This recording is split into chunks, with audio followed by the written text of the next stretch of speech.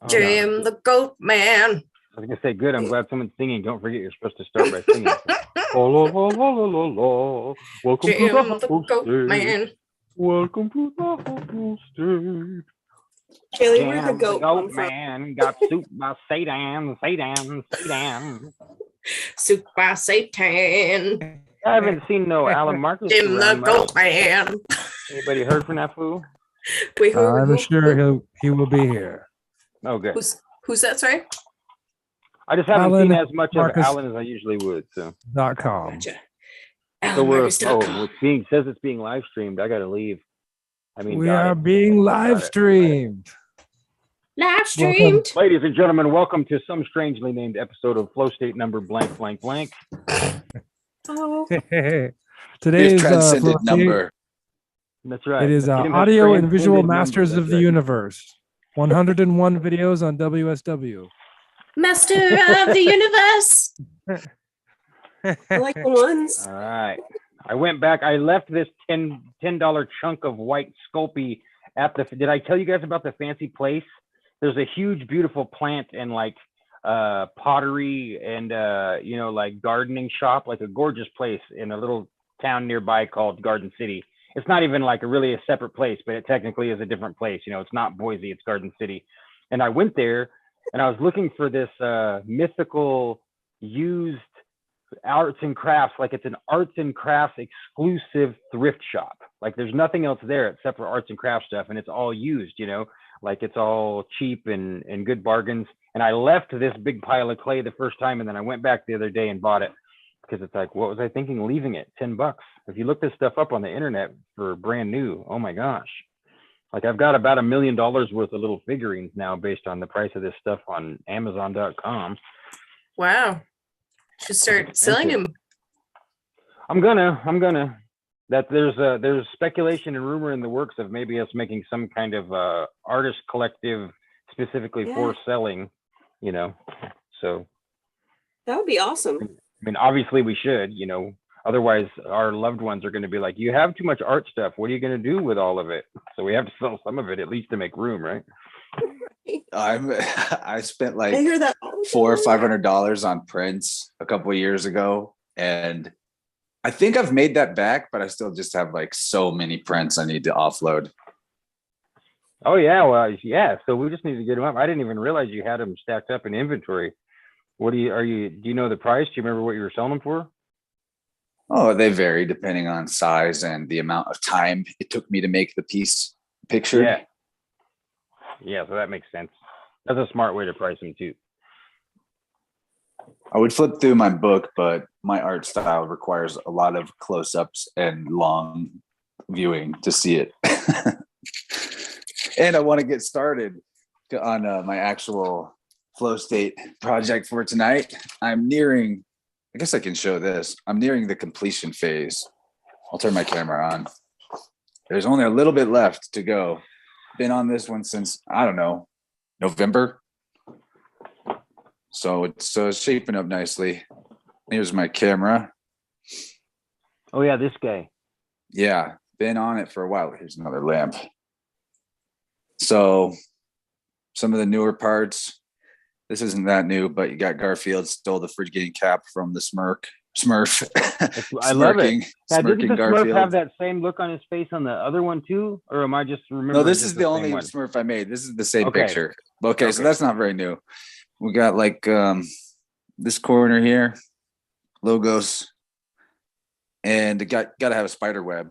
I think there's going to be spiders or spider webs on everything I draw from now on. And some pyramidal power generators. Like to throw the pyramids in so people can know Illuminati confirmed and all that. Rainbow stuff, some burning bush, and a nice fruit assortment here. So just got to finish out this top region. Should only be a few more sessions. Wish me luck on the sketching out what is going to be there, because I haven't thought of it yet. Yeah. Well, I'll tell you a secret, Chance. You can have intention without knowing what it is. And not that you don't, you probably already know that. But You know what I mean? Like usually people say, well, you should set an intention, and then your brain's like trying to figure it out, right? Like, well, what's my intention then? But you don't have to do that. You can just be like, all right, I'm setting an intention. You hear that, everybody, everything out there, universe? There's now Do an it intention. with I Ching. Tensions are set. Hey, now I that's throw I great. Ching Use the I coins Ching. Yeah. for my art projects, and I put the hexagrams in there. Yeah. So that's how you got the 29, right? Yeah, Yeah. 29 and 'Cause I 44. remember when you first made the 29 because I went and zapped it into my digital process and messed with it because I love that cut.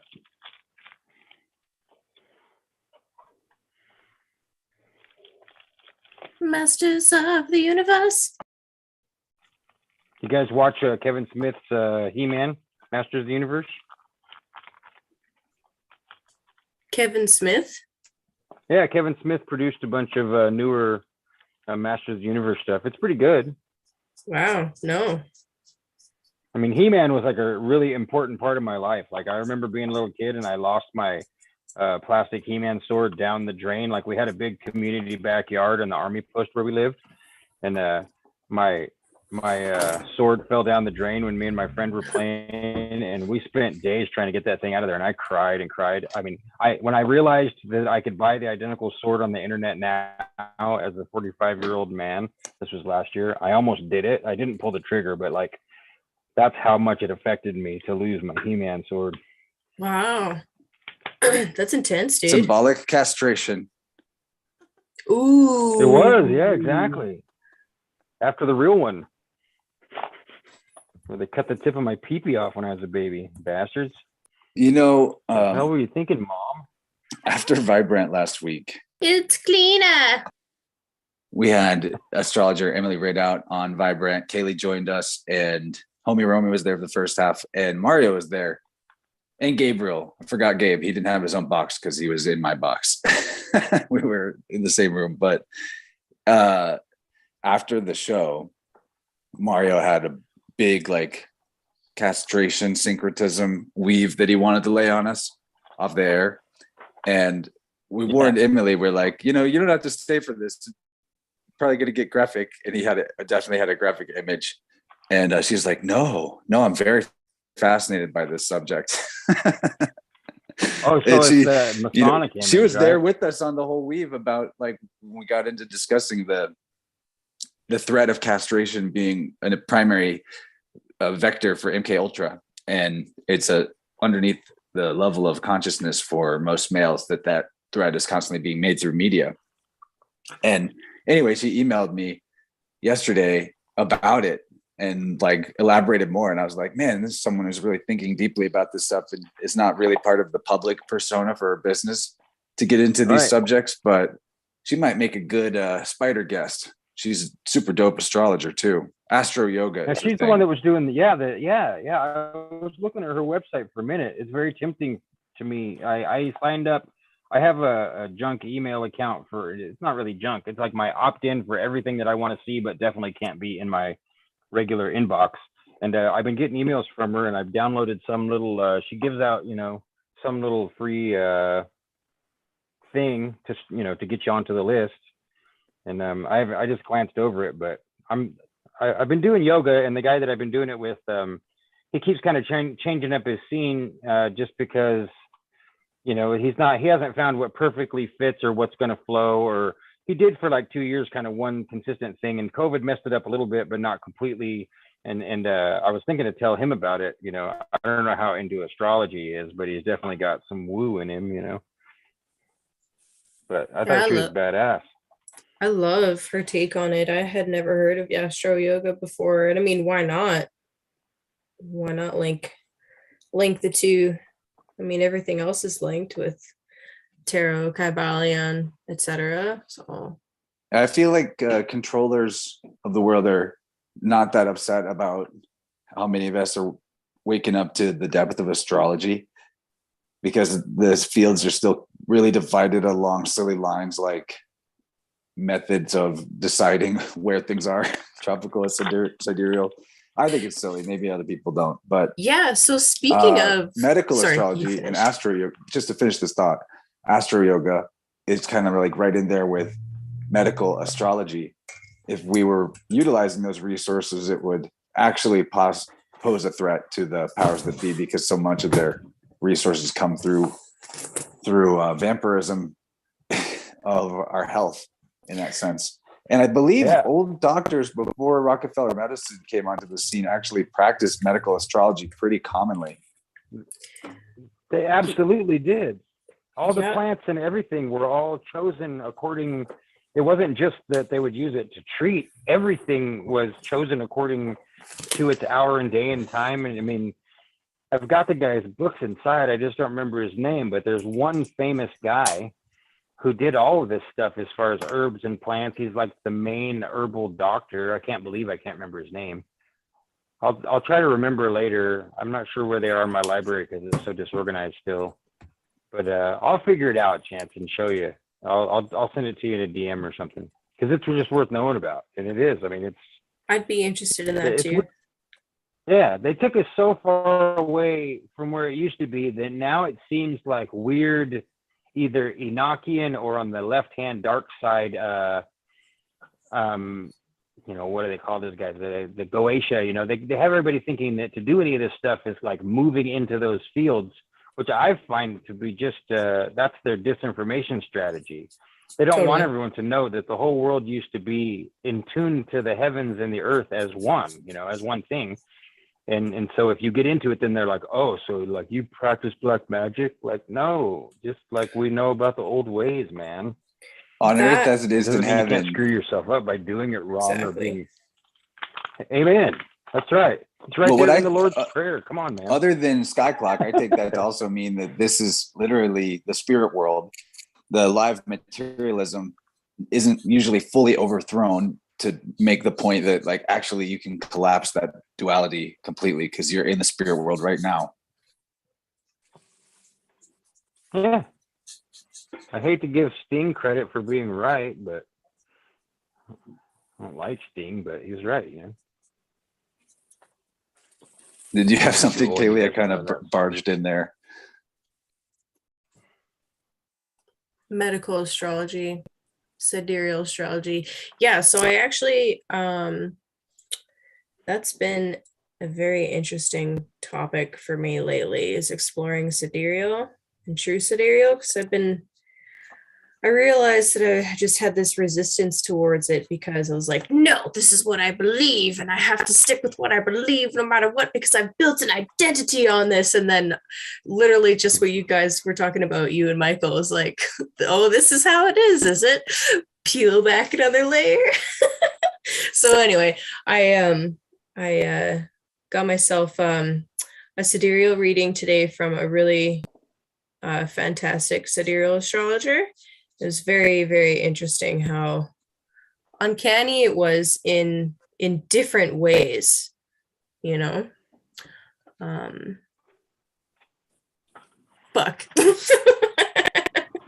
That's what I like interesting about Emily, is that she combines the sort of like Hinduism side of astrology. I can't remember. It's not sidereal, but what's that system? Yeah, it's Vedic astrology. Yeah. But she applies it to the tropical system. Interesting. Because Vedic is a sidereal system, right? Well, it depends, because yes, most of them do use sidereal. However, there are Vedic astrologers out there that use tropical rashis, they're called. For example, Ernst Wilhelm. So what's really cool about Ernst is he's this white guy that went and instead of taking the Hindu translations of the Sanskrit, so the English translations of the Hindu translations of the Sanskrit, he went and learned Sanskrit so that he could learn the Vedic system himself in its as pure form as possible. And then through his own... Does he do the art, the drawings where he explains stuff and does like drawings? Like he'll explain what happens after you die and all kinds of... I don't think so. I don't think he does that. Ernst Wilhelm. Yeah, I can drop a link later. But yeah, so anyway, in his own research, he found that the sidereal rashis don't work, and he uses tropical rashis. So the Vedic system, but applied to the tropical rashis, but still using the fixed stars to base the nakshatras on. So still using the sidereal for the nakshatras, for the lunar mansions, but using tropical rashis, if that makes sense. So there are astrologers that do use the Vedic system and apply it to the tropical, but yeah, so that's a bit of a difference there. Whereas sidereal just means they're using the fixed stars. So does that make sense, Chance? I wasn't listening. I was drawing. You asked me a question, you motherfucker. You fucking I'm kidding. Yeah, jackass. that's brilliant kidding. honesty on Chance's part, though. I was thinking of Hans I'm Wilhelm. kidding. Rude. Friends up. I respect that because he discovered the inconsistency with the ancient system from personal experience and was brave enough to be real about that, because so many people are just like, this is my system, this is my lineage, it is perfect. Yeah, and that's kind of really the basis of why I was sticking to tropical. I was like, well, if he said so, then I trust him. But I think it's important to explore and test it out thoroughly myself before coming to a solid conclusion. So that's just where I'm at with that. Well, it's really good to realize if you're identifying with something, because that is the beginning of really potentially giving yourself either blinders or potentially suffering, is to give yourself a true identity with something and say, no, that's it. That's where it stops. Totally. Period. Because 100%. the world isn't like that. The world changes all the time. Yeah, totally. But yeah. That's why I love the yes and of this group of people in general, across the Spider-Verse and the Interverse, and it's always yes and not either or. That's so it can't funny. always be yes and. Sometimes there is a limit, but totally. Yeah, no, 100%. And that's so funny because I was just having this conversation about the yes and with somebody from the Universe group earlier today. It was like, how often can you bring in yes and instead of no but? Yeah, it's important. Or whatever. Yeah, so cool stuff. So who wants to read first? Let's see. I had a book. I was going to read something from last week, so I could start if you guys really want. It was a random strange book that I had gotten for free off the internet. It was called The Anglophile. So if you're interested, I could do that. Strange sounds or good. Also, what's up, Gabe? What's up, random Emma? strange. Oh yes, welcome. So, We heard the doorbell ring. That's the way I see it. The Hi, doorbell. guys. It is a doorbell. How was your tomb plundering there, Gabe? it was wonderful. I got whole new levels of insight and appreciation for all the lovely forms of the goddess. I gave Kaylee your job. You're fired. No. I'm just kidding. We had a super good vibrant too. Nice. I look forward to the replay. Yeah, it Yep. got kind of deep. Lots of archangel gravy that I didn't know. An alien Such a construct. natural boss, Garten. You're such a natural boss, Chan. I'll be right back. I forgot something. That's Aries. Aries is in their zone when they learn how to break free of pure independence and delegate. Yeah, How long I know. did you My guys mom's go? an Aries, and Oh, we kept it to 2 for respect of the very busy man Very cool. Very and to cool. get us over to FlowState. Yeah. We had some good green room times. Me and Kaylee and Jim. Nice. It's true. Some pre-weave. Very Yes, pretty much. quit messing with Clay and find the book I claimed I have. I want to break free. I want to break free for the first time. This time I know it's for real. I want to break free. No, Lord knows. Lord knows I got want to break free. What's the next I'm line, falling remember? in love. I'm falling in love. Falling Fall in in love love for for the first time. And This time I know it's for real. real. I'm falling in love. Man, where are the books? Oh yeah, I remember what I did to them. Okay. Gorgeous. What you playing with, Emma? I'm gonna make a terrarium. I think that's what it's called. Sweet. And then Where's I'm gonna paint something later. I bought like a bunch of paint stuff again today. Sweet. But I'm gonna use this jar. Well, you can see it. This giant jar, and then this one. Let me get it. real quick? I don't know if he's in the chat, but we got to say happy birthday, Joshua. He's got 2 minutes left where he's at of his birthday. Happy happy solar birthday, brother. return, sir. Meow. This And, you know, giant yeah, jar. And yeah, please come join us, Meow. meow, Joshua. Yeah. We love you. Jump on in, right? Meow. That's right. Meow, meow, meow, meow, meow. Oh, Every time no. he says Meow, that, meow, meow, meow, meow. meow, Meow, meow, meow, meow, meow, meow, meow, meow. I happen to be Meow, drawing a meow, weird cat creature right now. Most fitting. meow, meow, And many meows. meow, meow. Cha-cha-cha-cha.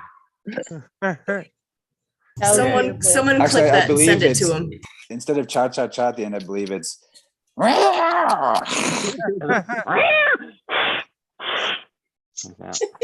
Okay, so moving on, The Anglophile by O'Neill or Mesner. I don't know anything about this book. I got a stack of books. A lady had listed some books for free on Facebook Marketplace because she thought maybe someone would want them to create art with. And I'm sure this is not what she meant, but here we are. And this one, let's see. Okay, so the very first 2 pages, well, the end page is still here, but there's some pages missing here at the beginning, the ones where the copyright would be. So the name of the book is The Anglophile, and I'm not sure if the author is O'Neill or Mesner. Both names are on the spine. And the very first, oh, hey, there's other missing pages, so that makes it a very truly FlowState. For some reason, that makes me think of Alan. But it says, all the people in this story are fictitious. The historical background is authentic. So this is a common theme, right? This is the way we get the truth out without getting murdered. And then in quotes, it says, each of the assailants would take up a child and use it as a buckler of defense to keep from being shot or brained. After they had killed all in the church, they went into the vaults underneath, where all the choicest of women had hid themselves. One of these, a most handsome virgin, arrayed in costly and gorgeous apparel, knelt down to Wood with tears and prayed, begging for her life. Now, Wood is capitalized, so that's a man, I assume.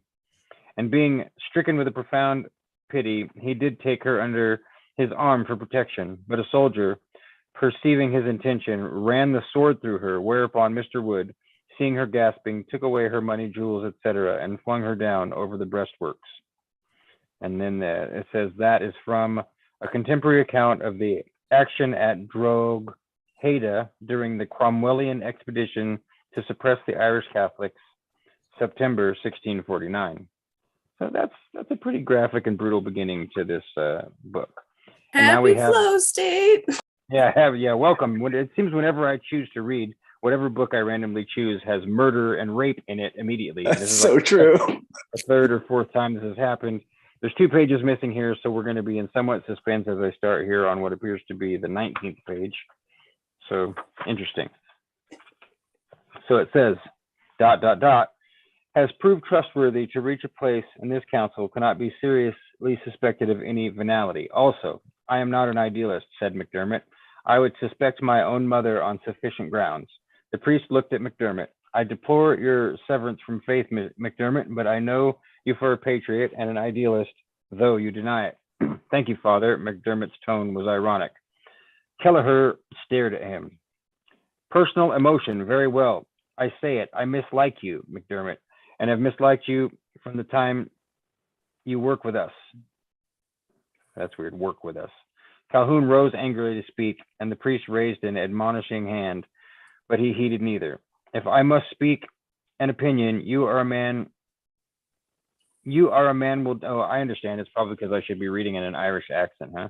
If I must speak an opinion, your man will do anything for gold and might well turn Judas. McDermott took the pipe out of his mouth and pointed it at Kelleher commandingly. Thou ill-gotten spawn of a southern, he said pleasantly, using the formal address needful for impressive swearing in the Gaelic. I'd mislike you also if you're not a musician and a good one. As a musician, you're valuable, but as an agent, less no. Need I remind you that this is a dangerous business we engage in? You 6 men at this table and a dozen 230 men in this country. You're trusted with important work, but I am the man who does your fetching and carrying, your postboy, your groom, your body servant. You cannot expose yourselves to the men who aid us, but I do. That is my work, to be your contact. Each of you is known in his true guise to perhaps 100 men, and I am known to thousands scattered in many places. If we speak of betrayal, I have 1,000 times better chance to be betrayed than any of you will ever have. Thus far, I am lucky. Tomorrow or next month or next year, my luck will run out. I'll go to the docks or to midnight meeting in an alley or to the house of an acquaintance and find them waiting to take me, and I'll be hanged. If it was in my mind to betray, I would have done that before now and retired on the proceeds. No trace of anger was in his tone, only cutting contempt. And then the little smile returned to his mouth. I'll go to hell when I'm hanged, he said to the musician, but not to the seventh circle, Thomas, among the traitors. More like to was it the third circle, with the adulterers? Calhoun sat down with a hard laugh and reached for the bottle of whiskey. That I would doubt not, Dennis. Let us get on with business, said Bert quietly. So we're on chapter 2 now. Thank God he had come and she could salvage her pride. Dennis, my love. I must be Dennis, my love. I think this must be our last meeting. She moved a little away from his lips on her shoulder. We've enjoyed another. You make a pleasant lover, but these affairs do not last forever. True. So you find you're tired of me? There was amusement in his whisper. He knew it was a lie. She made herself lie as the lips moved across her breast, up her throat. Well, perhaps we have got the best of each other. I don't know. Is this him or her? Hold on.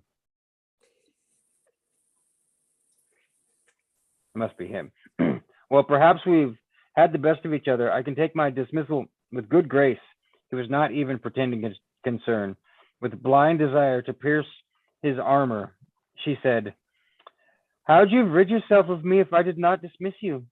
It comes to my attention you are at last considering marriage. Awkward to pay court and sustain a mistress at once. And then she bit her lip.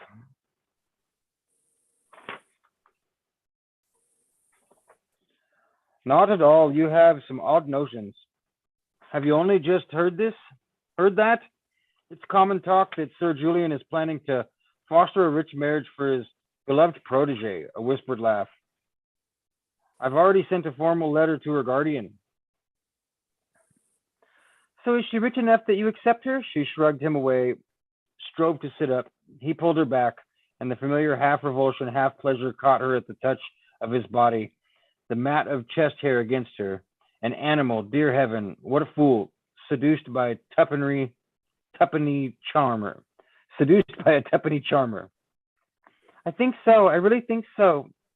And so soon as you knew that, you decided to be generous and keep your female pride and dismiss me before I make occasion to leave you.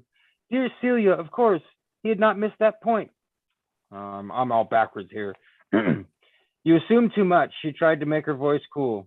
I had decided that before I heard any mention of Mistress Deering. As you say, we have had the best of each other. Admirable, he said against her cheek. One would think you had experienced 20 lovers instead of only one.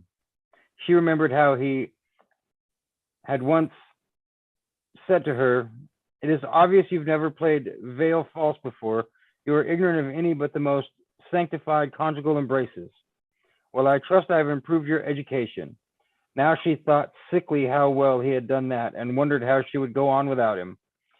Let me go, Dennis. We need not labor the point. I have decided to dismiss you. She sat up, found the candle on the bedside table in the glowing little splash of light. He turned on his back, arms under his head, and smiled up at her. What do you think of Mistress Anne? She shrugged. She'll do very well as a wife for a fortune hunter. It is not to do with me. She's pretty for an heiress, is she not? I was surprised. Sir Julian is quite besotted about me, you know. I've taken some trouble to ingratiate myself with him. The scheme has been in his mind for a year since the girl's father died. Such broad hints. Oh God, and here's more missing pages. 7 of them. You guys want me to keep going? This book's more ripped to shreds than I thought it was. It's just shredded. Keep going. That made me laugh so hard. Yeah, I'm down. It's no different than Alan switching 2 books for Choose Your Own Adventure. Just fill It's in. actually, Well, I mean, you know, yeah, we're in the same universe at least. Yeah, the schizo is very popular on the internet these days. So skipping from 22 to 29, and I'm sorry I can't do the accents and not know whether I'm male or female Irish. So I'm just gonna read it straight. Forgive me, Martin, for not using accents. I was gonna say, as someone who's currently narrating a fiction book for an audiobook, I have a huge respect for Martin. Yeah, It's so well, good. It's not easy. He does acknowledge that he looks through it first, and I understand that. I mean, it's because I can't tell which one of these is talking when I'm trying to switch accents, and then it doesn't make sense when I'm standing off feminine, and then all of a sudden it's like, oh no. He This- practices this the line- voices, eh? I love it. To me, it makes it more fun that way, Sean, when you get it backwards, but it's all good. Well, if you want me to keep going to the accents, I can try. So let's see here. So I think this is her. Harry, I looked for you, but Miss Langdon said you were not as yet come. I've been here an hour and been hailed about all the important officials to make my formal bows. Oh, that is why I missed you then. Have you a few minutes to talk? I will take them. I never thought of it. This could be no women at all. We're 7 pages up, so. Then you must meet my aunt, Lady Courtenay. Is it not odd that I should have such important acquaintances, Aunt Alice? Sir Harry Quintain. Harry, you are becoming fat. Do you know it? You should take more exercise.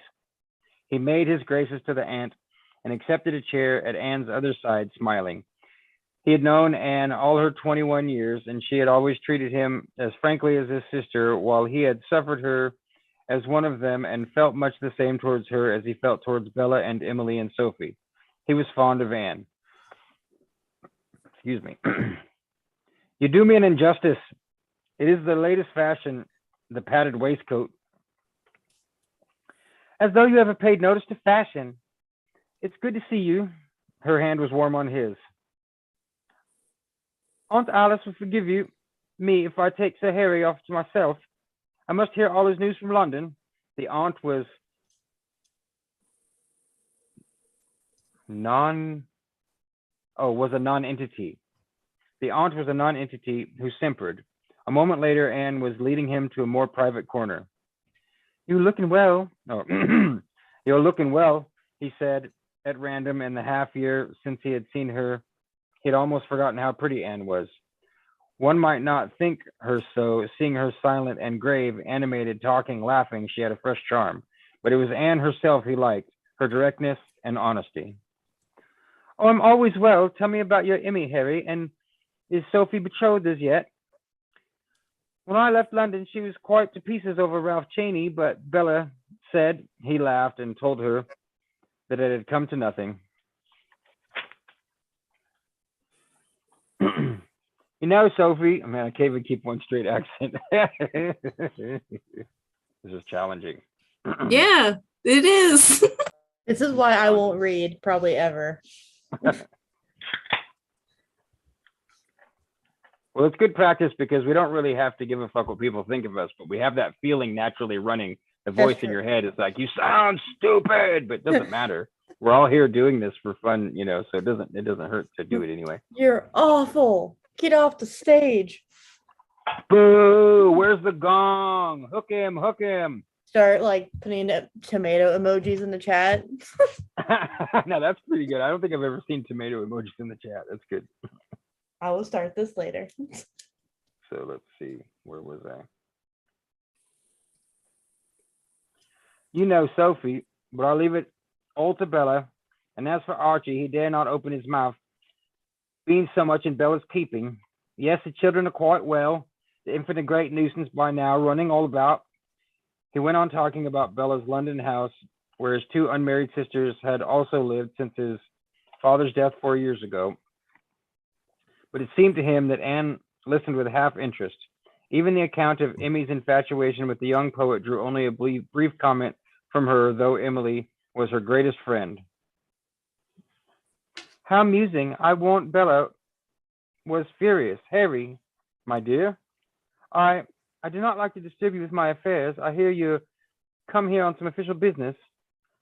I have, but do not let it worry you. I've still time for my friends. He smiled at her bent head. There was a large gilt mirror on the wall opposite. He saw their reflection against a blurred pattern of background figures, a changing gleam of satin and taffety, the tall, grave man and the girl in pale green silk, no pretension to social graces. His servant dressed him in the conservative garments he chose with little thought, and for the rest, he was as he was. Appearance did not concern him. But in that moment, it came to him with a slight shock that the man in the mirror was no longer quite young, tall and well made, and the fair hair still thick, even without powder, but not 20, not 30. Emily was 17 years younger, and that was Anne's age. Before now, those 17 years had given him a pleasant feeling of superiority. When he thought about his family now, they stretched like eternity between him and this girl. If he had married Rosamond Hope, he might have had a daughter not much younger than Anne. Do you remember, Harry, once you were funning with Emily and me, and I said, I must not wed without your consent, more than Emmy should? She lifted her eyes to him with a small smile. Well, so I ask your consent now. Oh no. Anne, do not tell me, are you betrothed? But, well, not quite as yet, but I believe I shall soon be if my aunt and Sir Julian can persuade Uncle George.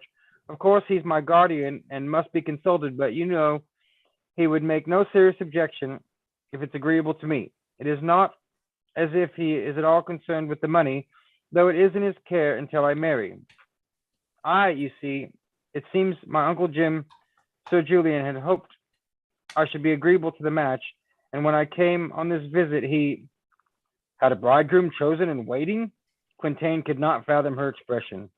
And are you agreeable, Anne? Is it somewhat sudden? You've not been here long. Do not be stuffy, Harry, she laughed. The sum is, I'm more than agreeable, and a good many people are going to call me a fool. Anne never hedged at words. She looked at him frankly. So are you? Why so? He cocked an eyebrow at her. Well, she gave a little sigh. Let us set out plain and have the worst over. I need not mince words with you. Sir Julian is a dear old man who sees no wrong in anyone, and my aunt you have met. He nodded. They have no children, and Sir Julian takes great interest in young people, Dennis most of all. Dennis McDermott, Harry. Yes, he's Irish. Sir Julian's lawyer in Dublin. He's a fortune hunter, said Anne. He is, how can I tell you? You'll meet him. He's a great rake among women, especially respectable married women. He's vain and charming and extravagant, and he would be very pleased to wed me for the money I possess. There is the matter. A pleasant bridegroom, Quintain frowned at her. Very. Not a pretty picture? I say you will call me a fool. I'm going to marry him, Harry. He said nothing. She put a hand on his arm. I wonder why I try to explain myself to you, perhaps to satisfy my vanity and tell someone I'm not a fool. At least I do not think so. Listen to me, Harry. A woman has little choice of husbands among those eligible in our class of society, and a woman like myself with more than sufficient fortune, even less honest choice.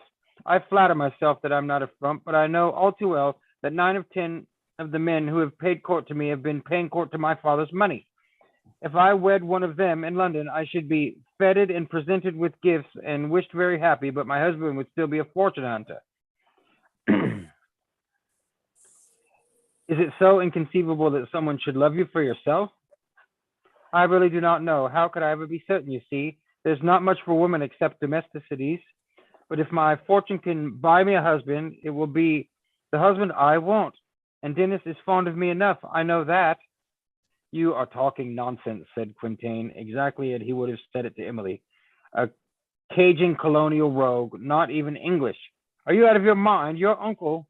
Oh, no. Harry, can you not understand? I love him so much, and not for the reasons others have loved him. If there can be reasons for love, not for his handsomeness or his charm, he's not a silly fop as you're thinking. I understand him for what he is, and either because of it or in spite of it, I love him. You are childish and willful as Sophie, the famous Gale charm. Is that it? Or perhaps you believe the love of a good woman will reform him. Many a girl has been snared with that little notion. I thought you had more sense and sensibility. Do you think I should enjoy marriage with an English fortune hunter more than with a foreign one? She smiled. You've not met Dennis. I should like to, said Quintain grimly. Very well, and she took his arm. Come along, but I warn you, Harry, you must treat me as you do Sophie or Emmy.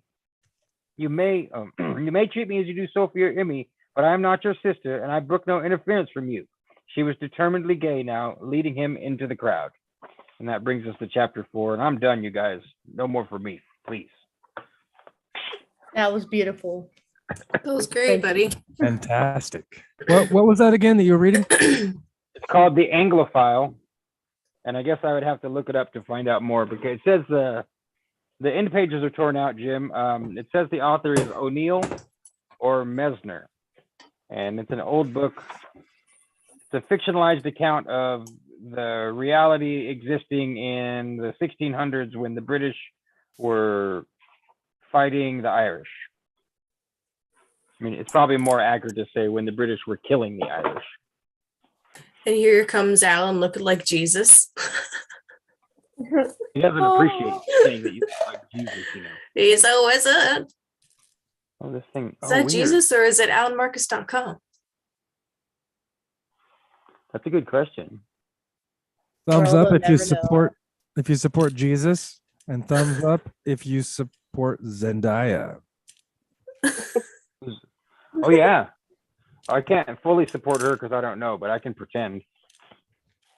You almost committed the cardinal sin of saying, "Who's that?"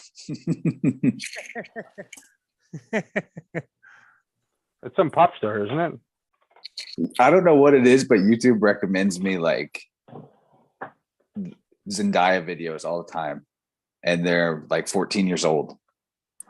Creepy. Well, it's probably a Zendaya personal too insult. was once 14 years old. That's what she says. Probably clowned and decanted from a bottle.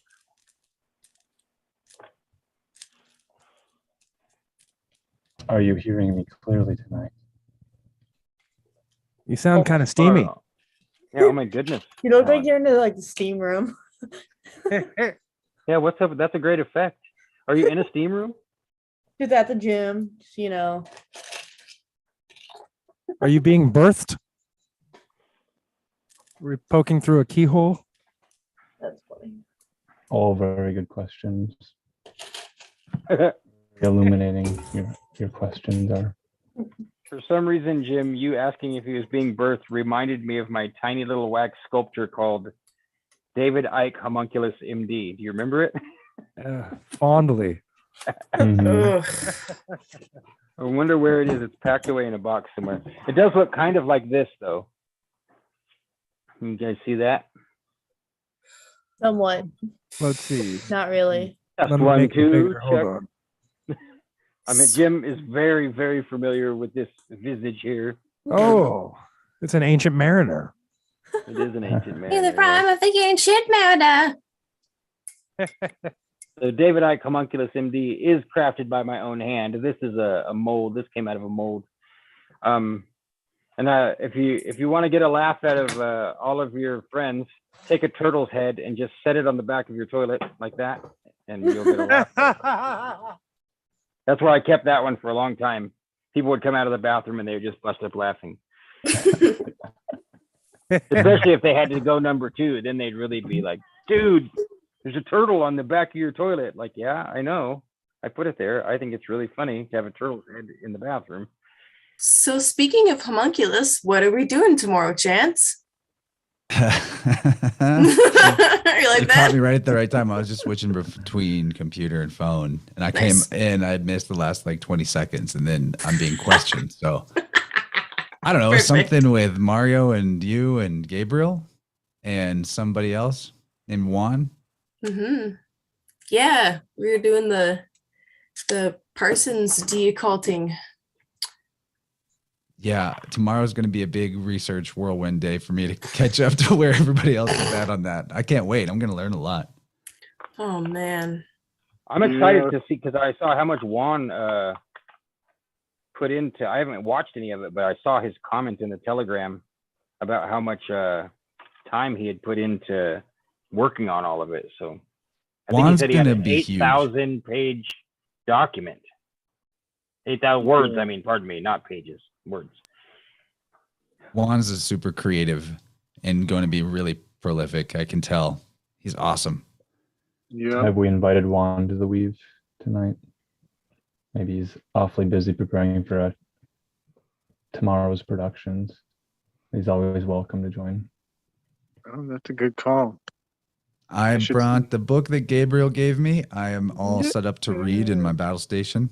Sweet. Beautiful. Oh, cool. I'm going to mute then. You guys good with the little reading? Of course. Word. Then I'll go back to drawing. Whee! Okay, Yes, so sir. I could do a screen share before you start reading. Just gonna show what I'm working on here. yes, please. Let's see. Trying to get some software installed, and this is kind of part of it here. If you can see this, we have the 3 words. There's a change of perspective. Oh. You can kind of see, but it's actually a GIF I'm making, so I'll share that in a moment. Get out of my head. Load the GIF. Let's see, where is it? Yeah. Okay.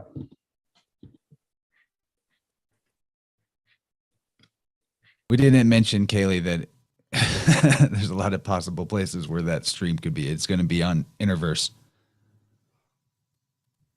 Whoops. Multi-dimensionality. Sorry, guys. Here it is You- moving a little bit. You know Juan will probably swap cast it on his Rockfin, but yeah, check it out on Universe's Rockfin tomorrow. That's sick, Matter of Alan. perspective. Awesome. Neat. So what I was working on now is specifically with the spiders, the way it turns. I want the word spider to kind of slide down like with gravity. Then I had like a missing layer there that was sort of residual. I love it. Very nice. Oh, I like. someone please remind me privately at some point in the near future that I could also swap cast any of these things onto my own YouTube channel without too much effort. I always forget. You know, I do have 1,000 subscribers or more, so it's not like it would hurt to just actually broadcast something from the SB Alger channel. It would make a lot of picture show fans very happy, probably, that aren't realizing that there is content to be had quite similar to what they used to adore. I don't want to volunteer myself, but my StreamYard could go to 8 places, potentially. Yeah. But I like the Zoom, Ooh. the zoominess of this. You know, we're Zoomers here. And that means we're not racist. No, we're not. Zoomers. I feel like, though, I could trust Jim or SB with the controls of my StreamYard sometime. Yeah, If we you wanted can hand me to the send it to Holy different Grail places. anytime, Could go to RX only, could go to my Rockfin. Definitely be fun. Look at it from all the perspectives on all the channels, bringing on all the audiences. Okay, I'm muting again. I know reading is forthwith. We're looking at another version, I assume, of this art that I'm conceptualizing. Hypnotic.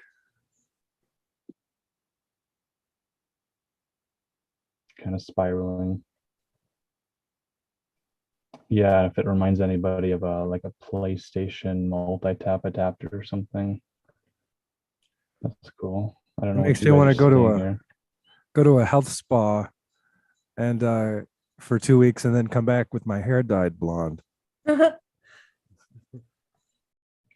Maybe you have a psychotherapist, last name of Escher, and he's a master of ceremonies. I'll You know, be right MC back. Escher's music.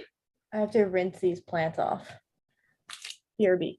I'm just having a lot of fun with this today.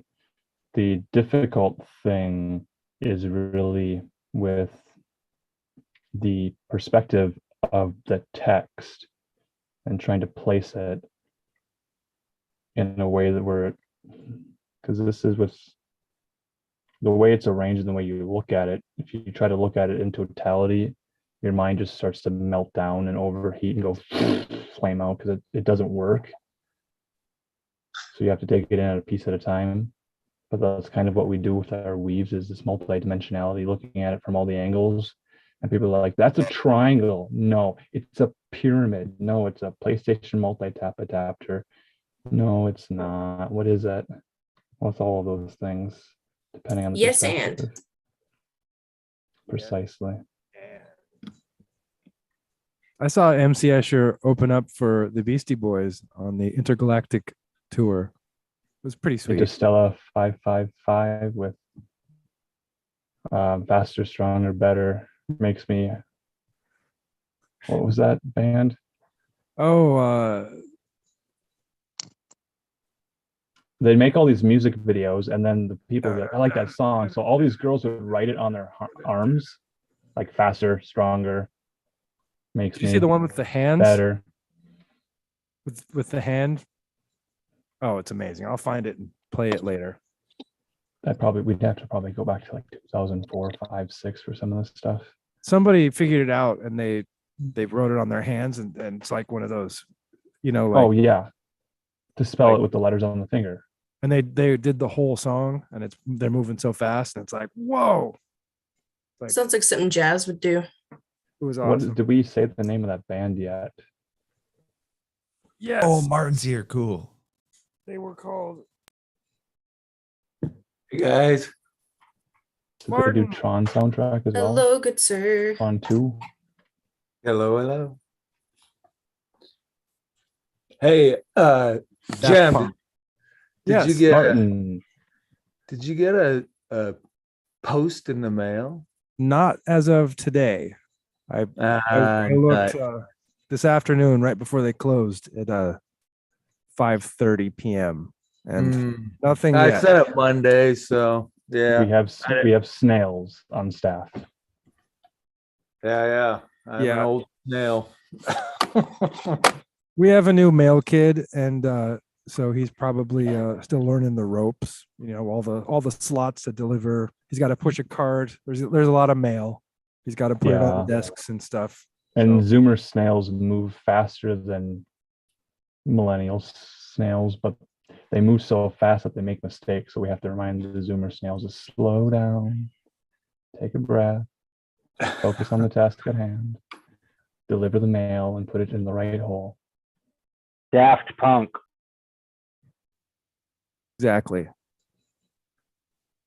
Daft Punk is the band that guy listens to, our Zoomer snail, as he's putting away the mail. Isn't Daft Punk more of a millennial age kind of thing? Yeah, well, he's doing it ironically. They're more likely to listen to some 90s music, ironically.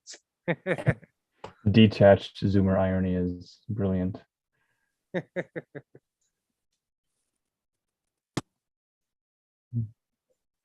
I'd like to see some of those Zoomers wearing detachable beards and just attaching beards and then acting like hipsters and drinking like gourmet root beers, like their special beers and ginger sodas and things. Talking about the 90s as if they were born at that time. Because I've heard all of their Zoomer uncles talking about Daft Punk and how the 90s were the best decade ever. Or was it the 80s? I Who feel like knows? that's where we're transitioning to now. All this 80s nostalgia is now shifting. So now it's all like 1991, 2, and 3 nostalgia, 94, 95, I just saw your eyebrows. original PlayStation. Just saw your eyebrows now. That's nice. That's like the epitome of drawn on. Girl, it's eyebrows on fleek. They're fluttering. You can't quite see my angel wings because they're wrapped around me right now, but you can see the thing my eyebrows do. Don't even need to do your eyebrows before coming on camera. You're beautiful. Y'all ready for some money grows on the tree of knowledge? I'm down for that. Absolutely. Jim pointed out, which is a good point, what a nice gift this was, Gabriel, because Tracy's books are not in print. So it's a physical copy of something that's becoming more rare all the time. Happy birthday, meow. Meow, meow, meow, meow, meow. Meow, meow. That's awesome. We were just talking about birthdays. Did you hear us sing Happy Meowth Day? He's still probably connected to audio. Yeah, but this is Money Grows on the Tree of Knowledge. Tracy R. Twyman, given to me by Gabriel not very long ago when we hung out. So I'll just read for a while. It doesn't have chapters. It's just one stream. And there's some imagery in here. I'll try holding up the book to the camera for that when it seems necessary. Maybe some of it can be skipped. The symbol for the dollar is familiar throughout the world. The same symbol that's used in the USA is also used for other forms of the dollar, such as in Canada and Australia. There are several different theories about the origin of this symbol, although I don't believe that they are mutually exclusive. The first dollars to circulate in the American colonies were actually Spanish coins. In the year 1695, the British government stopped exporting coins outside of its borders, even to its own colonies. Thus, the British colonists in North America were forced to acquire coins from the Spanish colonies in Mexico. The coins that were circulating there had been designed in 1497, not long after their hireling, Christopher Columbus, had returned from his first voyage to America. At that time, to celebrate the vast wealth of gold and silver that they had just discovered and were busy hauling back home, King Ferdinand and Queen Isabella of the Spanish House of Habsburg had a silver coin issued called a peso, the value of which was an eighth of a real. This coin featured the Pillars of Hercules and the words plus ultra, Latin for there is more beyond, with each word written on a banner that was coiled around one of the pillars. In other words, the monarchs were saying to their subjects, "You see this piece of silver? There's more where that came from, baby." When the Spaniards opened a mint in Mexico, soon to be one of the largest in the world, they began circulating these coins. The plus ultra peso became the most widely used coin amongst the 13 British colonies, and the Scotch Americans who used them later called them pillar dollars, after the thaler, the name of a type of silver coin that circulated in Europe. The Americans didn't establish their own mint until 1794. Even after that, since gold and silver pieces were hard to come by and the minting process expensive, the United States continued to circulate mostly Spanish silver dollars throughout much of the 1800s. So even though the US did issue its own coins, the pillar dollar remained the coin of the realm for some time. It is from the image on the pillar dollar that the dollar sign is said by some historians to have been derived. So here is the pillar dollar. Two pillars with banners that say plus ultra on them. Okay, I gotta rant real quick. I got a riff. 1/8 ounce of silver. That's a 1 in 8. That's a moon card. That's silver correspondent. Wow. That's a good weave. Moon card has 2 pillars on it. I was already thinking about the 2 pillars on the coin and how the old dollar sign was written with the S and 2 bars. Yeah. And now it's commonly written with one bar. It's like they did a 2-to-1 ritual on it, collapsed 2 pillars and made one. Right. Right. Nice. All right. This is sweet. I think I took notes when I read this. I have some of this jotted down in my notebook. It is from the image on the pillar dollar that the dollar sign is said by some historians to have been derived, originally made with 2 slashes through the S instead of 1, as is commonly done now. So the dollar sign would then represent a pillar or pillars encoiled with a banner. This would then encompass within a simple glyph all which is implied about America by the words plus ultra, and the pillars of Hercules, that is, the great new world dreamt of by the philosophers of old. It was here that Sir Francis Bacon had envisioned that we would build a philosophic empire that would lead the world in a pursuit of knowledge of the 6 days' work, that is, the hidden secrets of God's creation. An earlier prototype of this design comes from shekel coins made on the ancient Phoenician island of Sur, which feature both the pillars of Hercules and a serpent coiled around a tree, a la the tree of knowledge in the Garden of Eden. It is with this that some authors, such as Ignatius Donnelly, see the true origins of the dollar sign. Here's the frontispiece to Francis Bacon's book, The New Atlantis. We get the 2 pillars and the ship going to the New World. Yes, sir. Yes, sir. And that's Phoenician island, Sur, spelled Tyre, commonly mispronounced word since it looks like it would be tire. Okay, and here's a shekel from Sur featuring the tree with the serpent coiled around it and 2 pillars. And then below is the caduceus as used by medical industry. And here's the alchemical symbol for philosophic mercury. And here's thalers, which is an old silver coin from England, with a crucified serpent and a Christ on the cross. However, there is still more to discover about this symbol if you go just a little bit beyond. To me, the dollar sign is more reminiscent of the caduceus, the magical wand of Hermes, a staff with a serpent entwined upon it, which has long been a symbol of alchemical transformation and healing, thus its use by the medical profession. This was its meaning in ancient Greece as well as Rome, where it was associated with Mercury, the Roman equivalent of Hermes and the patron deity of alchemists. The caduceus was literally a magic wand that the god used to transform reality as an alchemist transmutes one substance into another. A simplified version of this symbol was used in astrology to denote the planetary power of Mercury and in alchemy to denote the substance of Mercury, otherwise known as quicksilver. This symbol looked almost identical to the dollar sign. But interestingly, this symbol also had a similar meaning in the Judeo-Christian tradition. It is found in the story of the Nahustan, the brazen serpent mounted on a stick that Moses used to heal the people of Israel after they had been bitten by fiery serpents sent by the Lord. In Christian theology, this symbol of the crucified serpent is seen as analogous to Jesus being hung upon the cross, which healed the sins of mankind. The crucified serpent was one of the central images featured in the alchemical manuscript, the Sacred Book of Abraham the Jew, famously translated by Nicholas Flamel.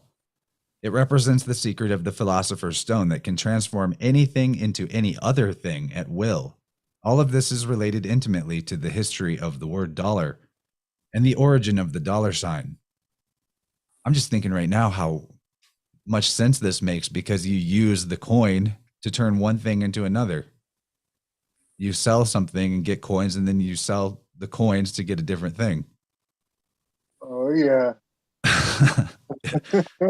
In the year 1516, just 5 years before the Spaniards began looting silver and gold from America, Count Stefan Hieronymus Schlick discovered major silver deposits near his ancestral home in Jakimov, Bohemia, now in the Czech Republic.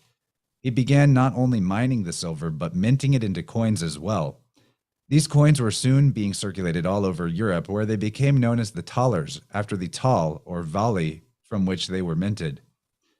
In 1527, Georgius Agricola was hired as the mine physician for Joachimsthal. Joachim Stahl. Wow. Joachim Stahl. Agricola had spent his education studying alchemy. Over the years, he had become frustrated with his studies, but as Jason Goodwin writes in the book Greenback, in Joachim Stahl, he saw something more interesting, incontrovertible proof that men could turn dross into silver. Mining, he decided, was what alchemy was meant to be. Agricola went on to write the first scientific treatise on the subject of mining and became known as the father of mineralogy. Mineralogy, okay.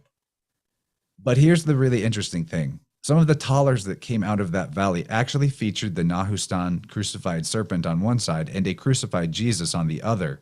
The alchemical connection to the later US dollar, and the most direct origin yet for the dollar symbol, could not be more obvious.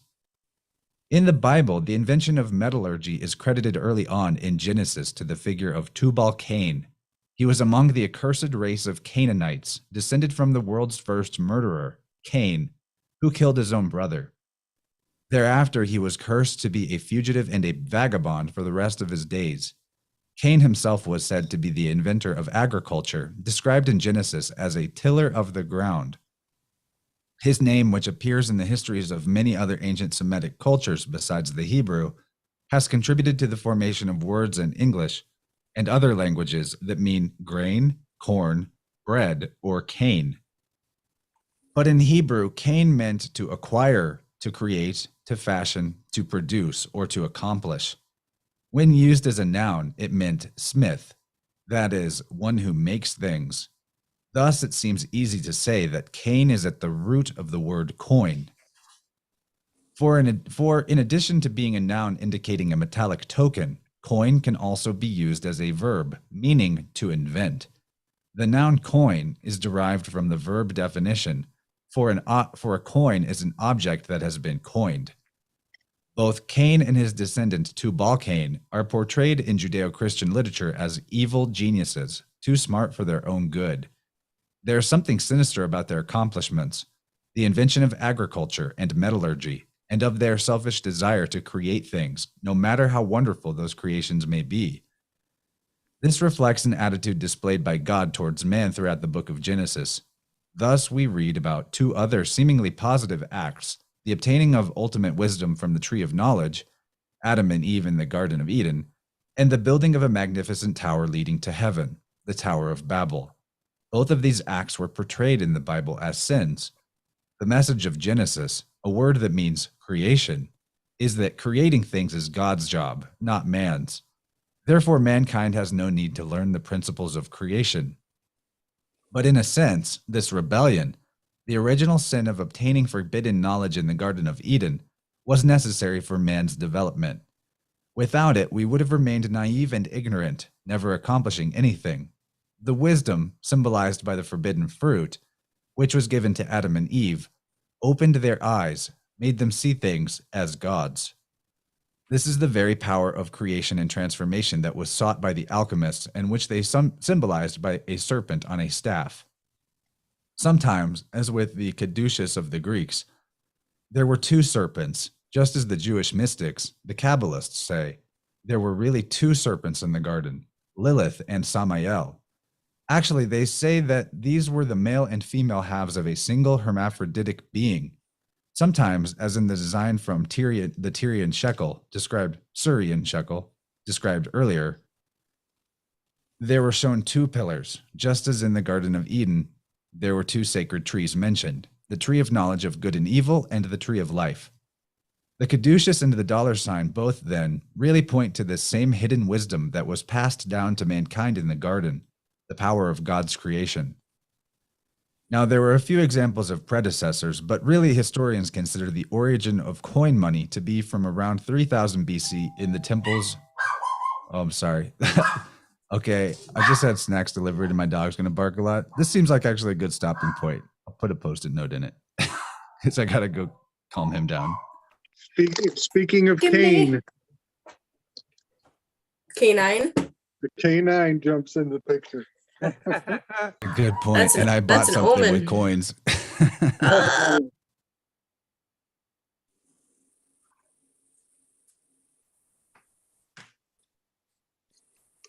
Hello, Joshua. Happy birthday, sir.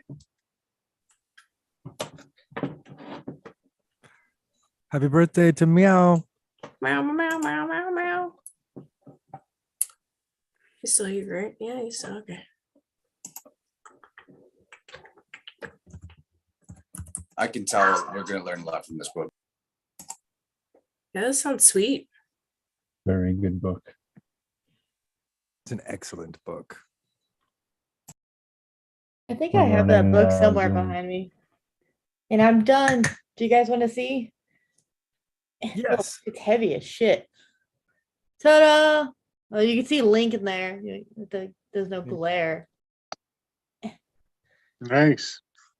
Cool. On to the second one. Terrariums are fun. Jigs. Link is in my drawing too. Is he really? It's funny that you say that as I'm trying to share the link on Instagram and I'm putting up a picture of Link from Legend of Zelda, Dun, dun, dun, pointing dun. towards the URL of the link. You guys are living in my mind right now. Get out of my head. Never ends. Yay. I'm happy. I've been wanting to do that for months.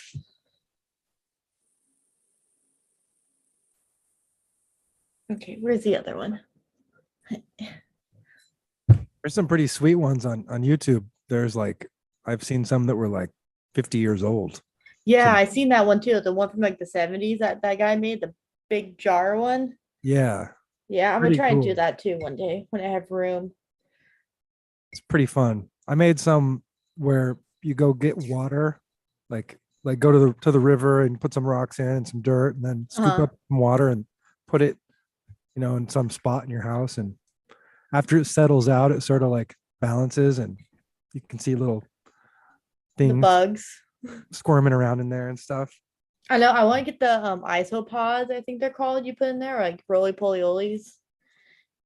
Yeah, Why is this not coming off? This is on there. Wow. Roly poly oly. Is there any other name? If there is, I will not subject to it. This is fucking ridiculous. Jeez. We used to call them sow bugs. I think my great grandma called them sow bugs. sow bugs. Yeah, and some people call them potato bugs, but that's a mistake. Potato bugs. Now we mostly call them roly polies. Now I've never heard the "oli" added at the end, but I must say I do like it, and it will be used in the future. Roly poly oli. I remember saying it when I was little, and I'm like, this is really long, but it makes sense. Was there a television program with that name, Roly Poly Oly? I think so. The little like yellow people with their weird They house. like land lobsters. Mm, Technically, I don't remember I what think the they were just theme like song- circles and cubes with weird arms. no, I meant the real bug is technically a land lobster, Oh, yeah, I or think so. in the Yeah, same genus or whatever. I think so. Yeah. Wow, this is fucking insane. I'm gonna go run this under hot water and get a razor blade because this is on there. They know how to glue. Yeah, geez, they are good. All right, GPRB.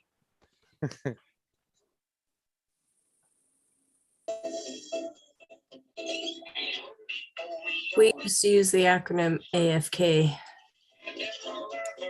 Now, Roly Poly Oly. What's up, Joshua? hello. Sorry, I was looking for a book. It's called The Philosopher's Stone. And in this book, I think there's a few different examples, but one in particular, there's an example of a man that suffers like a head wound and develops like these, he becomes like a gentle giant of sorts, but also develops psychic abilities. So it kind of reminded me of the Bob thing. the Discordians talk about him. The subgenius. Yeah, Bob. There's definitely a sacred severed head and a wound in the Bob cult. Well, that reminds me of Chiron and Aries because of the healing of the head wound kind of vibe. Yeah, That's been a big theme. So I was kind of hoping to read from this if I could find the selections that I would like to read. You know, in the Vibrant, that when Peace Dealer was like, oh shit, that 29.55 Uranus aspect, that was so satisfying to Davin, I bet. Like, holy shit, that's intense. Uranus is that that's the father of Saturn, right? Technically speaking. Yeah, mythologically speaking, yeah. What would it what's the influence that it brings? Is it like a peculiar, mysterious thing? Saturn, or sorry, not Saturn. Uranus rules modern Aquarius. It's the modern ruler for Aquarius and is the great awakener. He is the ruler of sudden and shocking turns of events and weather, advanced science, occulted sciences too, like astrology specifically, because he's the sky god. He's the impulse towards individuation. A really lovely example that I like to use for Uranus is when you go, it takes about 84 years for Uranus to go around in the tropical zodiac. So at about 40, 41-ish, you go through a Uranus opposition where he's opposite from his original position in your horoscope. And that's when you go through your midlife crisis where you're like, oh shit, have I actually been living my life, or do I need to make a bunch of rash, crazy, insane, and sudden and shocking changes to my life all of a sudden because I haven't actually been true to who I actually am? That's Uranus. Right. I better crash my brand new motorcycle with a 19-year-old prostitute on the back. I got to do something. I have to assert my individuality. I'm different from the rest of those suit-wearing monkeys at the office. There's no That's other way. Uranus. That's Uranus. We've brought up in flow states in the past that not far from where I live, on the road in between me and Snake Jones's places, there's a tourist trap attraction called Uranus, Missouri, and they have signs, billboards plastering the highway advertising their Uranus fudge factory. And they have added a new installation to their little off-highway detour spot. And it is a miniature golf course called Uranus Putt Pirates. It's pirate themed. That's golden. It's great that Uranus causes your midlife crisis and that it makes an ass out of you. That's hilarious. But Good yeah, one. I mean, when you have Uranus on an angle, like on a one, your first, your fourth, your seventh, or your 10th house, you tend to be very, very different. Like quite literally, you tend to be very different. Really advanced, and like some people either really like you get kind of extreme reactions. Some people really like you, or some people are like, you're way too weird. Like, yeah, it's a good time. Interesting. It makes me think of Janus too, because really there's only you got Ur or and there's a lot of mythology connected to ancient Sumeria. So you got Uranus and Janus, which we know that the J is Janus. Yeah, kind of like a transliteration of the shepherd's crook. So the shepherd of Anu kind of comes to mind because Anu is also in Janus and Uranus. So I can't help but think of these things. Totally. It does sound like a Discordian or Church of the Subgenius sort of joke. And I was sharing my screen because one-on-one podcasts, and my family thinks I'm crazy, did a swapcast where they talked to Ivan Stang of the Church of Subgenius very recently, and I was listening to that earlier. No, it's incredible. Well, this ought to dovetail it nicely because I actually finally found the excerpt I was looking for. So if you guys don't mind, I'll read. I haven't Go for read it. yet. This will be my first read. Okay. I'm going to be starting. This is a book by a prophetic novel by Colin Wilson, author of The Outsider. And let me see that the date is on this, just in case somebody likes it. They might want to look into it because it's kind of an old book. 1974, and then copyright again, 1969. Okay, so page 81 is where we'll be reading, and then on to 82. Oddly enough, it was Roger Littleway who showed us the method we had been searching for. I had been at Langton Place for 3 days, and Littleway and I had some fruitful discussions. We were eating a light lunch in the laboratory when Roger strolled in without knocking. He said, "I've heard something that might interest you." Littleway obviously thought it unlikely, but told him to sit down. I should have remembered this at supper the other night. There's a young chap over at Houghton who got his head in a combine harvester, pierced the top of his skull, and went into his brain. Oddly enough, it didn't kill him, but he lost a lot of this sort of liquid. He tapped the top of his skull. Cerebrospinal fluid. Yes. And ever since then, he's in a perpetual state of ecstasy. Can't do any work, but he has visions or something. Neither of us was immediately excited. It sounded promising, but we both had a feeling that it might turn out to be less interesting than it seemed. Roger said he'd heard about it in a pub. It was now 2:00, half an hour before closing time. So I drove Littleway over to Houghton on the hill, a small village on the Uppingham Road. Littleway went in alone.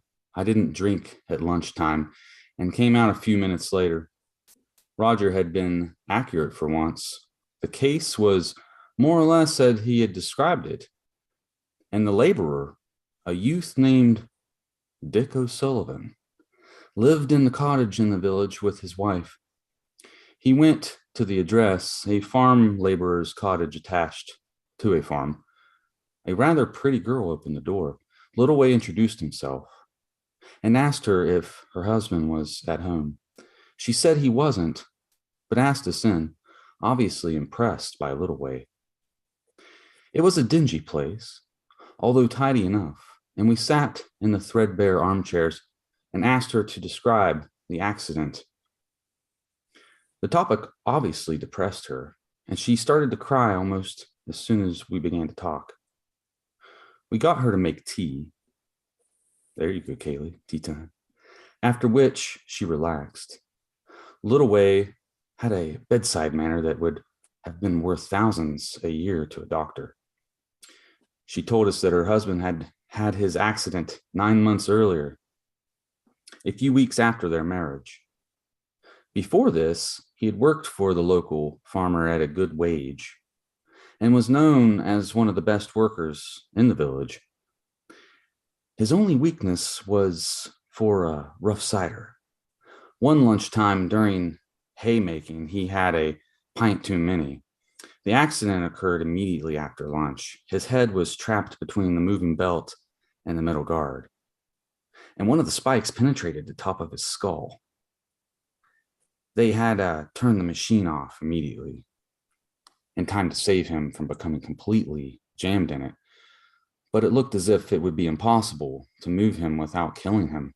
Finally, with some difficulty, they sawed through the metal guard and gently removed him. He was unconscious, of course, and his hair was soaked with a mixture of blood and cerebrospinal fluid, the liquid that cushions the brain, and in which it might be said to float. Rushed to the hospital, he was unconscious for 2 days, and the doctors predicted that his brain injury would result in death within a short period. In fact, he woke up perfectly cheerful, complaining only of a headache.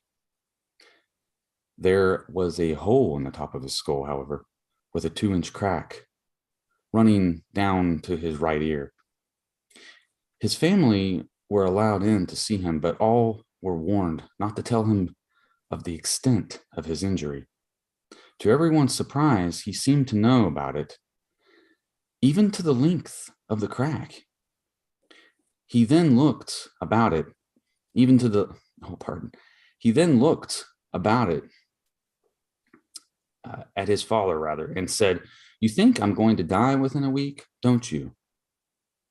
His father had been told this by the doctor, but none of the others knew. It was not until afterwards, when they compared notes and talked with the nurse, that it struck them. It's low light in here. Forgive me. That it struck them that there was something odd about it all. The nurse swore that she had not mentioned the crack in the skull, and no one had mentioned dying. Who had told him? His wife went to visit him that evening and asked him. "Nobody told me," he said. "They didn't need to. I just knew." The next day, one of the other patients stopped by the room to talk to him.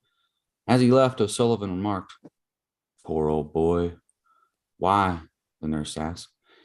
"He's going out this afternoon. He'll be dead by tomorrow." That night, the man died of cerebral hemorrhage.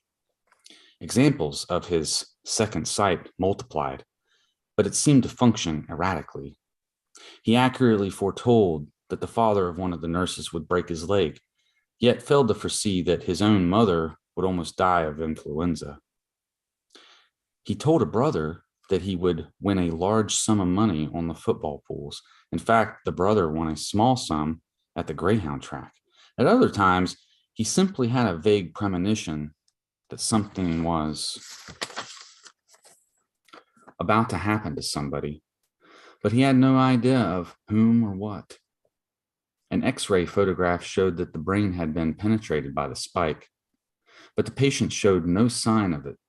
His memory seemed unimpaired, and his coordination remained excellent, but his temperament changed completely.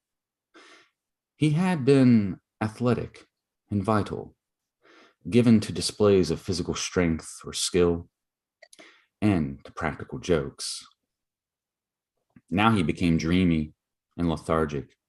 He had always been good-tempered and generous. Now he positively radiated benevolence and affection, so that several nurses burst into tears the day that he left the hospital. He had been completely uninterested in any form of relaxation except sport. Now he lost all interest in sport, but would sway about in rapturous ways as if there had been some music on the radio. After a 4-month convalescence, the doctors pronounced him well enough to work, although he was warned that any violent exertion might damage his brain. But he had no inclination for exertion of any kind. Work obviously bored him. He did it badly, with no attempt at thoroughness. The farmer liked him, but finally had to give him a job watching the sheep and bringing the cows into milk. He seemed incapable of anything else. And now, his wife said, they had been told that the cottage was needed for a new laborer, and that her husband would have to accept a large reduction in pay if he was to work for the same farmer. She was 4 months pregnant and frightened about the future. Littleway cheered her. He told her that he wanted to study her husband's case, and that he would pay him a wage and give him a cottage to live in. He could have a job helping the gardener after he had finished our studies. She was delighted, and she wanted to rush to her mother-in-law's house to tell him immediately. We drove her there and went in with her. Her husband was sitting in the garden in a deck chair. He rose to greet us shyly. He had obviously been strikingly good looking in a bucolic sort of way. I've never seen that word before. Bucolic. but his face had become thin and lined. He walked with one shoulder slightly higher than the other. The only observable consequence of the accident, his smile was absolutely charming, baby-like, and innocent. And as we talked to him, he kept nodding as he started to pass us. Over the stream that ran at the bottom of the garden, he gave me the feeling that he was watching or listening for something that we could not see or hear. Later on, I realized he was simply listening to the sound of the water, which sent him into a kind of ecstatic trance. He made no kind of objection to our arrangement, and we agreed to fetch him to Langdon Place the next morning and arrange for a removal of his furniture later in the week. They owed money in the village and little way left enough to pay the debts. On our way home, he said, "This confirms a theory of mine. I've always suspected that the pressure of the cerebrospinal fluid on the brain helps to keep us, quote, down to earth. I heard of a man who drilled a hole in his head because he wanted to stay permanently high. And apparently it worked to some extent. You think this farm laborer is in a more or less permanent state of poetic ecstasy then? I'm not yet sure, but I suspect something of that kind. We don't yet know enough about the human brain and its states of intensity, for example.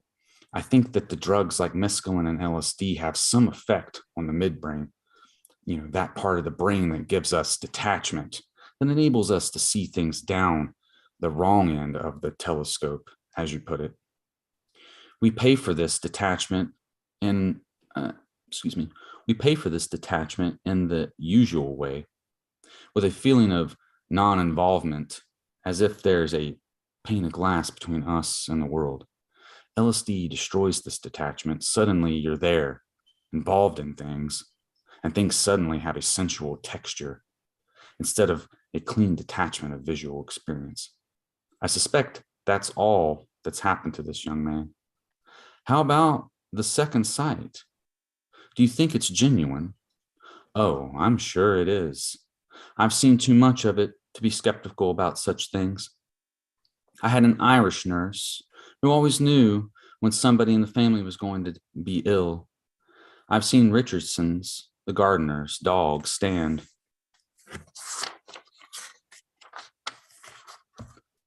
with his hair on end, growling at the corner of the room where Mrs. Richardson used to keep a pet spaniel in its basket until it got run over.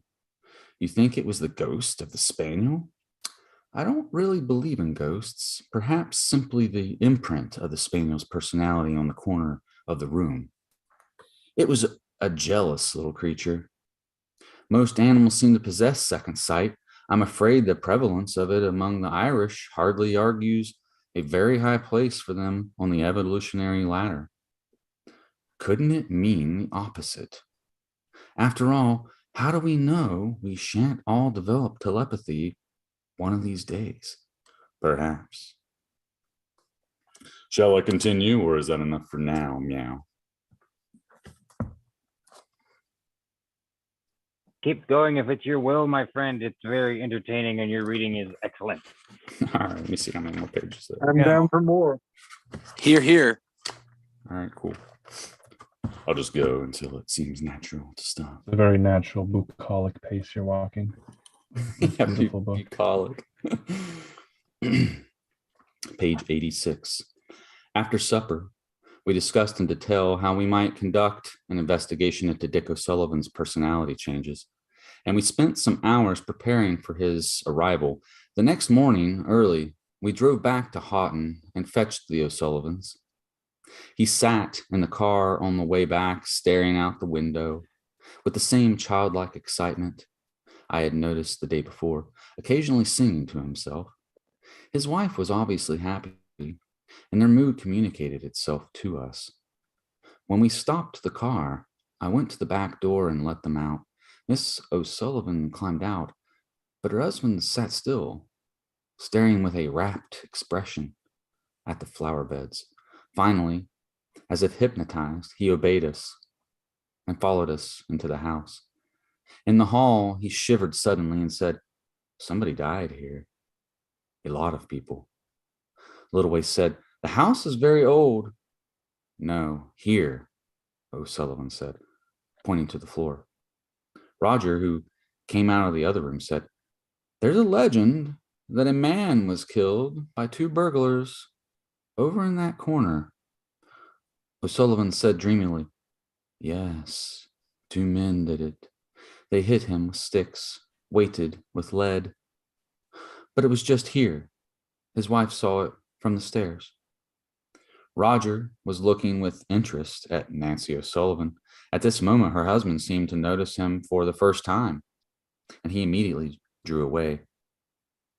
I was watching him closely, and it was an interesting gesture, far too swift and immediate to be the result of some train of thought. It was more like a man snatching his hand away from a dog that snaps at him. Roger noticed it too, but he pretended not to. He said, "Have you had breakfast? There's still plenty left. Do come in." Nancy O'Sullivan was obviously charmed. I could never understand why. Her husband responded to the friendly tone, but obviously mistrusted Roger on sight.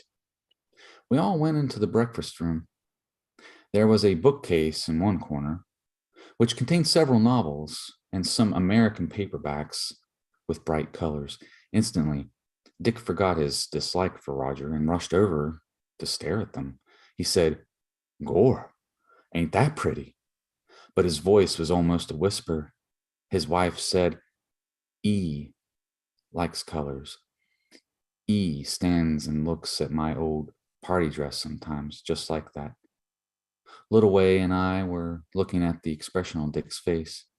We both had the same thought, that we had found someone who could plunge into ecstasy at a moment's notice. Here was a wordsmith, or pardon me, here was a Wordsworth without the power of self-expression, a Tranherne who could only say, "Gore, ain't it pretty?" Littleway's published account of our 6 months with Richard O'Sullivan had become a classic of parapsychology, and it would be pointless to repeat its details here, but I must admit that I would find it difficult to describe our observations at any length. I look back on it as a defeat. What Littleway fails to mention in his book is that Roger seduced Nancy before she had been in the house a week. Her husband, whom we called Dick from the beginning, as you would call a child by its Christian name, knew about it. His attitude was strange. I don't think he minded her being unfaithful in the least. If one spent any time with him, it was impossible to doubt that he was high most of the time. This made him a little tiresome as a companion, like a drunk. Everything delighted him. It obviously cost him an effort to answer our questions and perform a small task we set him. If we pressed him with questions, a stubborn, petulant expression would settle across his face. Then suddenly he would shout, "Look!" and jump up to his feet and point at a butterfly that had settled on a flower outside the window.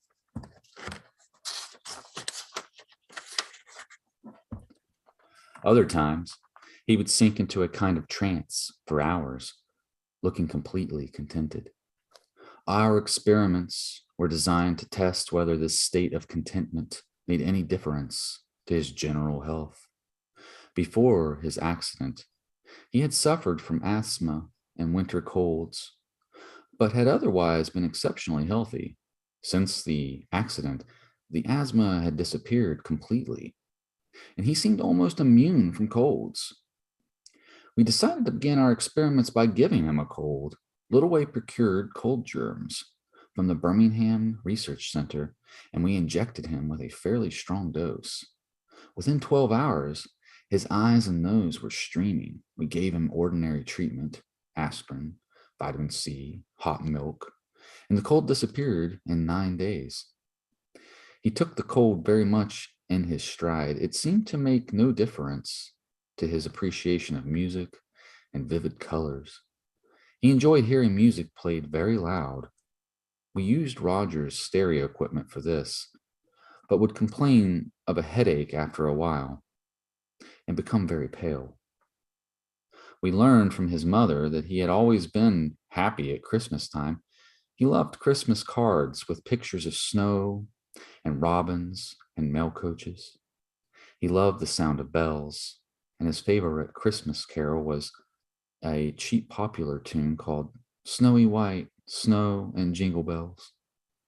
With words as nauseatingly sentimental as the title, he was particularly fond of a toy made of glass, of a glass globe rather, containing imitation snowflakes and water, with a small cottage and some trees.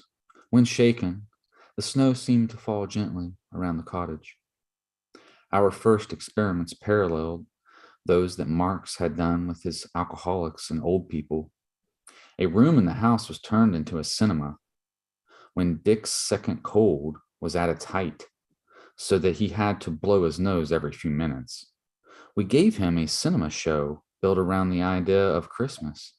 Scenes of gently falling snow against a dark blue sky, cottages with lighted windows, Christmas trees, cherubs in white night dresses singing Holy Night, and finally, a gramophone record of Snowy White Snow and Jingle Bells. I found the whole thing more moving than I had expected, since I had arranged most of the show myself, but I was quite unprepared for the effect on Dick.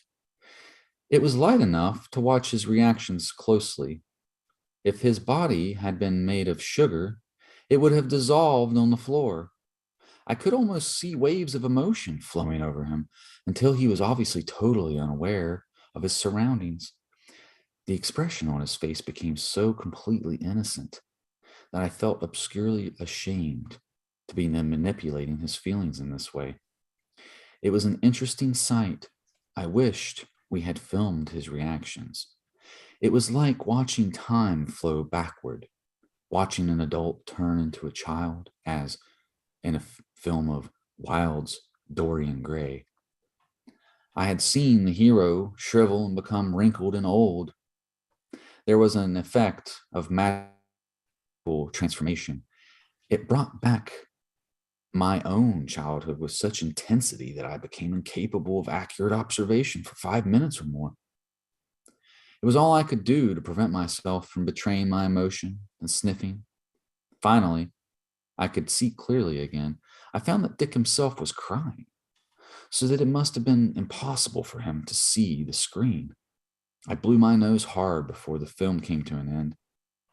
Littleway switched on the lights. Dick sat completely still for perhaps 5 minutes. Then he seemed to become aware of us. He jumped up, grasped my hand and Littleway in a convulsive grip that hurt, and said with great conviction, "You're both good men. You're both good men." It cost me an effort to produce a thermometer to take his temperature. Predictably, his temperature had increased. But in the morning, the cold had almost disappeared. It seemed incredible. It should have reached its third stage of hoarse voice, sore throat, and thickening of the nasal mucus, and so on. Instead, it was as if the clock had been put forward several days. 24 hours later, it had disappeared completely. We restrained the impulse to congratulate one another. It could have been a fluke. Perhaps the cold germs had been weak. Perhaps he had built up a resistance from a last cold. The experiment would have to be repeated in another week or so. In the meantime, we pressed on with other experiments. I think neither of us had any doubt that it was no fluke or accident. I had seen Dick's face during the film show, and after, he had relived childhood innocence, perhaps with an intensity never actually achieved in childhood. And the result was a total certainty of universal goodness, complete affirmation. Any Christian scientist would have predicted the result, an immediate recovery from the cold. During the next 3 months, Dick allowed us to experiment on him with colds, nettle rash, mumps, and German measles. The results of the first experiment were confirmed up to a point. We discovered that the value experiences we induced also had the effect of exhausting him. They left him emotionally drained. This meant that the physical exhaustion might counteract the effect of the emotional intensity. Even so, the results were spectacular. We were constantly in touch with Marks, who was wildly excited and wanted both of us to fly to New York to read a paper to the American Psychological Association. Littleway declined, saying the experiment was only half completed. Towards the end of August, Dick became listless and began to complain of headaches. We decided to suspend the experimentation for a few weeks. We had been using a black room to hasten his recovery in between experiments. He would sleep for 30 or 40 hours in total silence and darkness and wake up refreshed. Now, the black room seemed to have no effect. We both wondered if some germ could be lingering in his system. On the 10th of September, we took him to the Leicester City General Hospital for a thorough physical checkup. An X-ray revealed that he was suffering from a brain tumor. We were both shattered, although the surgeon assured us that from the size of the tumor, it must have been present before we began the experiments. We both had the same suspicion that the experiments had accelerated his recovery from colds and measles, had maybe perhaps also accelerated the tumor. Littleway has written about the next 6 weeks in his book, but I must confess, I found the subject too painful. I find it hard to write even this brief account. I was fond of Dick, of course, we both were, but I had also been certain that he was the proof of my theory. It had all seemed perfect. Because of this accident, he was in perpetual VE state. There was no need to give him mescaline or LSD. All of our experience confirmed Mark's results. Illness that should have taken weeks to throw off were thrown off in days. I used to find myself staring at him as he walked around in the garden, wondering if we could devise some means of actually measuring his metabolism to prove that it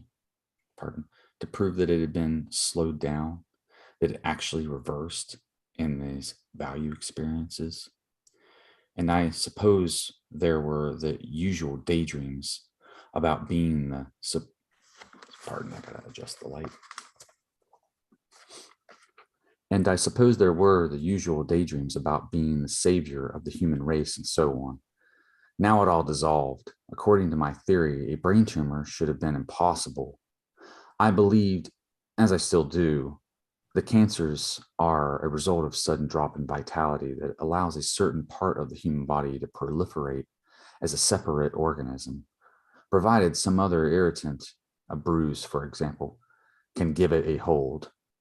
Value experiences have the effect of raising the vitality. How otherwise they could hasten recovery from illness? In that case, how could value experience lead to cancer? It was absurd, totally self-contradictory, unless my whole theory was nonsense. I stayed on at Langdon Place until Dick died in late October, but we did no work. Littleway, of course, was less depressed than I was. He felt that the results of our experiments were important in spite of the brain tumor, and was inclined to accept that the tumor was a result of the original accident. He also pointed out that a cancer is completely different in nature from a virus illness. I was unconvinced. I knew the report that recognized the connection between low vitality and cancer. It pointed out that even among young people, students, and so on, cancer tends to be associated with long-term depression or fatigue. Roger Littleway wasn't in the least surprised when he heard about the tumor. He didn't actually say, "I told you so," but one day he took the trouble to write out a list of men of genius who died of cancer, tuberculosis, and so on. He asserted that experience of ecstasy, far from increasing men's vitality, tend to lower it and make everyday life intolerable. Delius, the poet of ecstasy, had died blind and paralyzed. Ramakrishna, the Hindu mystic, was unable to induce samadhi, ecstatic value experiences, merely by repeating the name of the Divine Mother, and yet he died of cancer of the throat. When not working, Littleway was a fairly heavy drinker. He would absorb most of the bottle of whiskey in an evening without showing an effect. I also began to drink rather too much again. We visited Dick in the hospital several times a week, and I always found it an ordeal. He was as gentle as ever, and obviously felt strongly attached to myself and Littleway. This was harder to bear than reproaches. In mid-October, he went into a coma and was seldom fully conscious after that. Littleway suggested that there was no point in visiting him, since he was no longer able to recognize us and was paralyzed from the waist down by this time. I had entered the masochistic phase, and my increasing detestation of Roger Littleway increased the emotional imbalance.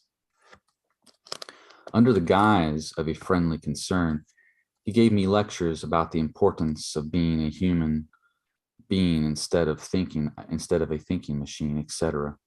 Like most confused and weak people, he felt that his own messy emotional life was the human norm, and that clear thinking was a dangerous form of hubris. Naturally, this kind of stupidity would have left me untouched. It would have been dismissed automatically as soon as I settled down to work. The active human mind was intended to flow like a river, and like running water, it had no time to stagnate. Emotional poisons, feeling of humiliation, envy, detestation, are carried away by the flow state. If the flow is dammed, sickness and stagnation follow quickly. This is what happened to me in the 2 months Dick took to die. Roger Littleway encouraged Nancy to believe that our experiments had caused the tumor, and she became openly hostile. Her attitude increased my depression because I suspected she was right. Writing about the defeat bores me, so I shall hurry over the events of the next week or so. Dick died under drugs. I left Langdon Place and went back to the cottage of Essex. During November, I saw almost no one. Groceries were delivered to the cottage. It rained continuously. And one night a storm broke in the window shutters and flooded the downstairs rooms. I felt completely emotionally exhausted, drained of feeling, and found it hard to believe I could ever again feel interest in anything. In late November, I hit rock bottom. I could remember staring at the sea and wondering how long it would take to drown. I walked on the beach one gray, icy afternoon and decided that I lacked the courage to walk into the sea. It seemed absurd that something in me obviously clung to life, and yet I felt a total lack of interest in my own existence. The damage to the cottage was repaired sooner than I expected, but when I looked at the sitting room after the windows and shutters had been replaced, I felt only indifference. What did it matter whether it was 6 inches deep in water or dry? Its dryness gave me no pleasure. But the day after this, I felt a renewal of interest in my essay on longevity.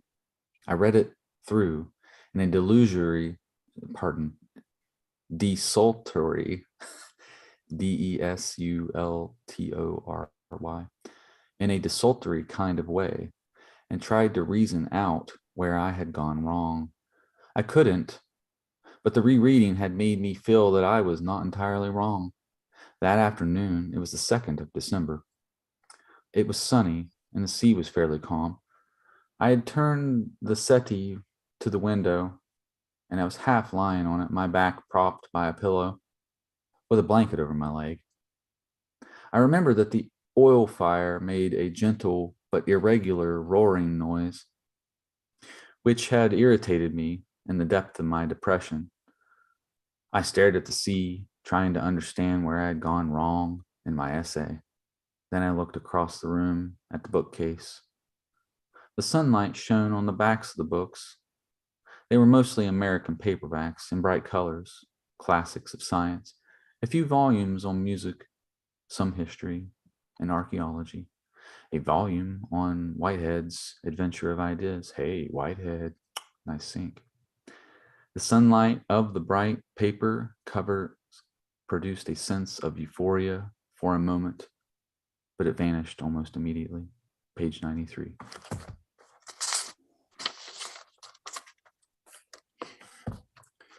The sunlight hurt my eyes so that I closed them and lay back further on the pillow. The sight of the books caused an afterimage on the inside of my eyelids, and then in a flash, I saw with perfect clarity the solution of the problem that had almost driven me to suicide.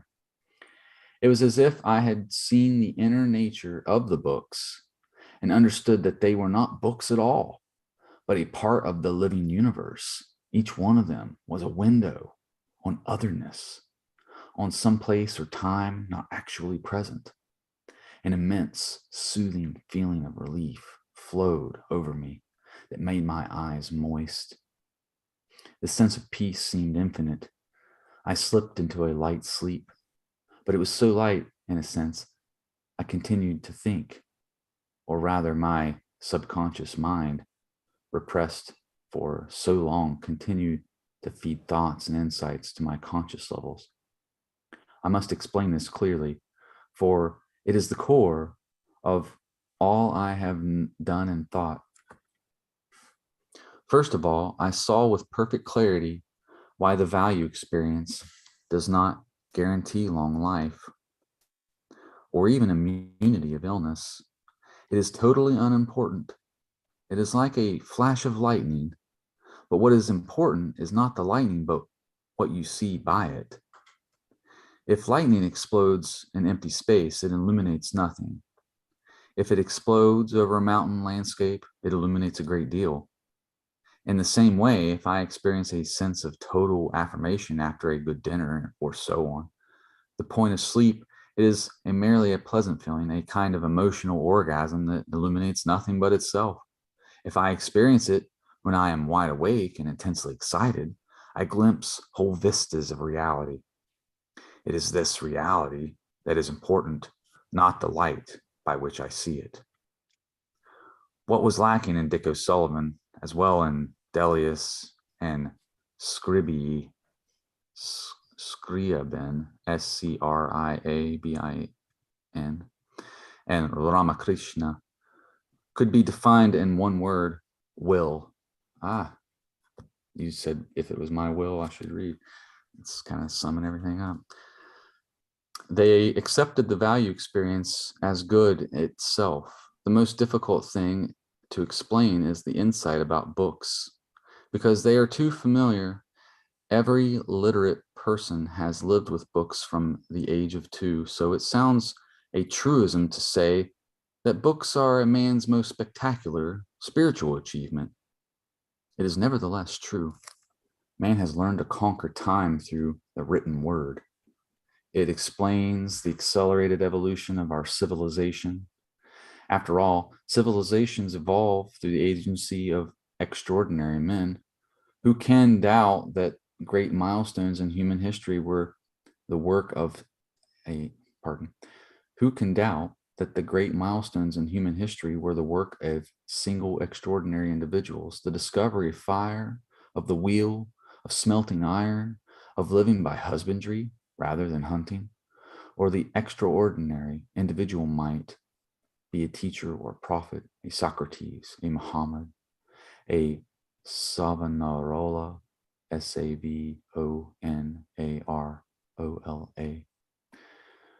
But before the invention of printing, the influence of such an individual was small. If, like Savonarola, we preached from a pulpit, only the people in his own city benefited much, and the few who could travel to hear him. The invention of books suddenly meant that the influence of the extraordinary individuals could be spread over the whole nation or civilization, much like the universe or the weave. Like radio or television, it was fundamentally a method of broadcasting. Before printing, the master had a few disciples who benefited from the teaching, but now anyone could benefit who was capable of grasping its essence. Mute and glorious Miltons could study under Homer and Virgil. Books represented the release of immense spiritual resources in mankind, just as oil derricks represented the release of physical resources in the world. Through books, man has conquered time. The insights of poets and saints are still alive. For 2 million years, man ascended the evolutionary ladder slowly and painfully, charging hardly more than the ape or the horse. With the invention of books, he took a gigantic leap into the realm of the gods. This, I saw clearly, was the direction of man's evolution from the animal toward the god. And the sign of that evolution is deeper knowledge, broader consciousness, a godlike grasp of distant horizons. The value experience is all very pleasant, but is not a uniquely human experience. Every animal can experience ecstasy.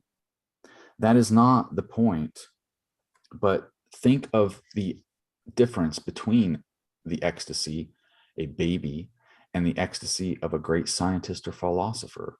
The ecstasy of the scientist illuminates mountain ranges of knowledge acquired over a lifetime.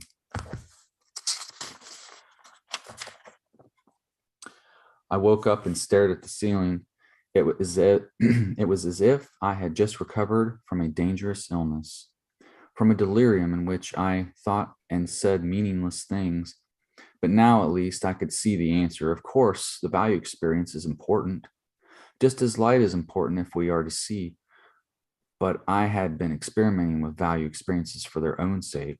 Naturally, they had achieved nothing. In fact, they had probably ended by acting as an irritant on the organism. I could have laughed at my own naivety, my stupid inability to see the obvious. Dick had been an excellent worker before the accident. After the accident, he was unable to concentrate, unable to focus his mind. He had become capable of value experiences at the cost of slipping back toward the animal. It had not been an evolution, but a de-evolution. But what distinguishes the greatest men is precisely that ability to focus, to concentrate the attention. So my search for longevity through the value experience was a waste of time. There is one more point I must explain if the reader is to follow the really important steps in my search. It is necessary for me to explain something quite simple about the nature of human consciousness. Ever since Husserl, we have realized that consciousness is intentional, that you have to focus it or you don't see anything. Everyone is familiar with the experience of glancing at his watch while he is having a conversation and simply not taking it in. You certainly see the face of the watch and the position of the hands, but you don't see the time. In order to grasp what time it is, you have to make that act of concentrating, of focusing. And this is true of all perception, and in fact, of all mental acts. Our language tends to cover up this obvious fact. We say, something caught my attention, as if your attention were a mouse walking into a trap, but it isn't. It is much more like a fish that has to bite the hook before it can get caught. It has to go halfway. We talk about falling in love, and the phrase is deceptively simple, like as easy as falling off a log. In fact, it is extremely difficult to fall off a log. You would practically have to fling yourself off. And you have to fling yourself into love too. You don't just fall. All that is straightforward enough, and most philosophers now recognize its importance, with the exception of the English, who play at philosophy as if it were a cricket. But there is something else about consciousness which is even more important than its intentionality. And no one ever recognized this. Consider what happens if you try to read when you are drunk or just very tired. You can focus on individual phrases and sentences, but you still don't understand what you are reading, because the moment your eyes have roamed across a sentence, they forget it. They lose their grasp upon it. So although you understand each sentence perfectly well, you cannot grasp what is being said. Your mind is like a pencil flashlight beam that reveals over the page, but as it illuminates each sentence, the rest of the page falls into total darkness. It's kind of how I feel trying to read right now. Now think what happens when you read this page with understanding. Your mind still travels each word like a flashlight beam, but it also continues to grasp the meaning of the sentences that have gone past. It is as if your mind had two hands, one of which picks up new meanings as it travels over the page, and the other one which continues to grasp the old meanings of previous sentences. And one hand keeps passing the meanings back to the other, so it can leave itself free to pick up more new meanings. When you are drunk, your consciousness tries to work with only one hand, so it loses the meaning as fast as it picks them up. Now, a simple way of expressing all of this would be to say that the consciousness is relational. When it is working properly, it keeps relating new meanings, which it picks up with the right hand, to the old meanings, which are held in a bunch in the left hand. Perhaps my meaning will be much clearer if I say that a healthy consciousness is like a spider's web, and you are the spider in the center.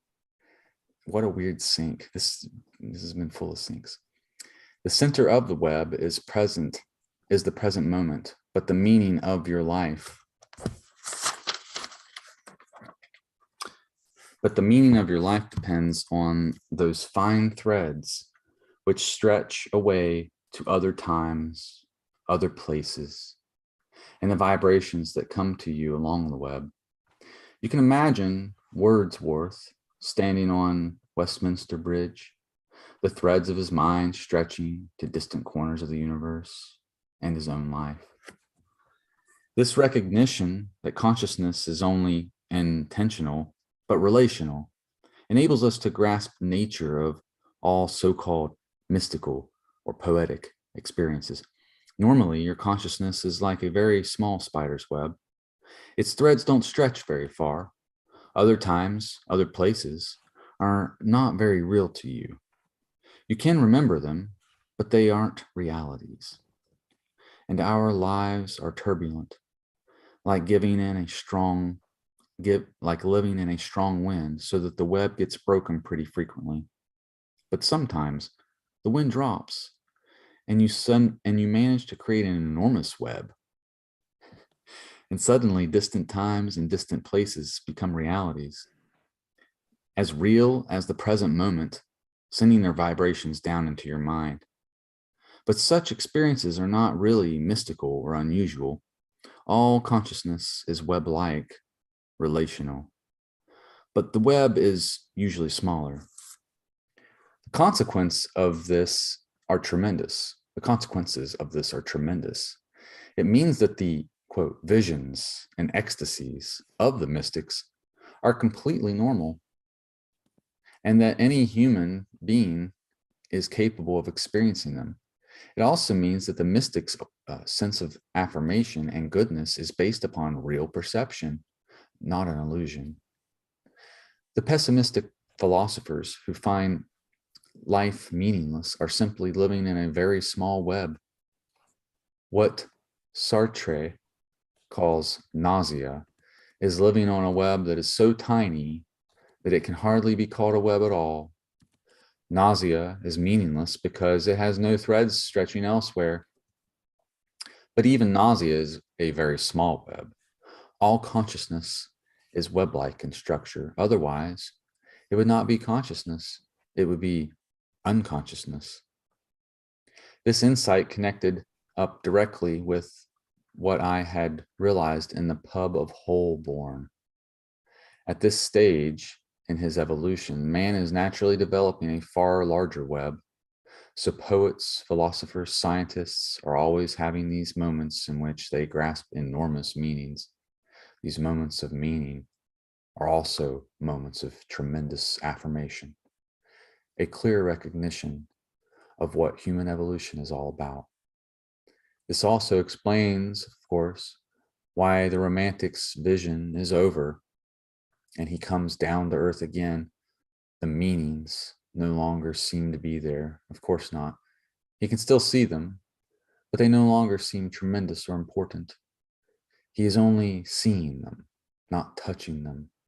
The thread has broken. This also explains one of the old criticisms of mystical vision. And when the mystic man puts it into words, it is perfectly commonplace, something we all know all the time. Of course it is. We know it, but it isn't real to us. All of this did not come to me in a sudden rush. That afternoon on the 2nd of December, the core of the insight came, but the rest took longer to develop. That didn't matter. What was so important was that I now knew that my theory was correct. Dick's death proved rather than disproved it. Evolution doesn't particularly favor value experiences or ecstasies, but it does favor web-like consciousness. So if I could discover a way of increasing relational quality of consciousness, then I had solved my problem of human longevity. I sat down and wrote Littleway a 20-page letter. It was not very coherent, but it said all the important things and said them clearly. As if to confirm my belief beyond all doubt, I began to have intense experiences of otherness over the next few days. I would suddenly recall Aubrey's place at Alexandria or my home in Huck Hall, and tremendous vividness, as if I had been transported by a time machine for a few seconds. Proust describes such a moment in Swan's Way when his mother gave him a petite Madeleine, Madeleine, and he dipped it into his tea. Sudden total remembrance of another time and place, but Proust, absorbed in his misery and hypochondria, lacked the key to such moments. I was convinced that I now had the key. Littleway wrote back a few days later. He was as interested as I expected, although perhaps less excited. And he said, in that case, it looks as if we have. I don't know how long this chapter goes on for, guys. Hold on. Seems to be no end. Is that enough for now? That was awesome. I didn't want to bogart. Meow.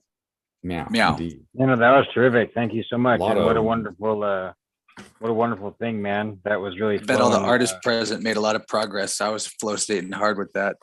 I'm glad you enjoyed it. It was fun to read. I haven't read like that in a while. I also had another book. I don't have to read right now. I can take another turn later, but it's Zolar, The History of Astrology. It's a very, very rare book I've never seen before, so I've tried to keep hold of it.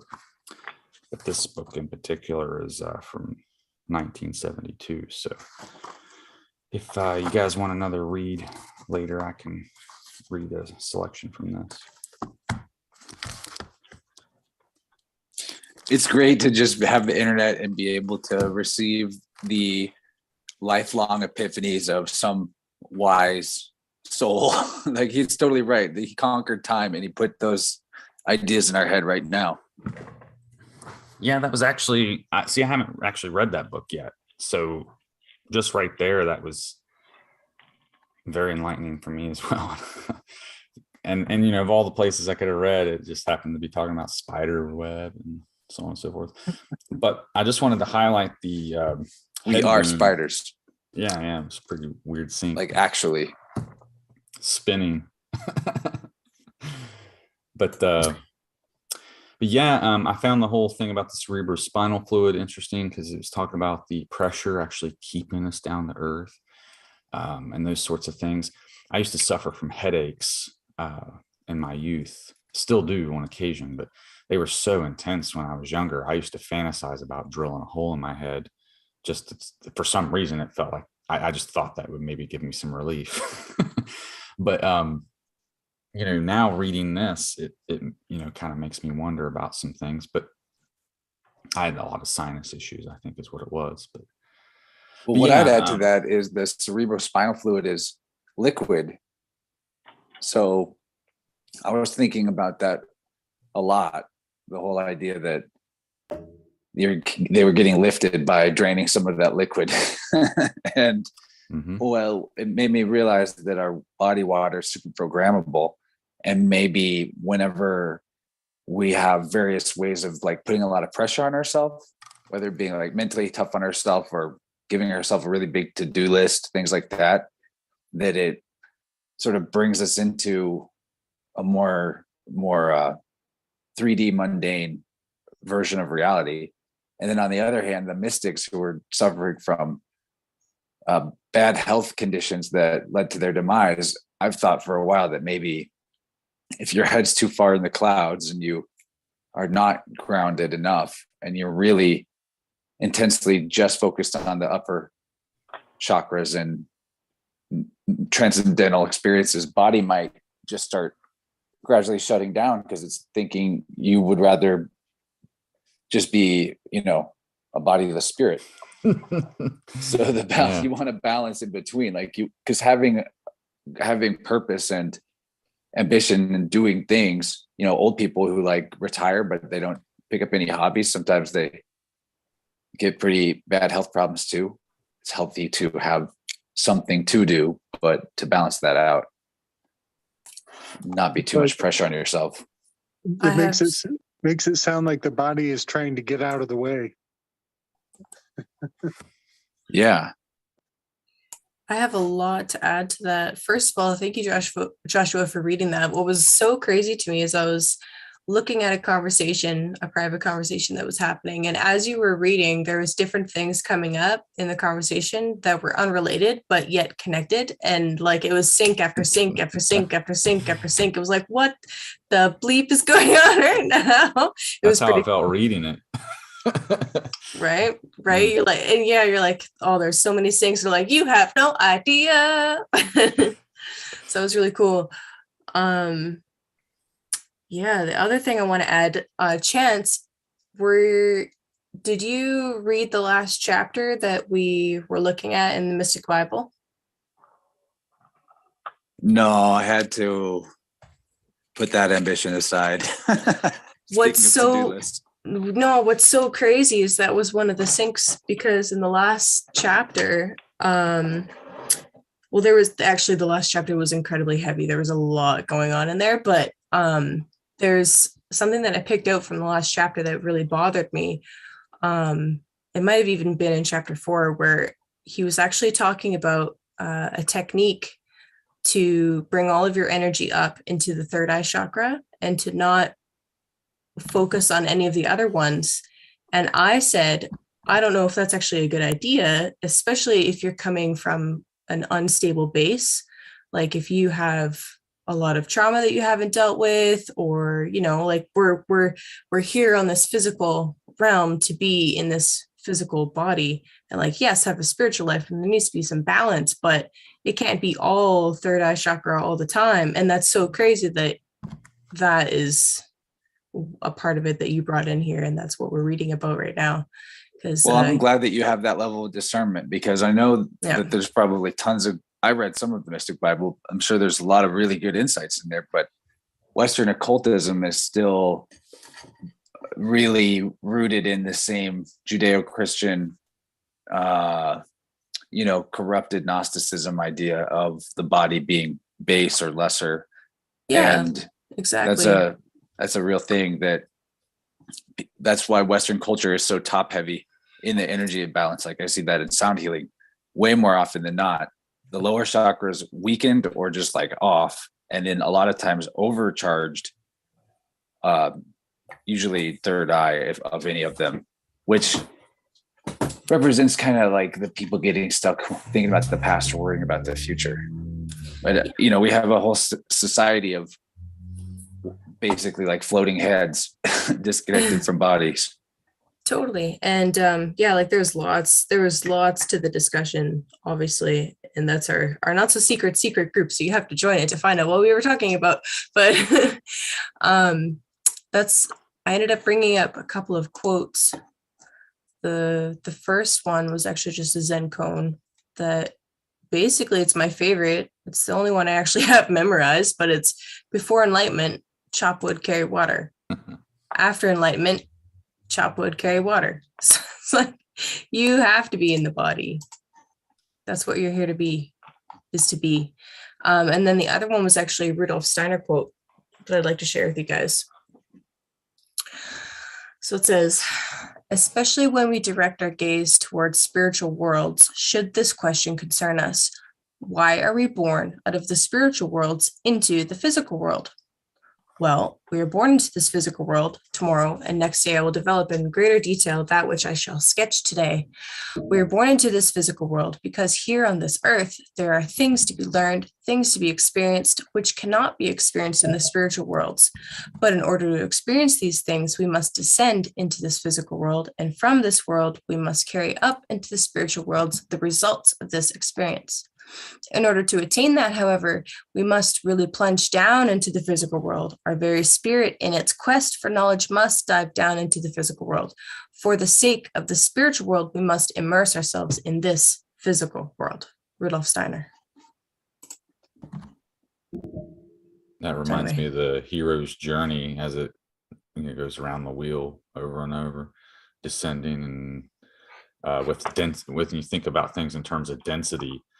Like if you were to try and take a basketball to the bottom of the ocean, and assuming it didn't collapse because of the pressure, so maybe not the deepest part of the ocean, but then when you finally released it, the density would, cause it to blast up to the surface of the water with great intensity. So kind of think of that with the hero's journey, in a sense that, if you don't descend too deep to the point it crushes you, then when you do come out of it, you're going to come out of it with a great acceleration. And so I guess that's the value of the nigretto, negative experiences to lead. Absolutely. May I mention a couple of things that came to mind? In terms of the cerebral spinal fluid, and you said something that I can't remember what it was, but it made me think of the rising sap in trees. It was bringing the mind awareness to the third eye.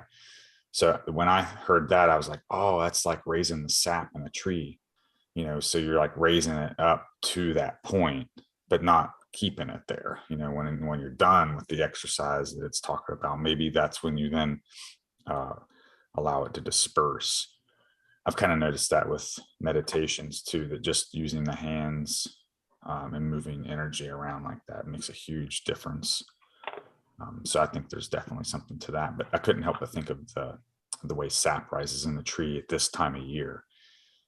Then in a way, it's kind of like dormant until it's risen, and much the same. Pardon. I would clarify that too. It's not that it's innately dangerous to do that type of exercise when I was kind of bashing it, but that what Kaylee said is the absolute truth. That you want to have a strong base before you do that, because just like with the strong intoxicating experience of any sort, psychedelic experience, it's going to bring out more of what you're like. Your shadow will appear, and if it hasn't already received some attention, then it's going to possibly be gnarly.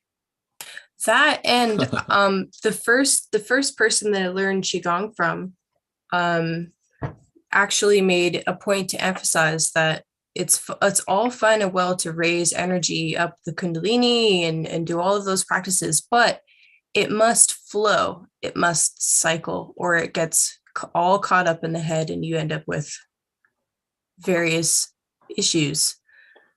And he didn't really expand on that very much, except, Flow state. Yeah, you need the flow. So yeah, there's a about famous balance. thing for people practicing yoga and other things that are really breathing intention, breathing heavy and heavy on the same thing you guys are talking about right now. And people get lung and breathing and sicknesses because they rush off. I would say that my coach that most of you know, it probably has something to do with Beth's experience with finding herself with cancer, is that she was working a corporate job and then taking all of her free time and throwing herself into yoga and Eastern mysticism.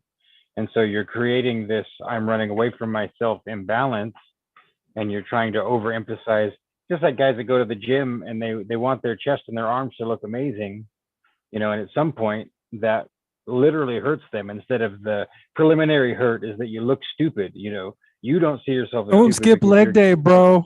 There's you one way. There's just one did way leg to day not today, look dumb man. at the gym. Good for you, man. Good.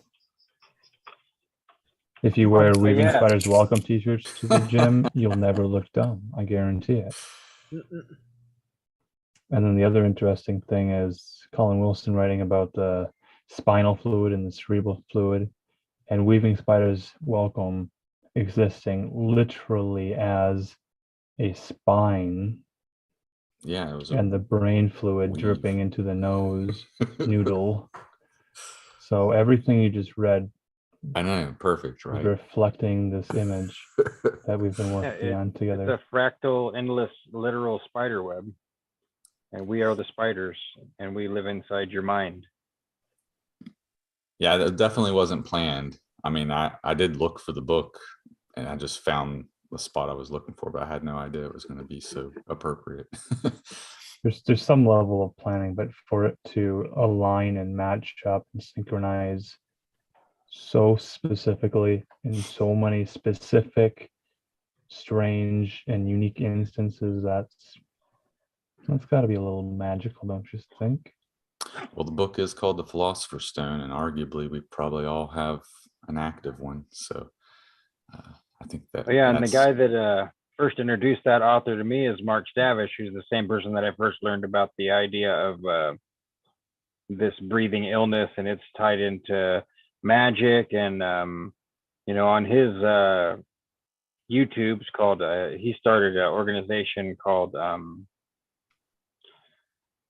Institute for Hermetic Studies. I think that's right. I could be wrong. I could get that could be barely off, but there's a cool 2 or 3 part series on there called The Pathology of Magic or Occultism. So I'm paraphrasing because I'm going from memory here, but it's a really good lecture. I've listened to it more than once, just talking about that most people land on magical practices because other things aren't working, and so that implies that you have things already unhealthy, that your shadow is trying to get your attention already.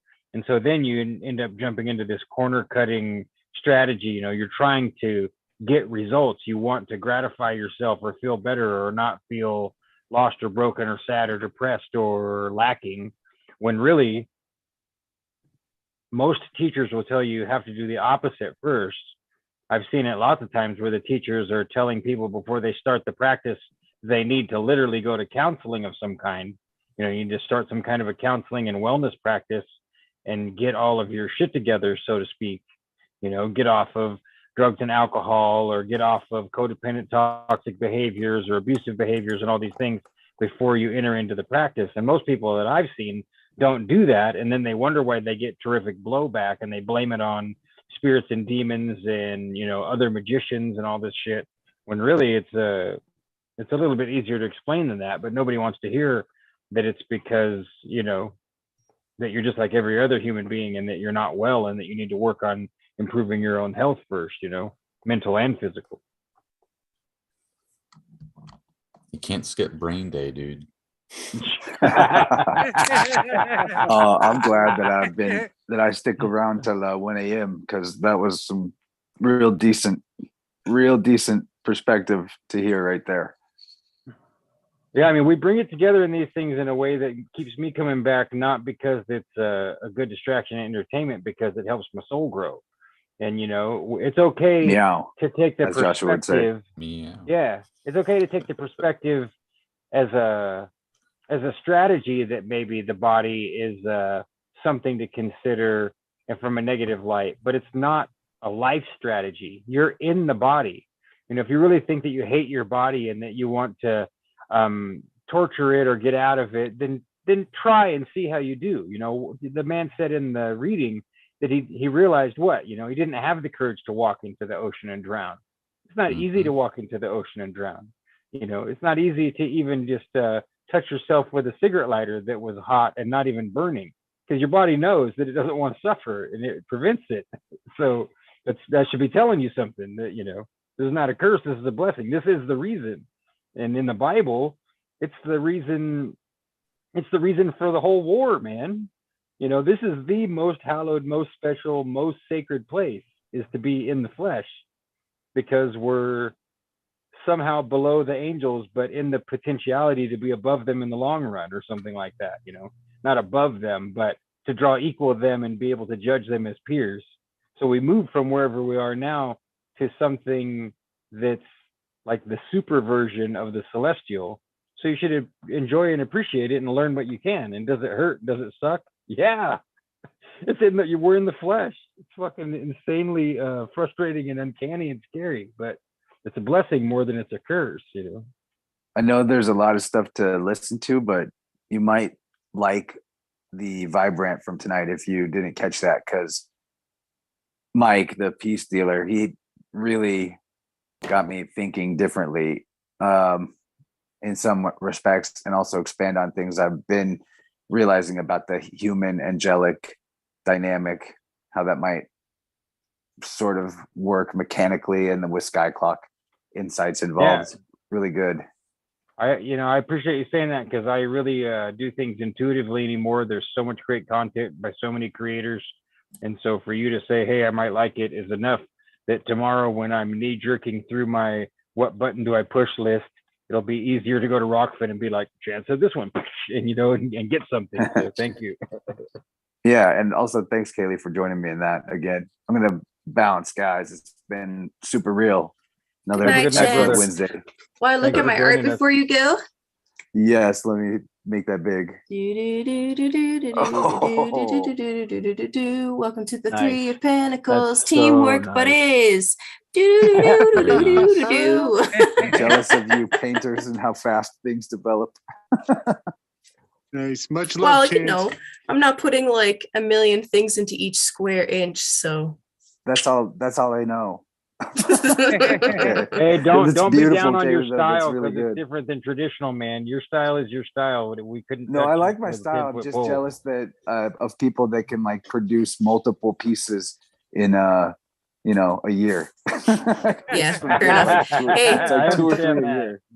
but Totally you put understand out that. so much digital art that I think it compensates. Also, I'm waiting on your tarot cards, bud. Just saying. I know No that's Yeah, we're the supposed to be next making thing. tarot And cards. I that's the forgot all next about thing them. after this project's over, and they will be of a different style that I can do more quickly. So I'm excited about that. Okay, Hey, cool. Definitely Hey, within the Chance. next 2 or 3 flow states, I'll be done with this bad boy, if All not right. sooner. I'll Is accept there it. a lifeline on the calendar that you're throwing to say we need this project to be living and birthed by, we don't call it a deadline, but A live date. I like that. Is there a Alive. live I'm date? thinking It's more by positive. Birthing date. 2023 to give everybody lots of leeway. 2023. Not Pluto everybody Pluto at goes through 0 that super Aquarius. fast. That's your deadline. Okay. Yeah, I'm we gonna could get my shoot for winter sextant. solstice to have a review. Doesn't have to be finished, but we could all have a proof, a critique by winter solstice. We could plan that. I think by then we ought to be in the money. Is Yeah, What were you is- about to is ask, Joshua? fruitfulness. have we gone back to the beginning of the project right now to describe to people listening in this moment what we're describing? So we have multiple not so secret groups. Yeah. And this one in particular is about making our own group tarot deck. for fun, just for fun. And this is going to include art only, or writing descriptions for the cards, or what? What does it include? I mean, if you want to write descriptions for the cards, that wasn't originally discussed, but I mean, why not? Yeah, but if we're gonna have a complete deck, you know. Yeah, doesn't it's got to hurt. have a little booklet, I guess. Yeah, sure. Then you could talk about why you chose the symbolism that you chose and whatnot. Yeah, we got some all-star peeps participating. Hey, I forgot. I already with made a 6 of cups. media. Yes. Thank You God, I did, already yeah, made 6 exactly. of cups. Yeah, exactly. All different kinds of medium are being used. So not just painting, digital art. We would even like I've already said it'd be cool if we did like photos of various people's other artworks, you know. I love the idea of this being the most eclectic spidery deck of all time, so that people buy it and they're scared to draw a card. It's gonna be chaos. Like, no, I We'll don't have- want to know what's gonna come out. We'll have to Yes, pick. I see the other benefit here too, being that when we're talking about specific tarot cards and we need art, well, now we have a fully owned piece of art that we can include in our art, so no one can be like, why did you use my art? You didn't ask for permission. Yeah, Yeah. Yep. I agree with that too. Night, Chance. We'll have Yeah, to man. use. Talk to We'll you have soon, to Chance. use. We'll have to use like a unified font and border or something, but the art will still be all crazy. But we did divide That's it the up way so to that tie it together. I agree. That would be a good way to tie it together, is to get the design elements. What we can do is come up with like $150 and say, Mario, please consult with us. Mario is already a part of the project. I know, but it doesn't hurt if we hand them a bunch of money and they don't take it really seriously. That's true. Right. That's true. So there will be some sort of consistent, presumably the back of the card would all be the same, and then maybe borders and fonts and Mhm. things on the front of the card. There could be Yeah. multiple variations of that. Yeah. And then other people who are in this project would take everybody else's art and then go through and then design their own template for borders and titles and font choices and numbering and the backs of the cards. So we'll have infinite variations based off of just the smallest amount of input to create art for how many cards in a tarot deck? Oh God, 78. 78. Mm-hmm. And if some people are doing the same card because it's their favorite card, so there might be 2 or 3 people working the same card, so there'll be over 78 pieces of art. No, there should only be 78.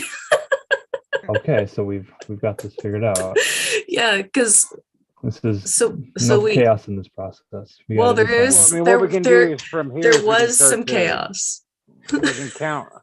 I'm just We've asking kind for of the divided story up of into this smaller groups, haven't we? and the update so far. Yeah, exactly. So we divided ourselves up using chaos, actually, or random chance or coincidence or whatever you want to Mhm. term it, right?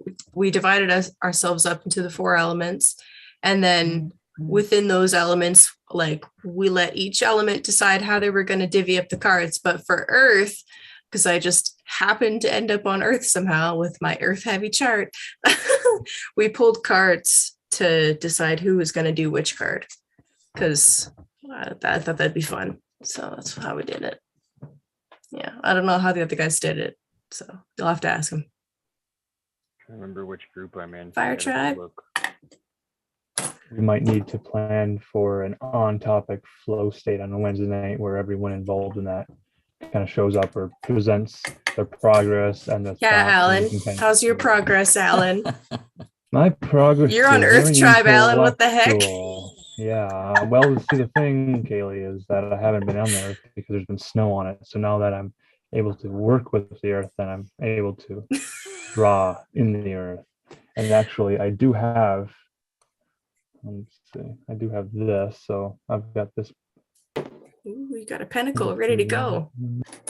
That's Rooted, sick. brah. Yeah. I got Yeah. earthy. I've got earthy stuff.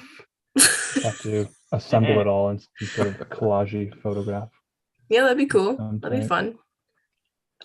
Yeah, I figured I would get I have other cards to do, but I figured that I would get the Three of Pentacles finished because the meaning of the Three of Pentacles is about collaboration and building.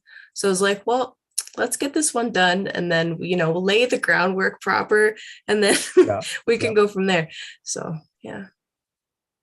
But of course, we have a professional artist in the group who finished her cards first. And I'm like, shit.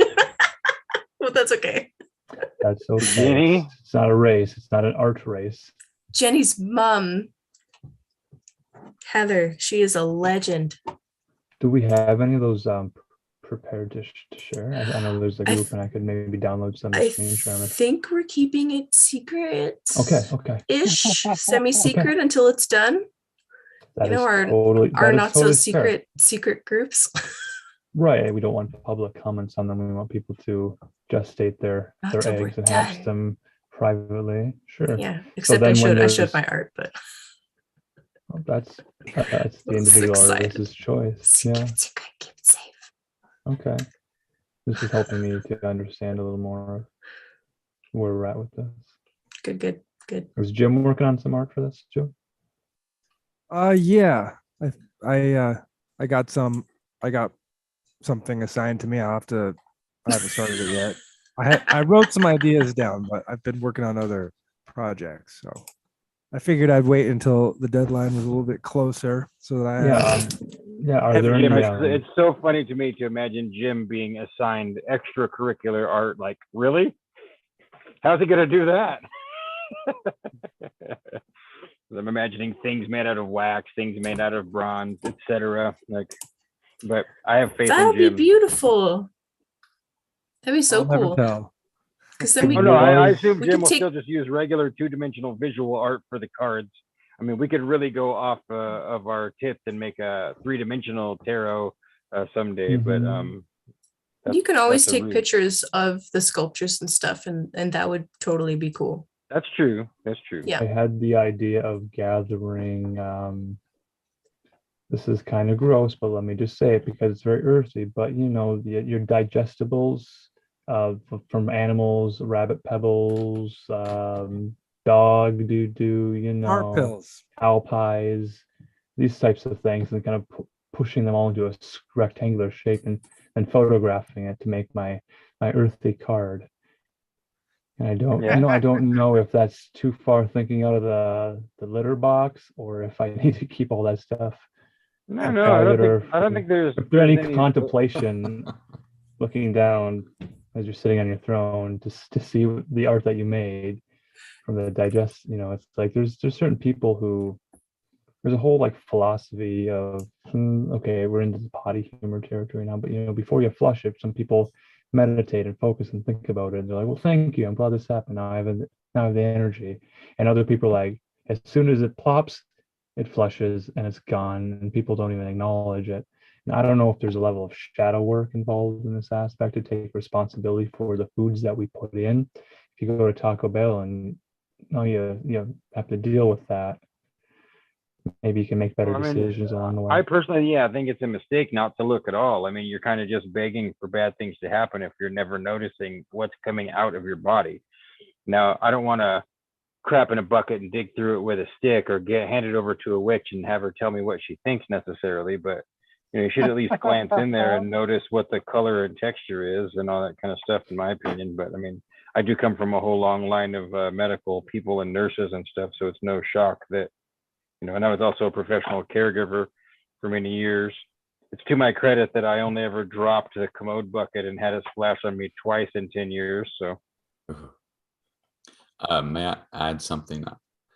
I once had I'm gonna zip my lip. I've said too much already. I won't dwell on it, but anyway, I had a friend having a conversation with me, and this is probably 10 years ago, so it kind of stuck with me. But he ruminated on how in different cultures the toilets are actually different.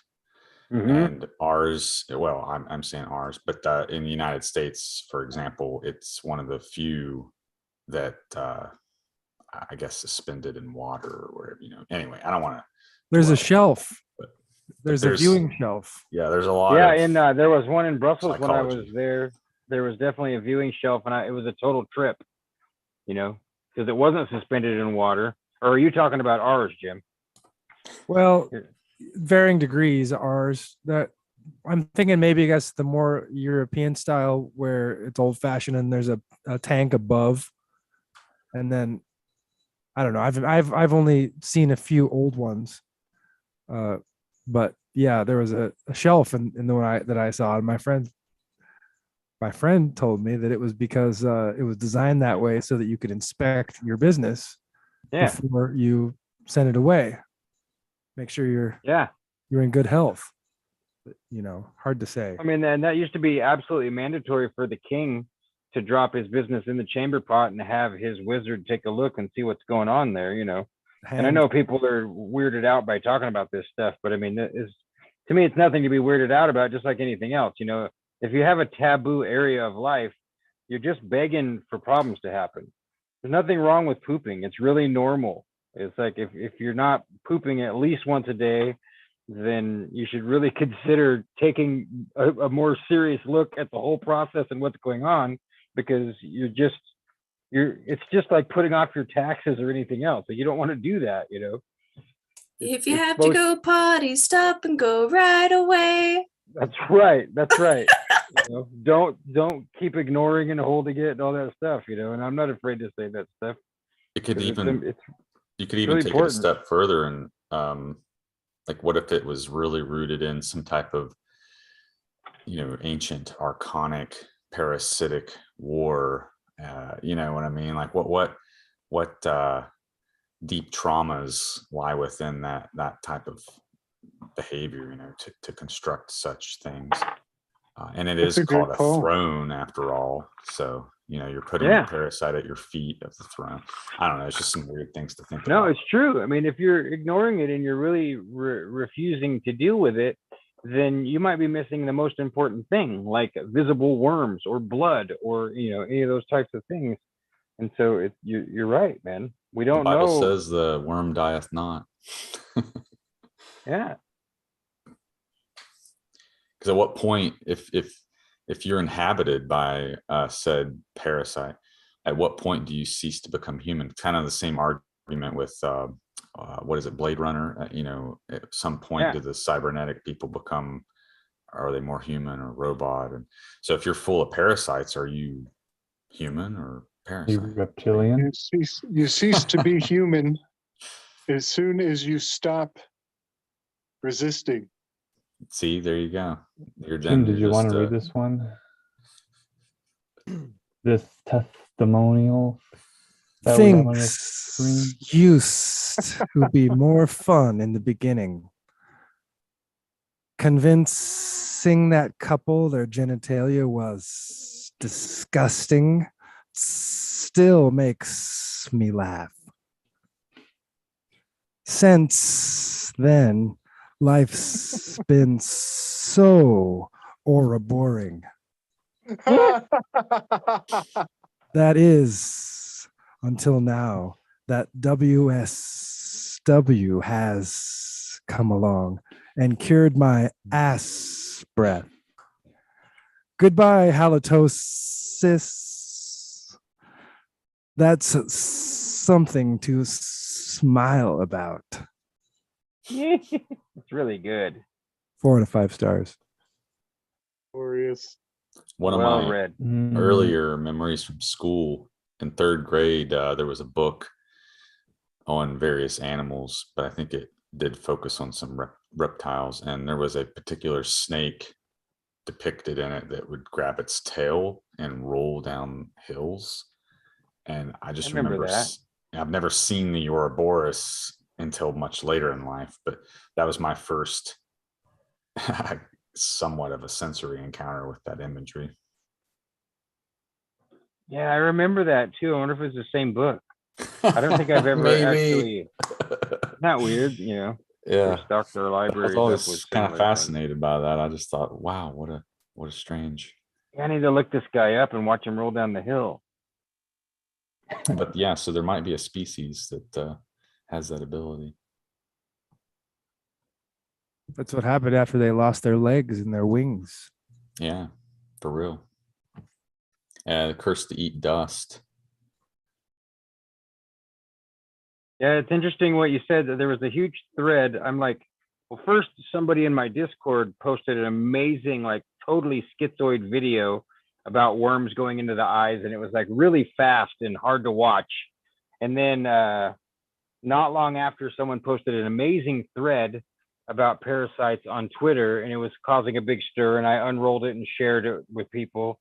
And so then here we're talking about bowel movements and digestive health and health in general. And that leads us back to the idea of at what point, because I think most people don't even have, they don't have an idea of the concept of how heavily things you're eating are influencing you. You know, like there, and it's not just worms, like funguses and yeasts and other things is the reason that you get a craving. You know, the reason sometimes I get a craving in the middle of the night to get up at midnight and go downstairs and eat a bowl of sugar with extra cereal. And, you know, don't get me wrong, I don't give in very often, but the craving does exist still, is because there's things living inside of my body that really want the sugar.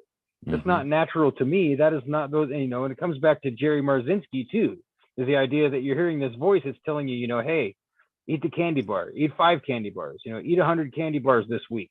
You know, that's technically not you. And it's smart to start to understand and delineate that process out for yourself so that you can identify what's, you know, I mean, of course, it's the mystery of life on earth to understand what is and is not you. What is the great I that is projecting and becoming the me? And what's the difference between that and other things? But I'm really glad we came onto the topic, and it is a huge sync because I'll find. I thought I shared the thread on the Weaving Spiders Welcome Web, the Spiders Welcome Web, or whatever it's called. But if not, I'll go. I unrolled it, and so I'll make sure to share that video and the worm thread there too, because that all ties into Tracy Twyman's research too, where she was talking about them potentially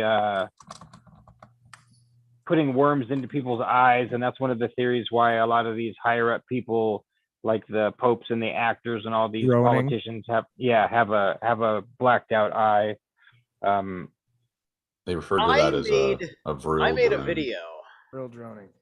Zerlath has a video. How's it going? I made a video a while back. I knew it was going to be too hot for YouTube, and it did get my my original Twitter account on a permanent suspension, or an indefinite suspension, because me posting that video I have left on appeal, and so that I sacrificed that channel to the principle of saying I had a right to post this video I made. And it was a video of, about a certain Latin named parasite that was going around the interweb as being related to a certain treatment for an illness, shall we say. Right? So I made a video about that because there's a whole thing going on with that, with the scientific research involved with it, with what it does. And it's very much on the Lovecraftian scale, this thing. And its name has a couple of interesting meanings to it. So I do a little bit of the etymology. It's a very short video that I put up on my BitChute, and I'll be sure to share it with the community. You can put a link in the chat. Put it in the Telegram for sure. Yeah, you're another guy that I need to. I'm glad that you chimed in with that, because you're another person I've never watched any of your stuff yet, and I'd love to check it out. Yeah, let me throw you the Odyssey, because I'm trying to get my butt up to 3 stars on Odyssey so I can stream on it. And it should be on my Odyssey account. Right. May I add something about the worms before we slither away from that? Yeah, before we do that, let's put a pin in this idea of we all need to make Odyssey account so that we can thumbs up or put stars or whatever we need to do to interact with the Zerloth video so that he can do his live streaming on Odyssey. Yeah, please, not just us in the art flow, but if you're listening to this don't hesitate to make an Odyssey. I've got my the two videos that after I got my YouTube account back with all of the RX Only Picture Show stuff, I immediately got hit with 2 community guideline strikes for RX Only Picture Show episodes 51 and 52. Those were the ones where Jim and I covered, along with Tracy Twyman, the death of Isaac Cappy. And ironically, when I stuck those up on BitChute as a way to back them up, BitChute immediately shadow banned them and then took them down based on copyright, which is strange. So I stuck them up instead on Odyssey. And so that is where they're currently easiest to find if people are trying to blow through or just look at old picture show stuff. If you can't find 51 and 52, it's under my name, SB Alger, on Odyssey. So I'll definitely find your stuff and start interacting with it, Zerlath. So that yeah. I was searching for a copy of my Wizarding World book. It's something like the title is something along the lines of the Chamber Pot of Secrets or something. And I was trying to see if that would turn up or turn into gold or Chamber Pots of Secrets. Yeah. Anyway, Josh, is that really the name? Ironically enough, that's the name. Well, maybe we go to the Ministry of Magic and ask them to look into the plumbing issue that some of the Muggles are having. That's what I call. Hey guys, guess what the next chapter of Celestine Prophecy is called? Oh, I don't even want to guess.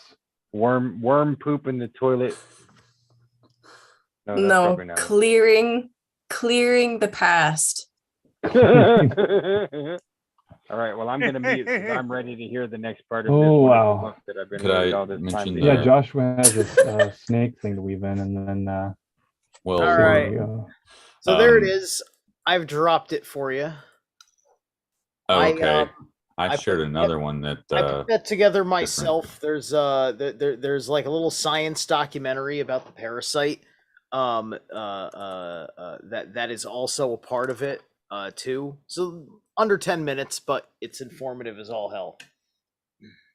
Okay, I shared the general channel and he must have shared it more specific I saw that. video. Yeah, thank you. Sorry. I appreciate that. So I'll just add this real quick. So up here in the chat, I shared the worm there. The medical symbol is this rod with a worm around it. And that was used to advertise the service of using a little rod to wind the worm around it to remove the worm. So that's how that became the physician symbol, is because if you were skilled in this practice, you would advertise your services with a that symbol, the worm wrapped around a rod. So I just wanted to share that because it's a very ancient thing. So I think that we've probably been warring with these parasites for a long time. Well, in back in the day, it was like medicine was kind of an extension of like demonology, right? Like not, like there's the superstitious angle of that, but then there's also some of the more pure animist stuff underneath it that, went through its loss and then its return, right? So you would get certain diseases or whatever, right? These symptoms manifest, and the symptom would be considered a demon in the way that the word for such quote unquote evil spirits meant to those people in that context of that time. So like the illness was some sort of demon possession, right?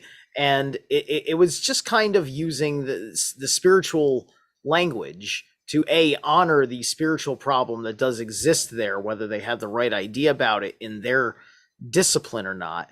But secondly, it's still about administering treatment that corresponds to mental health, which would be just like your consultation with the priest, and then you've got the people of the, of the clergy that, were actual medical people, and the nuns and whatnot. and all of that stuff, and they'd be working with like the issue of demons. But this also goes back, I think, to pagan times, because I think that's the way the Babylonians understood things, as well as the relationship between various demons that they liked to entertain, and diseases. Baal Zebub, his name's not Beelzebub, it's Baal Zebub. So he's Lord Zebub, right? His name's Zebub, not Baal Zebub, right? He's the Lord of the Flies. That's the literal Babylonian demon lord of flies, right? Well, flies have a certain association with disease and death now, don't they, right? So Beelzebub, they would be looking at, when dealing with those diseases back in ancient Samaria. That's interesting. So yeah, it's Word. almost like bub is like the babies of the flies are the worms. Beelzebub, little fly babies. Wow. That's a great weave. And flies were also known for their annoyance factor. So you can see variations of it, like the gadfly, for instance, that bites. A Bellerophon's horse is bitten by a gadfly, and then he's bucked off and thrown to the ground. Even in the Bible, it talks about the hiss that will summon the fly from the upper parts of the Euphrates and the bee of Assyria. So I just wanted to throw those few things out there. Word. Alrighty. You guys ready for this? Y'all ready for this? Okay, sorry. That was so horrible. It was so 90s. I hated it.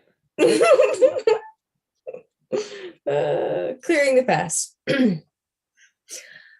Ahead, the road narrowed and bent sharply around the sheer rock face of the mountain.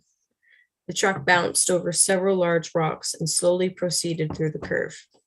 Below, the Andes rose in massive gray ridges above the banks of snow-white clouds. I looked at Sanchez. He was leaning over the steering wheel, tense. For most of the day, we had been scaling steep inclines and edging through the passages made more narrow by fallen rock. I had wanted to broach the subject of control dramas again, but the time seemed inappropriate.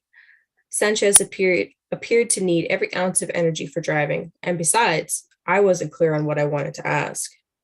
I had read the rest of the fifth insight, and it had echoed exactly the points Sanchez had related to me. The idea of getting rid of my style of controlling seemed desirable, especially if it would make my evolution accelerate, but I still couldn't grasp how a control drama operated. What are you thinking about? Sanchez asked. I finished reading the fifth insight, I said, and I was thinking about these dramas. Considering what you said about me, I assume you think my drama has something to do with being aloof? He didn't reply. He was staring up the road. 100 feet ahead, a large four-wheeled drive vehicle blocked the way. A man and a woman stood on a rock precipice 50 feet from the vehicle. They returned our gaze. Sanchez stopped the truck and looked them over for an instant, then smiled. I know that woman, he said. That's Julia. It's all right. Let's talk with them. Both the man and woman were of dark complexion and appeared Peruvian. The woman was older, appearing to be about 50, while the man looked approximately 30.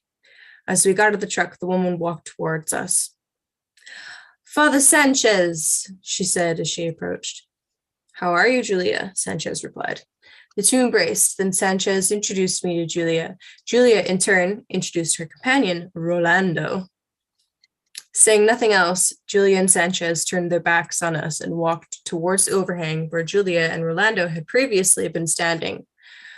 Rolando looked at me intensely, and I instinctively turned and walked in the direction of the other two people.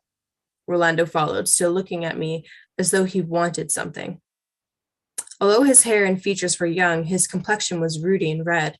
For some reason, I felt anxious. Several times as we walked to the edge of the mountain, he looked as though he was going to speak, but each time I turned my eyes away and increased my pace. He remained silent. When we reached the precipice, I sat on a ledge to prevent him from sitting next to me. Julia and Sanchez were above me about 25 feet, sitting together on a large boulder. Rolando sat as close as possible. Although his constant stare bothered me, I was slightly curious about him at the same time. He caught me looking at him and asked, "Are you here for the manuscript?" I took a long time to answer it. "I've heard of it." He looked perplexed. "Have you seen it?" "Some," I said. "Do you have something to do with it?" "I am interested," he said, "but I have not seen any copies yet." A period of silence followed. "Are you from the United States?" he asked. The question disturbed me, so I decided not to answer. Instead, I asked, "Does the manuscript have anything to do with the ruins at Machu Picchu?" "I don't think so," he replied, "except that it was written about the same time they were built." I remained silent, looking out at the incredible view of the Andes. Sooner or later, if I remained quiet, he would divulge what he and Julia were doing here and how it concerned the manuscript. We sat for 20 minutes with no conversation. Finally, Rolando stood up and walked up to where the others were talking. I was perplexed at what to do. I had avoided sitting with Sanchez and Julia because I had the distinct impression they wanted to talk alone. For perhaps another 30 minutes, I remained there, gazing out at the rocky peaks and straining to overhear their conversation above me. None of them paid me the slightest bit of attention. Finally, I decided to join them, but before I could move, the three of them stood up and began walking towards Julia's vehicle. I cut across the rocks towards them. "They have to go," Sanchez remarked as I approached. "I'm sorry we did not have time to talk," Julia said. "I hope we see you again." She was looking at me with the same warmth Sanchez often displayed. As I nodded, she cocked her head slightly and added, "In fact, I have a feeling we will see you soon." As we strolled down the rocky path, I felt the need to say something in response, but I couldn't think. When we reached her vehicle, Julia only nodded slightly and said a quick goodbye. Both she and Rolando got in, and Julia drove away towards the north, the way Sanchez and I had come. I felt puzzled by the entire experience. Once we were in our vehicle, Sanchez asked, "Did Rolando fill you in on Will?" "No." "Had he seen them?" Sanchez looked confused. "Yes, they saw him at a village 40 miles east of here." "Did Will say anything about me?" "Julia said Will mentioned being separated from you. She said Will talked mainly with Rolando. Didn't you tell Rolando who you were?" "No, I didn't know if I could trust him." Sanchez looked at me in total bewilderment. "I told you it was fine to talk with them.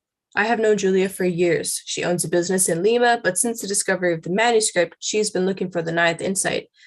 Julia would not be traveling with anyone untrustworthy. There was no danger.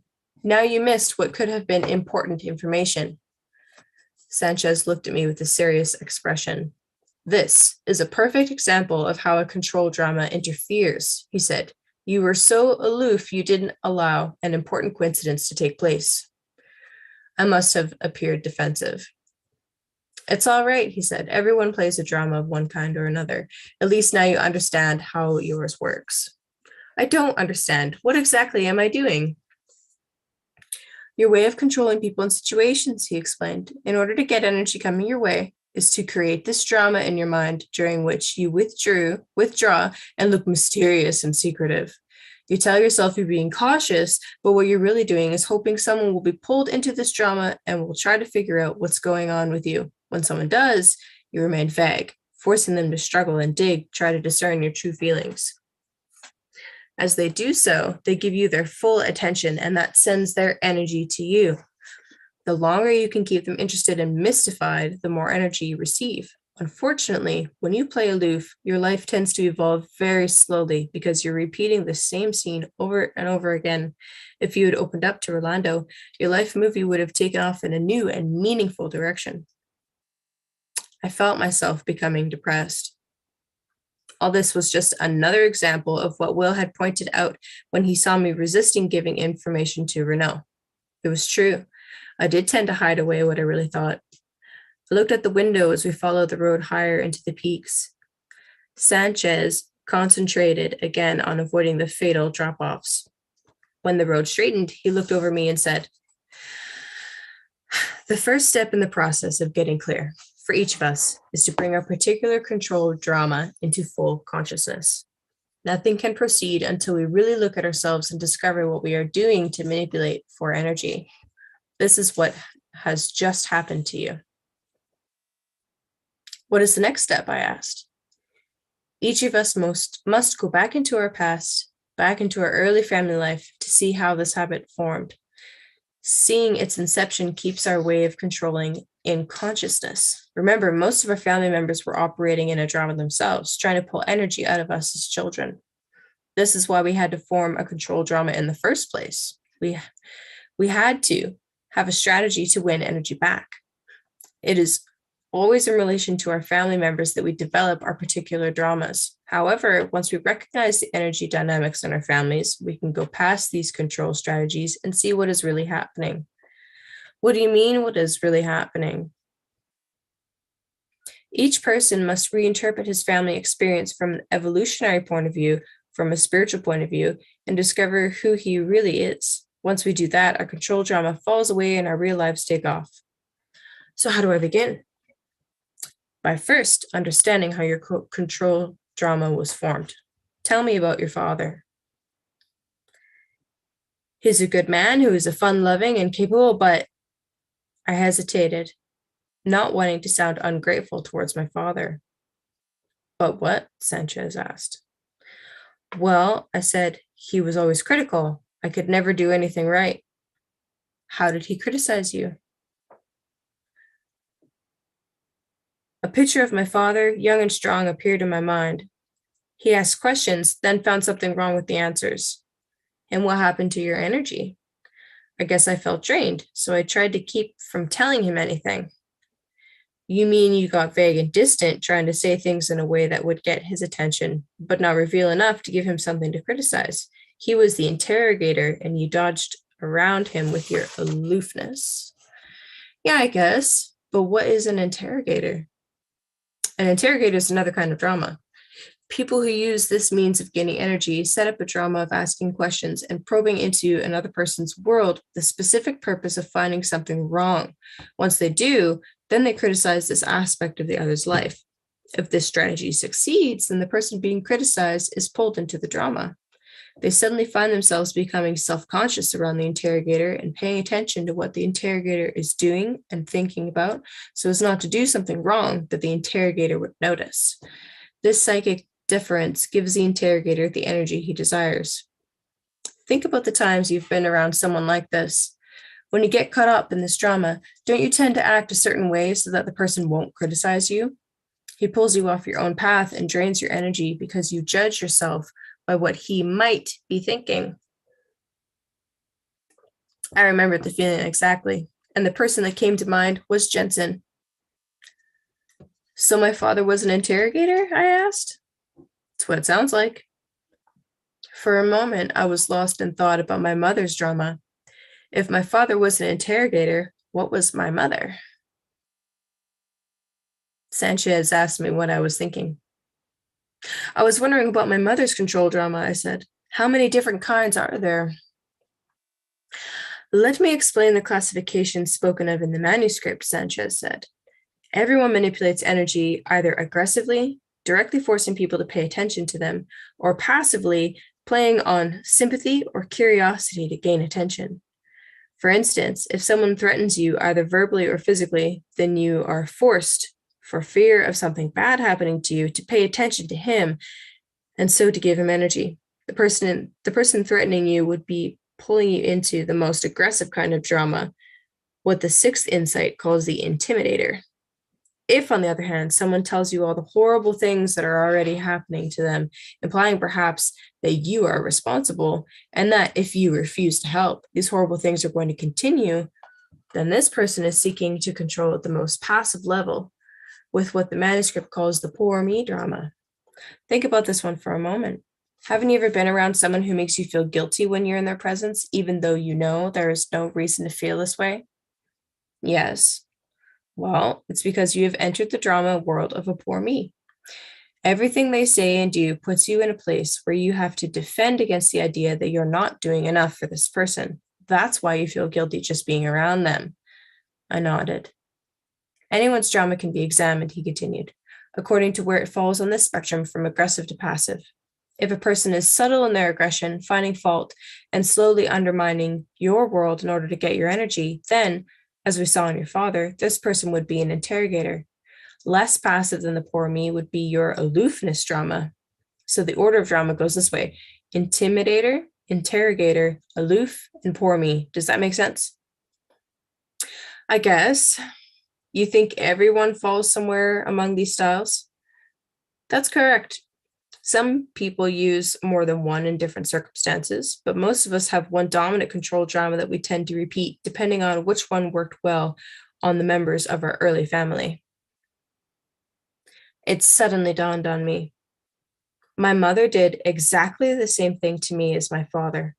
I looked at Sanchez. My mother, I know what she was. She was also an interrogator. So you had a double dose, Sanchez said. No wonder you're so aloof. But at least they weren't intimidating you. At least you never feared for your safety. What would have happened in that case? You would have become stuck in a poor me drama. Do you see how this works? If you are a child and someone is draining your energy by threatening you with bodily harm, then being aloof doesn't work. You can't get them to give you energy by playing coy. They don't give a damn what's going on inside you. They're coming on too strong. So you're forced to become more passive and try the poor me approach, appealing to the mercy of the person, guilt-tripping them about the harm they are doing. If this doesn't work, then as a child, you endure until you are big enough to explode against the violence and fight aggression with aggression. He paused. Like the child you told me about, the one of the Peruvian family that served you dinner. A person goes to whatever extreme necessary to get attention, energy in their family. And after that, the strategy becomes their dominant way of controlling to get energy from everyone, the drama they constantly repeat. I understand the intimidator, I said, but how does the interrogator develop? What would you do if you were a child and your family members were either not there or ignored you because they were preoccupied with their careers or something?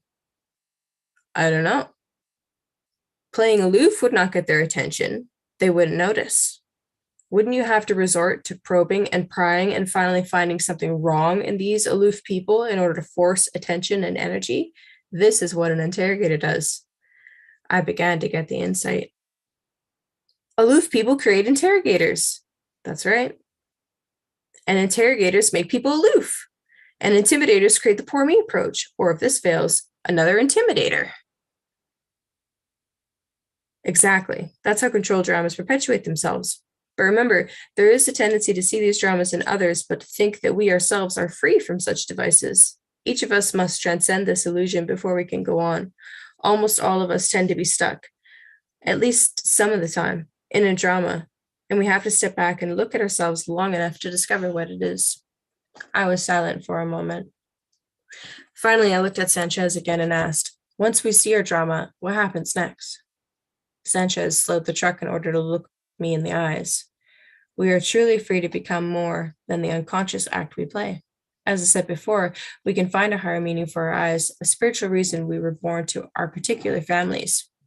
We can begin to get clear about who we really are.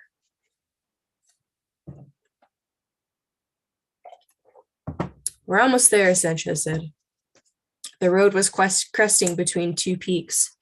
As we passed the huge formation on our right, I saw a small house ahead. It backed up to another majestic pinnacle of rock. His truck isn't here, Sanchez said. We parked and walked to the house. Sanchez opened the door and walked inside while I waited. I took in several breaths. The air was cool and very thin. Overhead, the sky was dark gray and thick with clouds. It looked as though it might rain.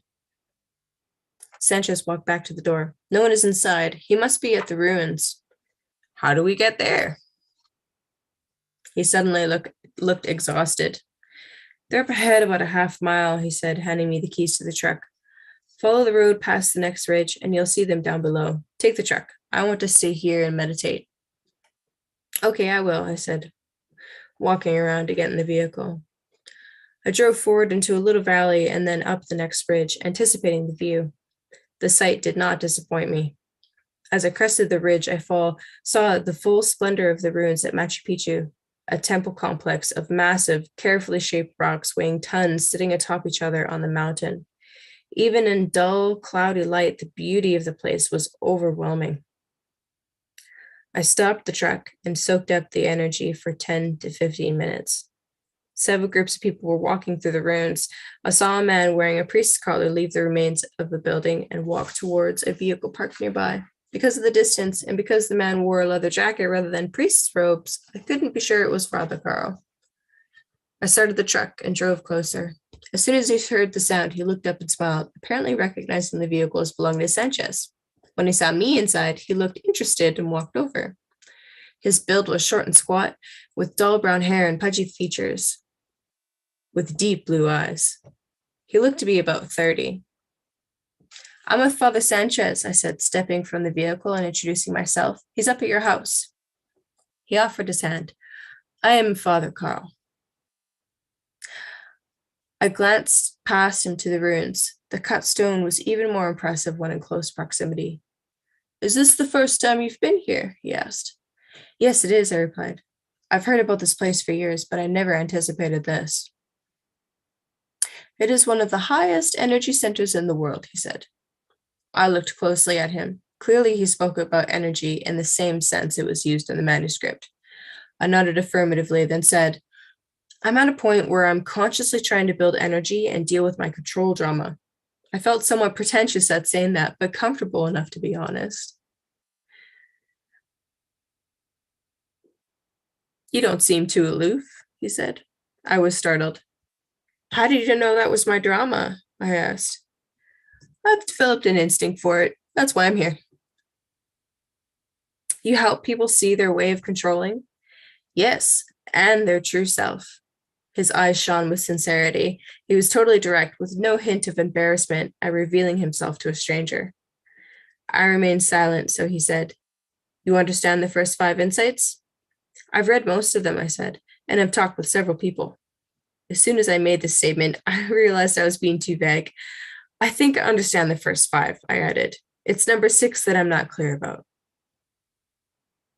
Good night, Trev. He nodded, then said, Most of the people I talk with haven't even heard of the manuscript. They come up here and are entranced by the energy. That alone makes them rethink their lives. How do you meet these people? He looked at me with a knowing expression. They seem to find me. You said you helped them find their true self. How? He took a long breath, then said, There's only one way. Each of us has to go back to our family experience, that childhood time and place, and review what happened. Once we become conscious of our control drama, then we can focus on the higher truth of our family, the silver lining, so to speak, that lies beyond the energy conflict.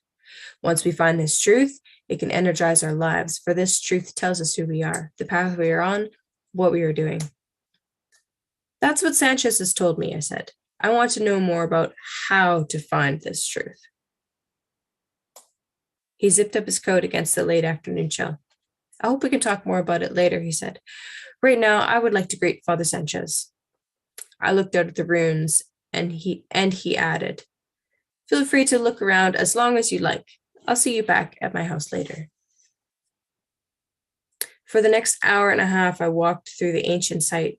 At certain spots, I would linger, feeling more buoyant than at others. I wondered with fascination about the civilization that had built these temples.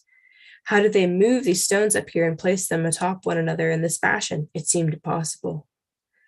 As my intense interest in the ruins began to wane, my thoughts turned to my personal situation. Although my circumstances had not changed, I felt less fearful now. Sanchez's confidence had reassured me. I had been stupid to doubt him, and I already liked Father Carl. As darkness descended, I walked back to the truck and returned to Father Carl's house. As I drove up, I could see the two men standing close to each other inside. When I entered, I heard laughter. Both were busy in the kitchen preparing dinner. Father Carl greeted me and escorted me to a chair. I sat down lazily in front of a large fire in the fireplace and looked around. The room was large and paneled with wide boards which were lightly stained. I could see two other rooms, bedrooms apparently, linked by a narrow hallway. The house was lit with low voltage bulbs, and I thought I could detect the faint hum of a generator. When the preparations were completed, I was summoned to a rough plank table. Sanchez offered a brief prayer, and then we ate, the two men continuing to talk. Afterwards, we sat together by the fire. Father Carl has spoken with Will, Sanchez said. When? I asked, immediately excited. Sorry. Will came through here several days ago, Father Carl said. I had met him a year ago, and he came by to bring me some information. He said he thought he knew who was behind the governmental action against the manuscript. Who? I asked. Cardinal Sebastian, Sanchez interjected. What is he doing? I asked. Apparently, Sanchez said, he's using his influence with the government to increase the military pressure against the manuscript. He's always preferred to work quietly through the government rather than force a division within the church. Now he is intensifying his efforts. Unfortunately, it may be working. What do you mean? I asked. Except for a few priests of the Northern Council and a few others like Julia and Will, no one else seems to have copies any longer. What about the scientists at Vicente? I asked. Both men were silent for a moment. Then Father Carl said, Will told me the government has closed it down. All the scientists were arrested and their research data was confiscated. Will the scientific community stand for that? I asked. What choice do they have? Sanchez said. Besides, that research wasn't accepted by most scientists anyway. The government is apparently selling the idea that these people were breaking the law. I can't believe the government could get away with doing that.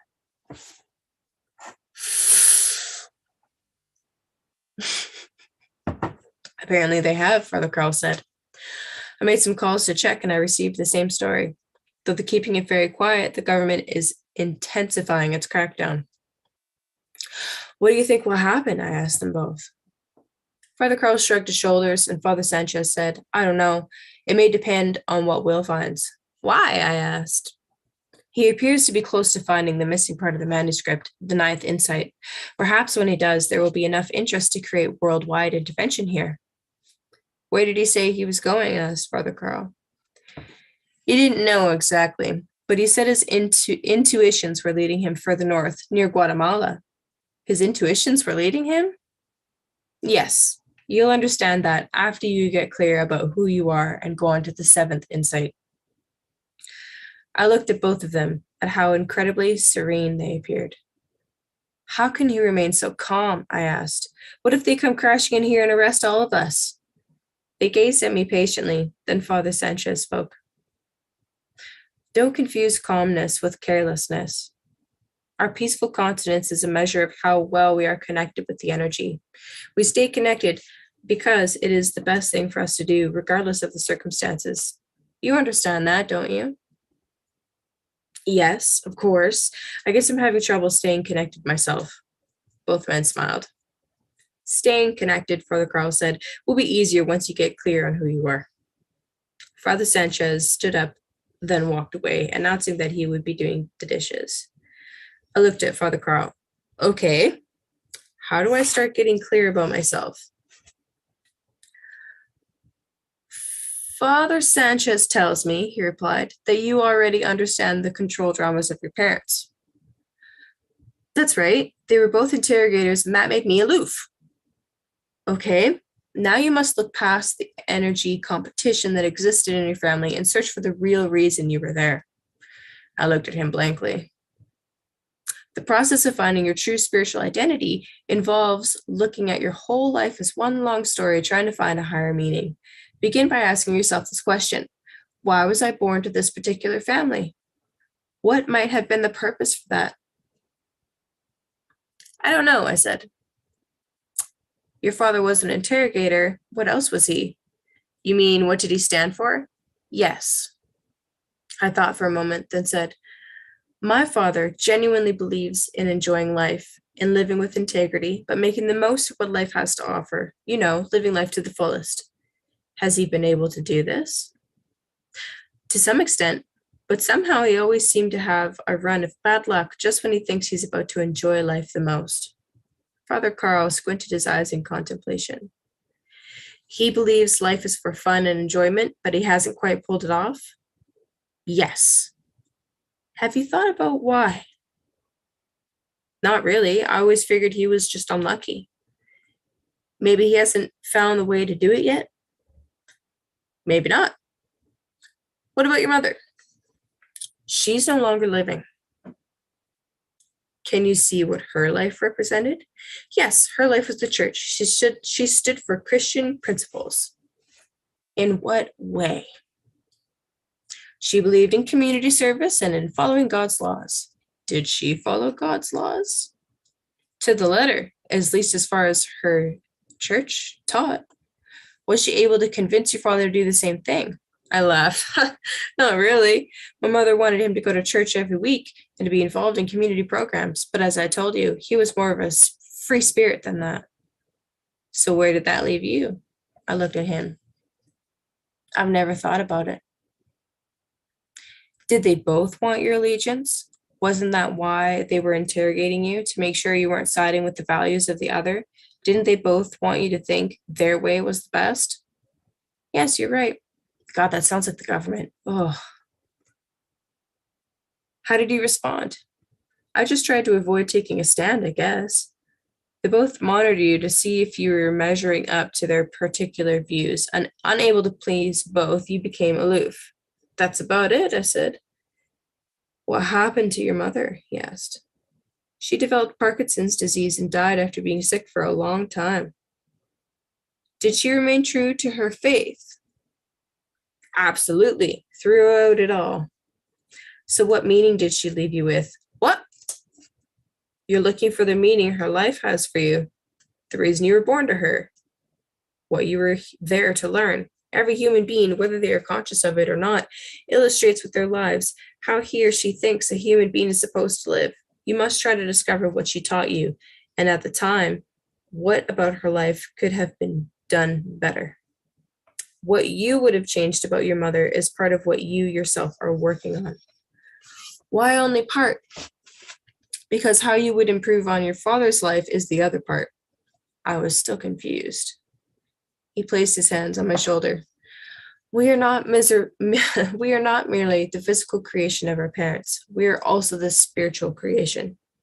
You were born to these two people, and their lives had an irrevocable effect on who you are. To discover your real self, you must admit that the real you began in a position between their truths. That's why you were born here, to take a higher perspective on what they stood for. Your path is about discovering a truth that is a higher synthesis of what these two people believed. I nodded. So how would you express what your parents taught you? I'm not sure, I replied. What do you think? Well, my father thought life was about maximizing his aliveness, his enjoyment of who he was, and he tried to pursue that end. My mother believed more in sacrifice and in spending her time in service to others, denying herself. She felt this is what the scriptures commanded. And you, how do you feel about this? I don't know, really. Which viewpoint would you choose for yourself, that of your mother or that of your father? Neither. I mean, life is not that simple. He laughed. You're being vague. I guess I don't know. But if you had to choose one or the other? I hesitated, trying to think honestly. Then the answer came to me. They're both correct, I said, and incorrect. His eyes beamed. How? I'm not sure exactly, but I think a correct life must include both views. The question for you, Father Carl said, is how? How does one live a life that is both? From your mother, you received the knowledge that life is about spirituality. From your father, you learned that life is about self-enhancement, fun, adventure. So my life, I interrupted, is about somehow combining the two approaches. Yes, for you, spirituality is the question. Your whole life will be about finding one that is self-enhancing. This is the problem your parents were unable to reconcile, the one they left for you. This is your evolutionary question, your quest this lifetime. Your quest, should you choose to accept it. Sorry. The idea propelled me into deep thought. Father Carl said something else, but I couldn't concentrate on what he was saying. The waning fire was having a calming effect on me. I realized I was tired. Father Carl sat up straight and said, I think you're out of energy for tonight, but let me leave you with one thought. You can go to sleep and never think again of what we have discussed. You can go right back into your old drama, or you can wake up tomorrow and hold on to this new idea of who you are. If you do, then you can take the next step in the process, which is to look closely at all the other things that have happened to you since birth. If you can view your life as one story from birth to right now, you'll be able to see how you have been working on this question all along. You'll be able to see how you came to be here in Peru and what you should do next. I nodded and looked at him closely. His eyes were warm and caring and held the same expression I had seen so often on Will's face and Sanchez's. Good night, Father Carl said, and walked into the bedroom and closed the door. I unrolled my sleeping bag on the floor and fell quickly to sleep.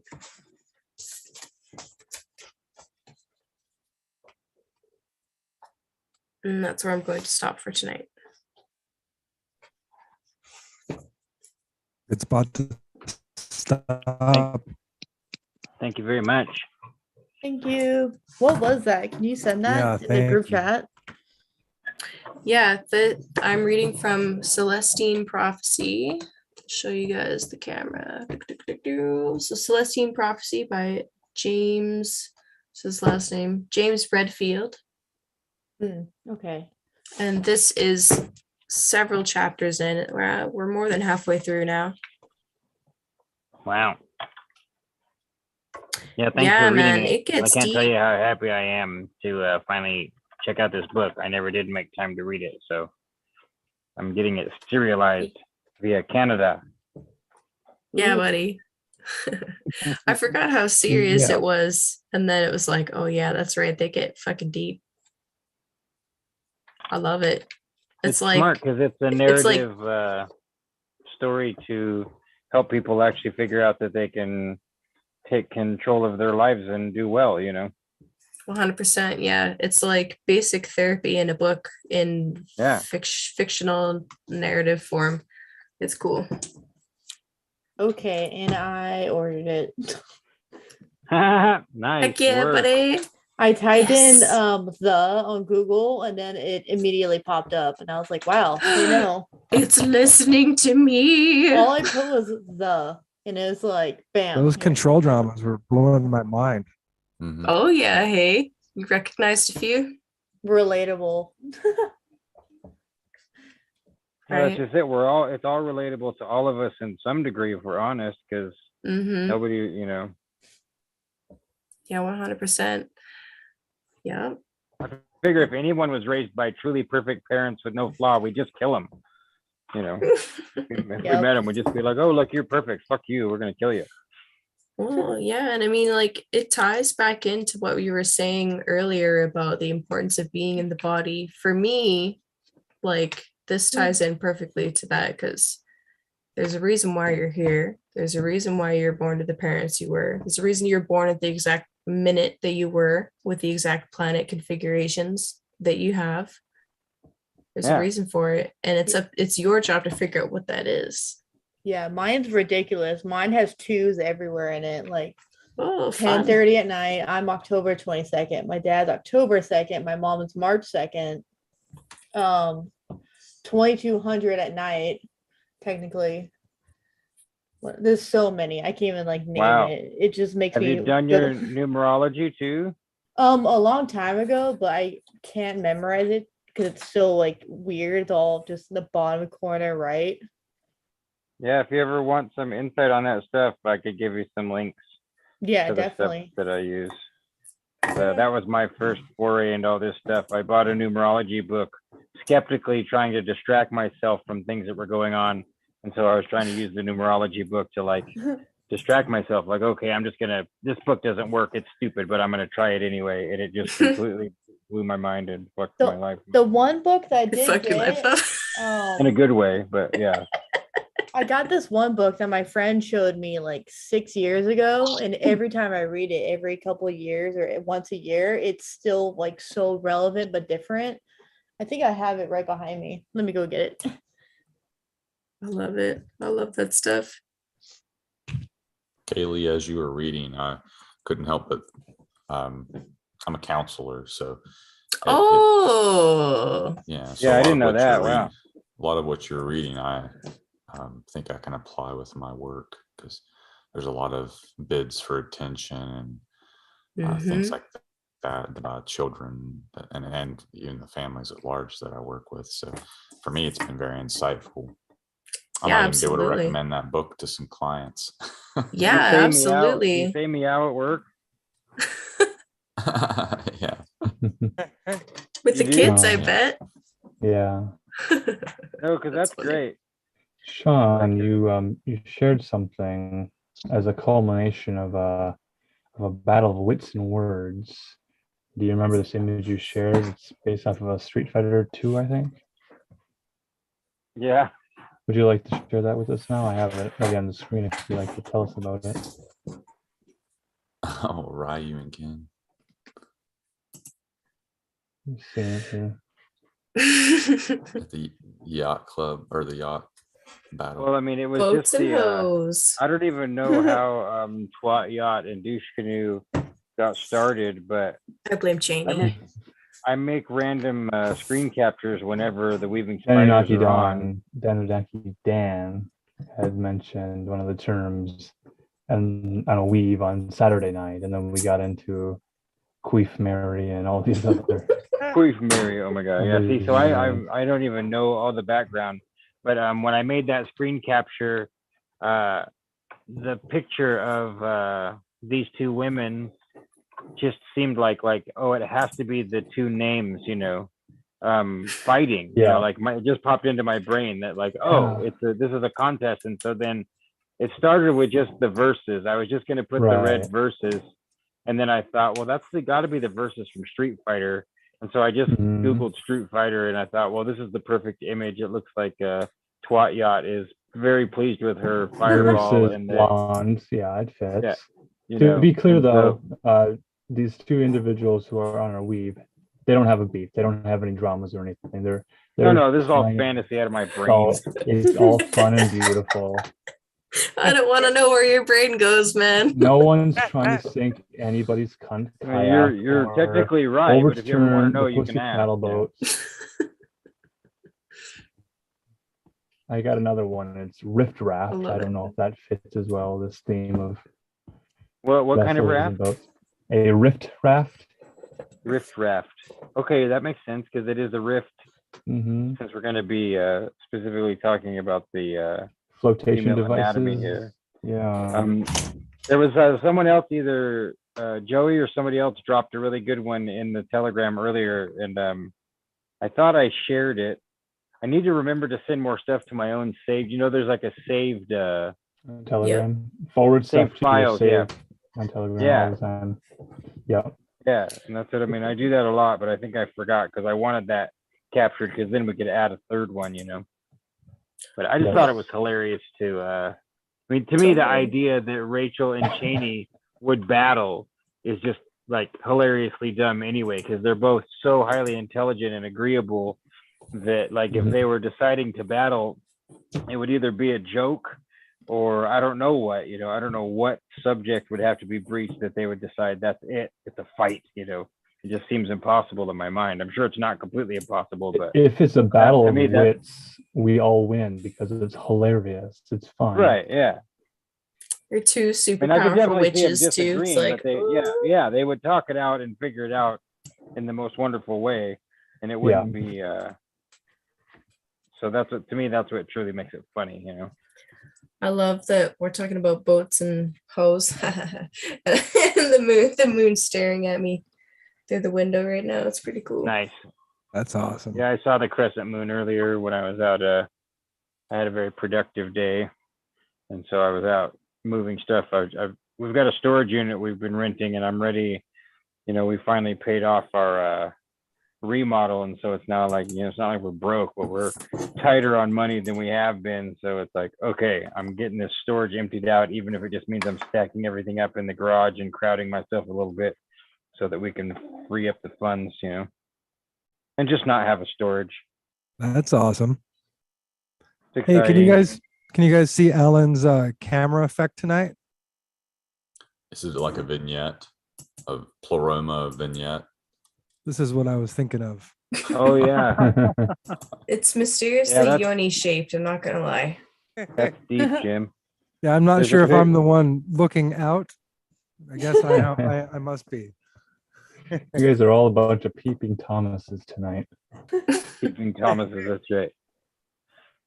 So no, I'm curious about your effect.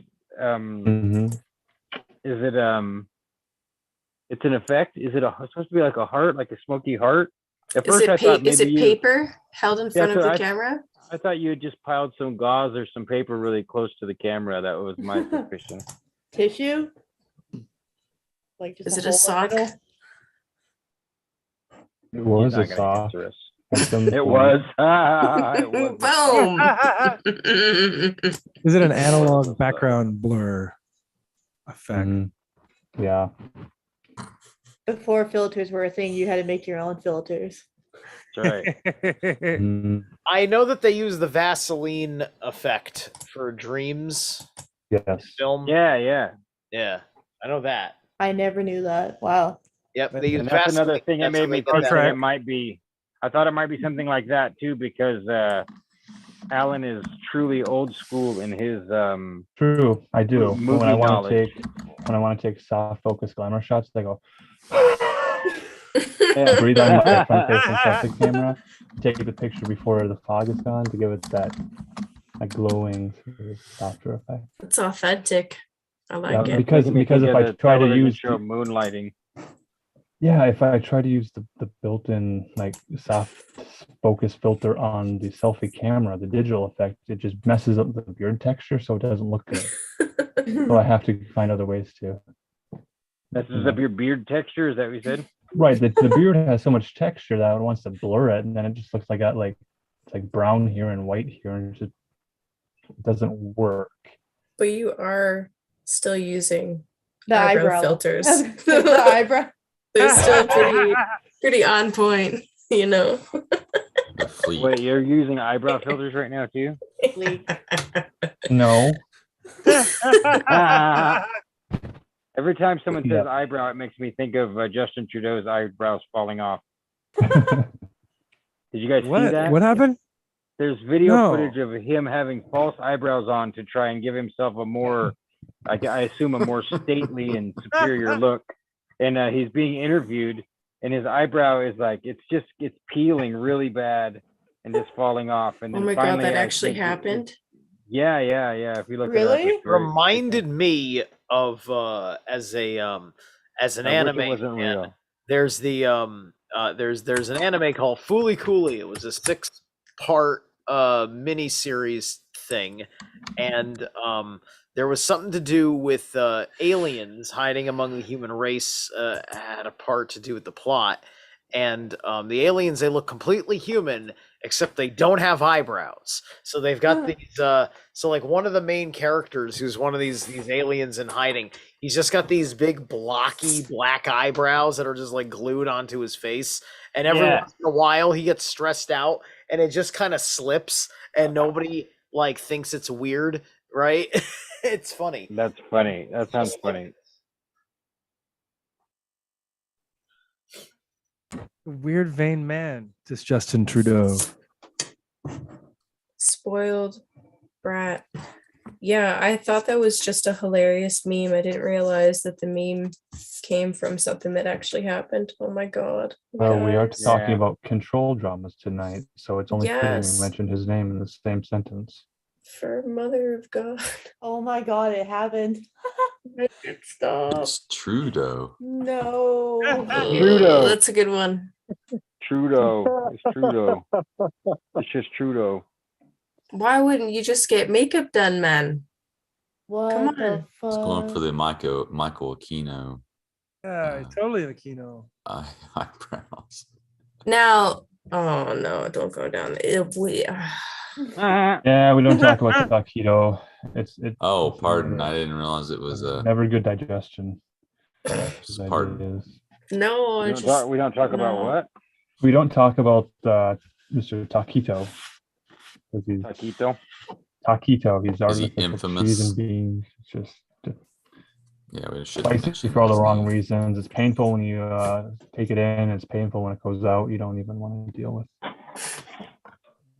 Yeah, I just assume that a lot of these guys at the tippy top Not are fun. really constipated. You know, I think it's just a safe bet Yeah, that they just don't poop very much. My discomfort in this topic is that there's people that'll be like, he's not such a bad guy. He's got to balance the equation. There has to be darkness for light. And I'm not calling them apologists, but then they're just trying to paint a picture. And it's like, do you know this guy? No, you've never met him. Did you ever work with him? No. he's a high school drama teacher. Exactly. So Ew. weird. Ew. Yeah, ew. Trudeau's Right. actually Our high school drama teacher was Wait, an wait. interesting and strange gay character, and he was always inappropriate with the male the males. Like I remember he talked our lead guitar player into slamming a beer with him before the Battle of the Bands. You weren't going to Teacher. say. He was one of the You teachers. weren't going to say he was My drama inappropriate teacher with the used to do male that. cast members. I mean, you'd think they'd have better quality makeup artists, that You think? like that. Like, come on. Teacher, leave those kids alone. maybe he was under some hot lights and it kind of like the glue. I think that's started to slide. exactly what happened, Joshua. I think that guess, is eh? He was absolutely under the true. limelight. Mhm. Plus, another thing that I kind of think of is these particular figures, they face a lot of projection and mental energy being thrown at them. So I always Yeah. wonder how that affects somebody's health, having a lot of negative or positive energy being thrown at them in that way. Yeah. It makes me I mean, to me, it's really easy to hate on him, and oh, he's so easy to hate. Yeah, I do try to project some love at these people, not in too outgoing of a way, but like to remember that they're human and that they've probably been born in bloodlined into these positions, and that like it's really easy to hate Kushner.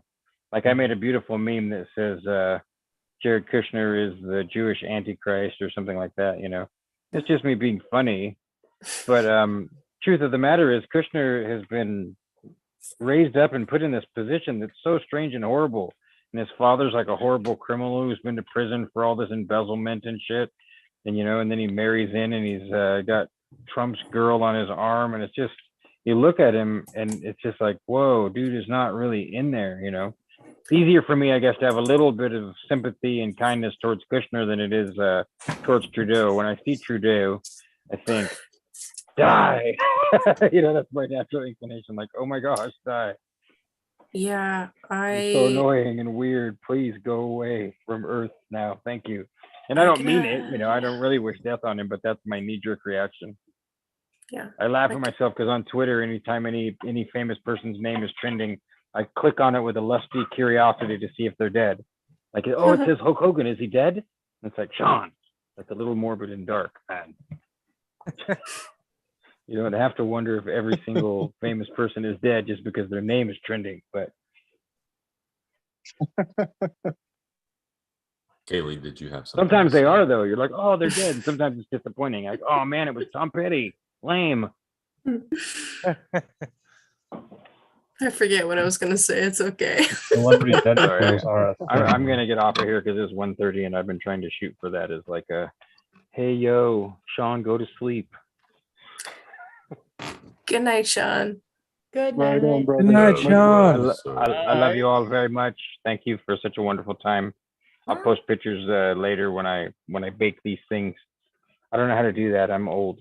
You're doing it. Good job. Much love, SB. There's Yeah, an easy good night, bake y'all. oven, I think, that you could get. Maybe put it on your wish list. Maybe Yeah, I Samsung got- I got it to this you. Maybe oven. I each didn't- bunny brings it. I didn't use this oven at all. I bought it at a yard sale probably 5 years ago, and I didn't use it at all. So I'm so proud of myself that I'm finally using it. You know, like no one can accuse me of buying an oven to use for shrinky dinks and other things and not using it because I'm using it every week. So, How about oh, an happy easy birthday, bake by the oven? way, Mr. Branch. Oh, farewell, SB. Algae. Yeah, Easy bake oven. Hey, watch out for those It's placostomus. No, also I thought I changed it this week to Al Gray. Oh yeah, they're Al Gray. it's also my solar return. Oh really? Oh yeah, that's right. Happy birthday. Really? Yeah, happy Another birthday Aries. to Happy Wow. birthday. Yesterday. That's awesome. Yeah, I didn't know. Happy birthday to you all. Thank you. And I'll talk to you guys soon. Farewell. Good night. Okay, bye. Okay, bye. Okay, bye. Okay, bye. Josh and Steve goodbye. are both sharing a solar return around this moment. So are you the 7th, Zarelith? Yesterday, the 6th. Oh, so we're on the same day. How auspicious. 2, 4, 6. What year? 8. Who do we appreciate? 85. Steve, 85. Joshua, Five-year difference. Steve, you guys. Meow. 5 year lower. I'm 5 years older. Nice. Cool. What's that in the Chinese? I happen to be a wood ox. I'm a metal monkey. Metal monkey. Fuck yeah, metal. I think I got it set in my tinfoil filter. Allegedly, there's something called Very primal nice. astrology, and I'm a gorilla in primal astrology. Fun. I think Never heard of this. hippo is what mine was. I wonder what mine is. I Google.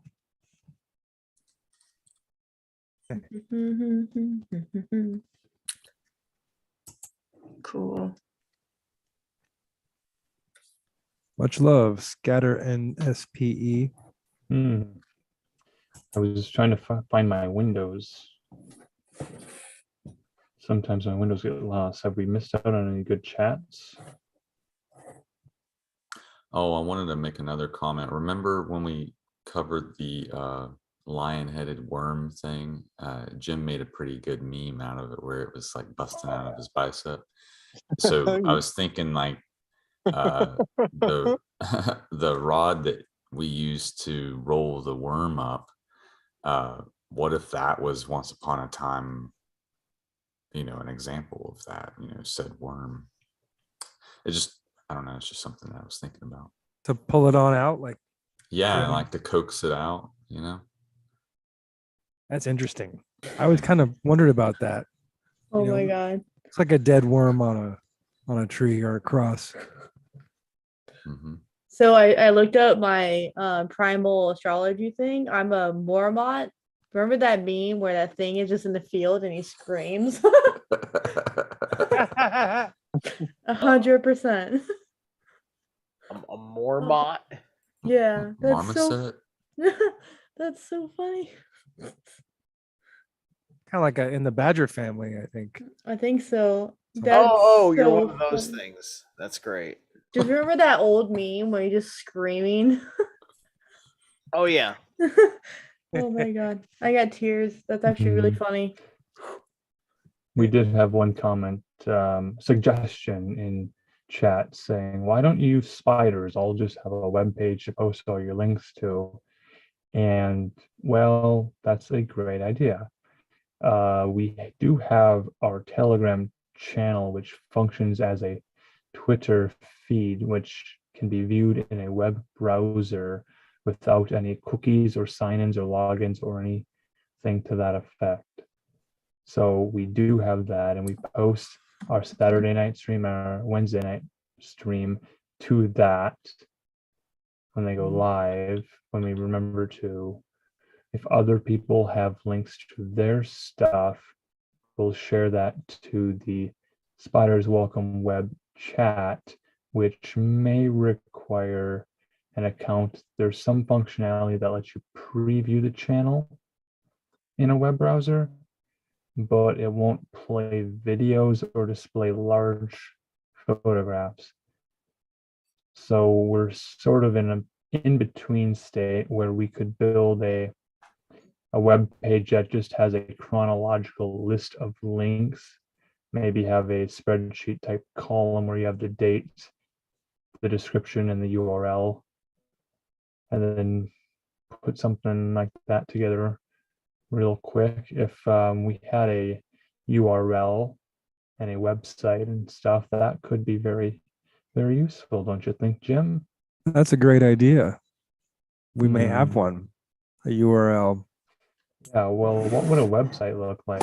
Or at Would the it very be least, would it be shadow banned or invisible, or would you print it out and then it would be like a braille reader to figure it out? I mean, how at the, obscure would this you be? you would need Gabe's cipher. Would it be opaque? Would it be transparent?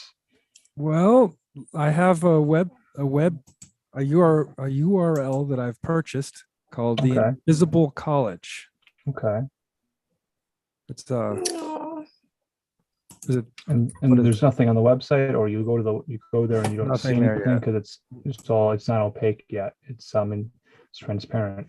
So yeah, we got some work to do. I'll I have know to see. there's some people in our community who are really good at web security and design and all of those required skills. So input into that would be very useful.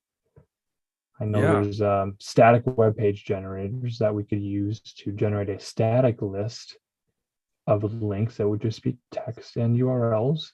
So we wouldn't need PHP or any server-side includes or scripting or anything that an ad block might not like, or no script add onto your web browser might block. Keep it simple, clean, straightforward. I think that's a good idea. Scatter in the chat just said that you look like the opening of a James Bond film.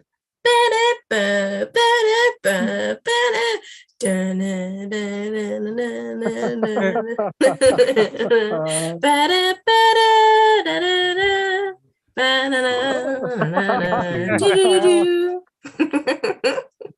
love it.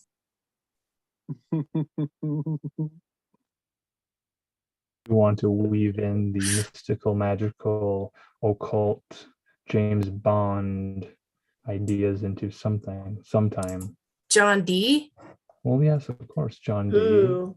The Sheaf, the Cipher, Oh man, I only just learned about this dude, like for Ian real. Fleming. There's a lot of good stuff there. A lot of good work has been done in that, as this series has existed for longer than any of us have been alive. Mhm. Didn't Dee, and perhaps it was one of the Elizabeths, I can't recall, but didn't they try to change the meridian early on in this during the inception of the United States? Like, I think they called it God's latitude or something like that. That would be an Seems like interesting something thing. they would do in their control drama. Yeah, speaking of control drama. Oh, by the way, Kaylee, did you say that Trudeau was a drama teacher? Yeah, supposedly he's a drama teacher.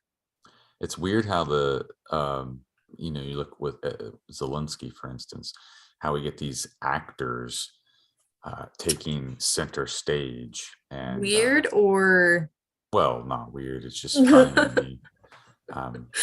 Because when you're reading about the control dramas, for instance, it's like as if they're trying to rope people in with their Lucy lassos. yeah. I call that the troll drama triangle from hell. Lucy. I was rolling around in my head, couldn't quite come up with something witty. Just like imagine Cthulhu like tentacles flying off of his eyebrows. Oh my god. I losing him. I cannot sit through a single speech. I can't listen to like 2 minutes of him talking before I'm like, stab my eyes out, for fuck's Yeah. sake. I think that's by design. So you don't want to listen, and then you don't listen, and then you don't know what's going on, and then they pass stuff and have their meetings. They don't want you there. It's revolting on purpose. It's so bad. Just think about his name. It's True and Doe. He's got those doe eyes. He's a Or doe it's boy. money. He's money. doughy, right? True Doe is money. True Yeah. money. Dopey. The truth is, he's just there for them. He's being paid off. He's being bribed. It's just a job. Yeah. The question is, how does his name play on the French-minded, right? Because we just did that esoteric breakdown as to one of the ways that they play that game on the English mind, right? So, what kind of double entendres does Trudeau mean in French? I'm thinking 32 degree Mason. Sure, but we're talking about the irony of the name in the agenda, right? 'Cause that's one of the things, right? Like people talk about like Joe Biden is Biden his time in office, right? Like that's a tongue in cheek kind of just like Stalin. Yeah. Stalin was Biden. They're synonymous. Right, exactly. Like they end up having a trait of the office of their name in the political career that they end up somehow living up to. And it's honestly it's my take on at least some of American politics here is that a lot of these guys that we talk about, there's a lot of people that get just openly called by their nickname like it was their legal name, right? So you're half talking about somebody who kind of doesn't exist, right? Like Mitt Romney doesn't exist. Willard Romney exists. Mitt Romney is a character on television who convinces you that they are the same person that won the election sitting in that office, right? Sounds like an LLC. Yeah. So you got guys like Willard Romney, right? Like if John Wayne was still alive, he wanted to run for office, he couldn't file himself as John Wayne because at a certain point he's going to have to say his name in front of the Supreme Court justice, and sometimes that trips people up, right? Like people don't think about what a guy's name actually is until somebody says the more official version of their name, and you realize, oh wait, we've been calling him by his nickname this whole time, during all these important meetings and stuff. What? Right? Like Hulk Hogan. He was in a lawsuit for, I forget what it was. He was getting sued by somebody. And he was like, it wasn't me. It was Hulk Hogan that said those things. Hulk Hogan is my character. So even though he wasn't on TV, he created this character called Hulk Hogan. True straw man. And everything he did that, he's like, I've got a sidestep. It's my straw man. Right, exactly. It's the character actor defense. They criticized Alex Jones for using that in his defense arguments in the Sandy Hook lawsuits. It's par for it's par for the course. Corpse or corporation. When you're working on a certain level of liability, like us, we don't have to worry about that, right? Because there's not enough of a monetary incentive for us to be in that world of suing somebody for damages because we misspoke. So we have a whole lot more stretch room to misspeak, as much as we need to be overtly saying, I'm not making any claims, right? It's interesting. It sounds, in that context, it just sounds like different degrees of insurance liability. and we perceive it as royal family bloodline shit, and it's just different levels of insurance liability. Right. Well, there's a way that you play with those laws when you're an elite, right? Because like you're just everything's getting pushed through based on the merit on the name and things like that.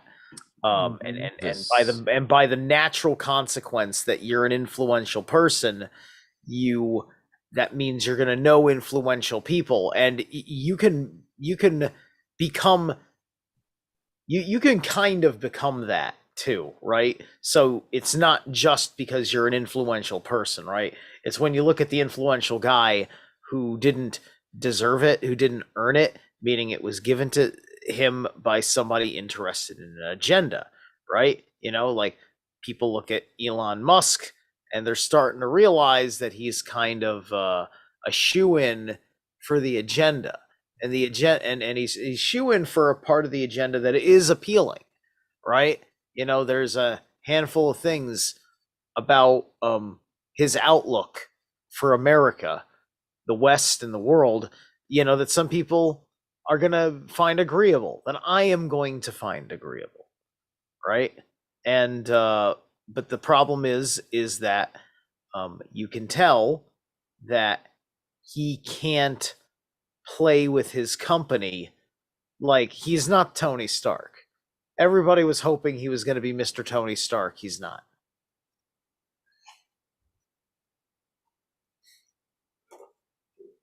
Good Well, how point. do you know? Because Tony Stark is arrogant, and Tony Stark likes to brag about being Iron Man. Well, I mean, he could go into a telephone booth and instantly. Yeah, but Tony Stark is arrogant. I was just Why? Because it's trolling good. you. It's good for Stark Industries stock options that he's Iron Man. So he's Iron Man, and he legally has the protection to his shit. It's like he wears the suit of armor as a Second Amendment right. It's freaking great. He's ironclad. The Iron Spider, yeah, it's one of the sickest suits. When you were talking about that, it reminded me of how I think the king of, or these the English royalty. I think it was Andrew, the one that's in trouble right now. He plays by some type of different law where it's more civil and monetary.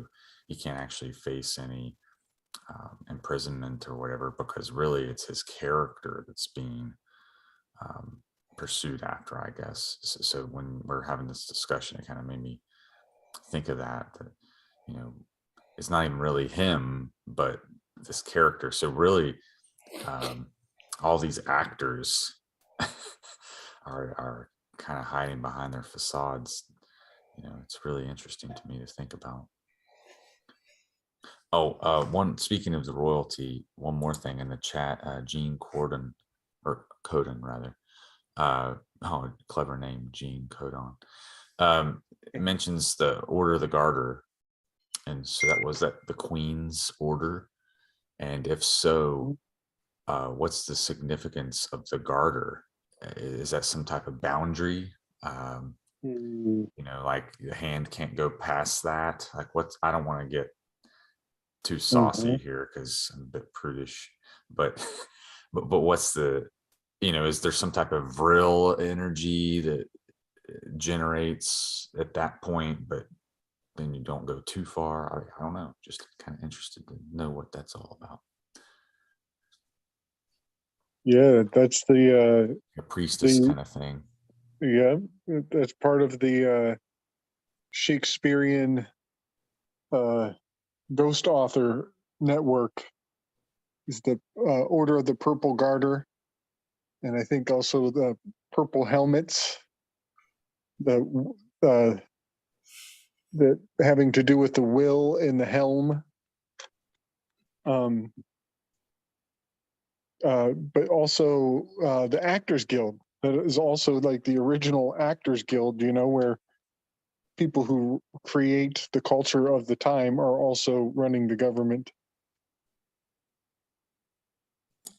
Well, it reminds me of those Greek dramas and plays, and of course the timeless quote that the world is a stage and we are the Yeah. actors. Isn't that a Shakespearean quote as well? Yeah. The theater of war. Yeah. Call it. Oh yeah, they do mention that phrase, theater. And how does it handle in theater when they're talking about weapons or vehicles and stuff? Oh shit! I'll turn off this air compressor. Bad noise. It makes me think of the tactical concept of it is more costly to actually attack, and far more beneficial to prepare to attack. This picture seems out of context somehow. I just trying really It's hard to all understand. it's all in context. There's Did he there's a few speak- different ways to look at it. Is he speaking through a little hole in the side of the stall to Obama holding a poodle? I'm assembling a dream of a vision board, not quite like Pinterest, but I assemble pictures to sort of get inspiration for my Queen of Cups card, and this is very much Queen of Cups energy in my mind. This is the queen on the throne. And what you got there? Big old bobcat. That leopard's name is Mhm. Princess. Right. Oh, also, in the control drama situation, you have Freudian ideas of anal retentiveness, and some of these leaders really are to a perfect description of their control dramas. And if you get them alone in a moment with their pants down, what could you do? I don't know. Moment of vulnerability. Secret Service gonna hold your hands as you freestyle it at the urinal? I don't know. That spotted feline reminded me of something I read recently. There's some ancient depictions of that cat in particular that I guess it was all yellow at one point, but that it would be pinched, and where it was pinched, it would turn black like that. I can't recall the details, but that might be enough to go on to find the. Sounds like origin. hallucinogenic mushroom. Oh, it bruises like a mushroom. Word. Yeah. I like the way you think. It is mushroom season here in Appalachia. Right on. Ramp and morel, first of all, but then in May comes the psilocybin, the blues. We get around what is it? Thanksgiving. We get some nice stuff out here on the Oregon coast. Yeah. Beautiful blue bruising, azurescence, liberty caps. Everything. Liberty indeed. And Cap here. Word of caution, a lot of the topics I have studied, have caused me to ponder I see a lot of snails in old occultic artwork and such, and these warriors battling with snails and such. Yeah, maybe snail mail. But it's caused me to wonder about the snail and how they eat rocks, and how maybe that connects to the softening of the pineal gland or something like that. I'm just trying to, I know there's some type of Twilight language probably going on there that I've been trying to figure out, but anyway. The margins of the illuminated manuscripts, they're doodling their images. Yeah. Snails and rabbits and things. Well, and the colors, so it could be alchemical, where the costume represents a stage or two of alchemy, and then the snail, of course, is usually in some adversarial context, but they can eat rocks. So, pardon. The official music video for the Pot by Tool, that uses some of the it works on that snail imagery. I think it was inspired by the same kind of art that you're talking about. So Tools explored that in a music video. And he talks about Cozen Indigo eyes and crying tears of Cozen Indigo. That's like a shade of blue that would come from your third eye. So I think that's what he's making the allusion to. There's the pineal gland, perhaps. The purple dye used for royal robes comes from snails. These sea slugs, these Tyrian purple dyes, produced by a secretion of several species of predatory sea snails in the family of Myricidae, originally known by the name Murex, M-U-R-E-X. In ancient times, extracting this dye involved tens of thousands of snails and substantial labor. And as a result, the purple dye was very, very expensive. Now, couldn't they milk those crustaceans? They didn't have to kill them in every instance, I think. They can kind of milk them. It's their blood, essentially, I guess. The Tyrian purple reminds me of tyranny, and the tyranny of the person who needs the purple robe. Good point. Against the snails. The red that connects to the manuscripts. Purple revolution. Hegelian dialectic. Maybe the purple can represent the corpus callosum, the bridge between the two. They use the guts of the sea snail, so I don't know there's any way to milk them. Yeah. Well, I've heard of other examples that perhaps there's another species to I'm sure once they began to make purple dyes, they went on searches for other more sustainable, affordable ways to make more purple dye. There's the holy blue and the imperial purple from mollusks. You know, I think of something very odd, and the more I think about it, the more I think I should mention it with the snails on the table here. I think snails represent air element in a really weird way, because they are much like your nasal passages and also your cochlea that you hear with. So they do have like an earth aspect in that they're inside of you, underground in the skull, buried in your anatomy. But there's like a really strange air element also, because they have like a chamber, a hollowed out chamber. Like your cochlea of your ear. Yeah, yeah. They're also vulnerable to salt. So alchemically speaking, that could be an important thing to note. Oh, right, yeah. The purple dye they produced was very high quality, and if any of the clothes were washed or laundered, it would not fade. A lot of the peasant clothes, if they're wearing yellows or greens or things, they'd wash them, and the color would fade quickly over time. So if they're using purple dyes in manuscript texts, then they knew that those dyes on the paper would last for higher quality, longer amount of time. Those giant codexes and grimoires. Like the Voynich. The Voynich manuscript. What did they call the purple color? Royal purple? Tyrian, Tyrian. Tyrian. There's another interesting color. You mentioned blue. Midnight blue is the color of a full moon, the night sky on a full moon night.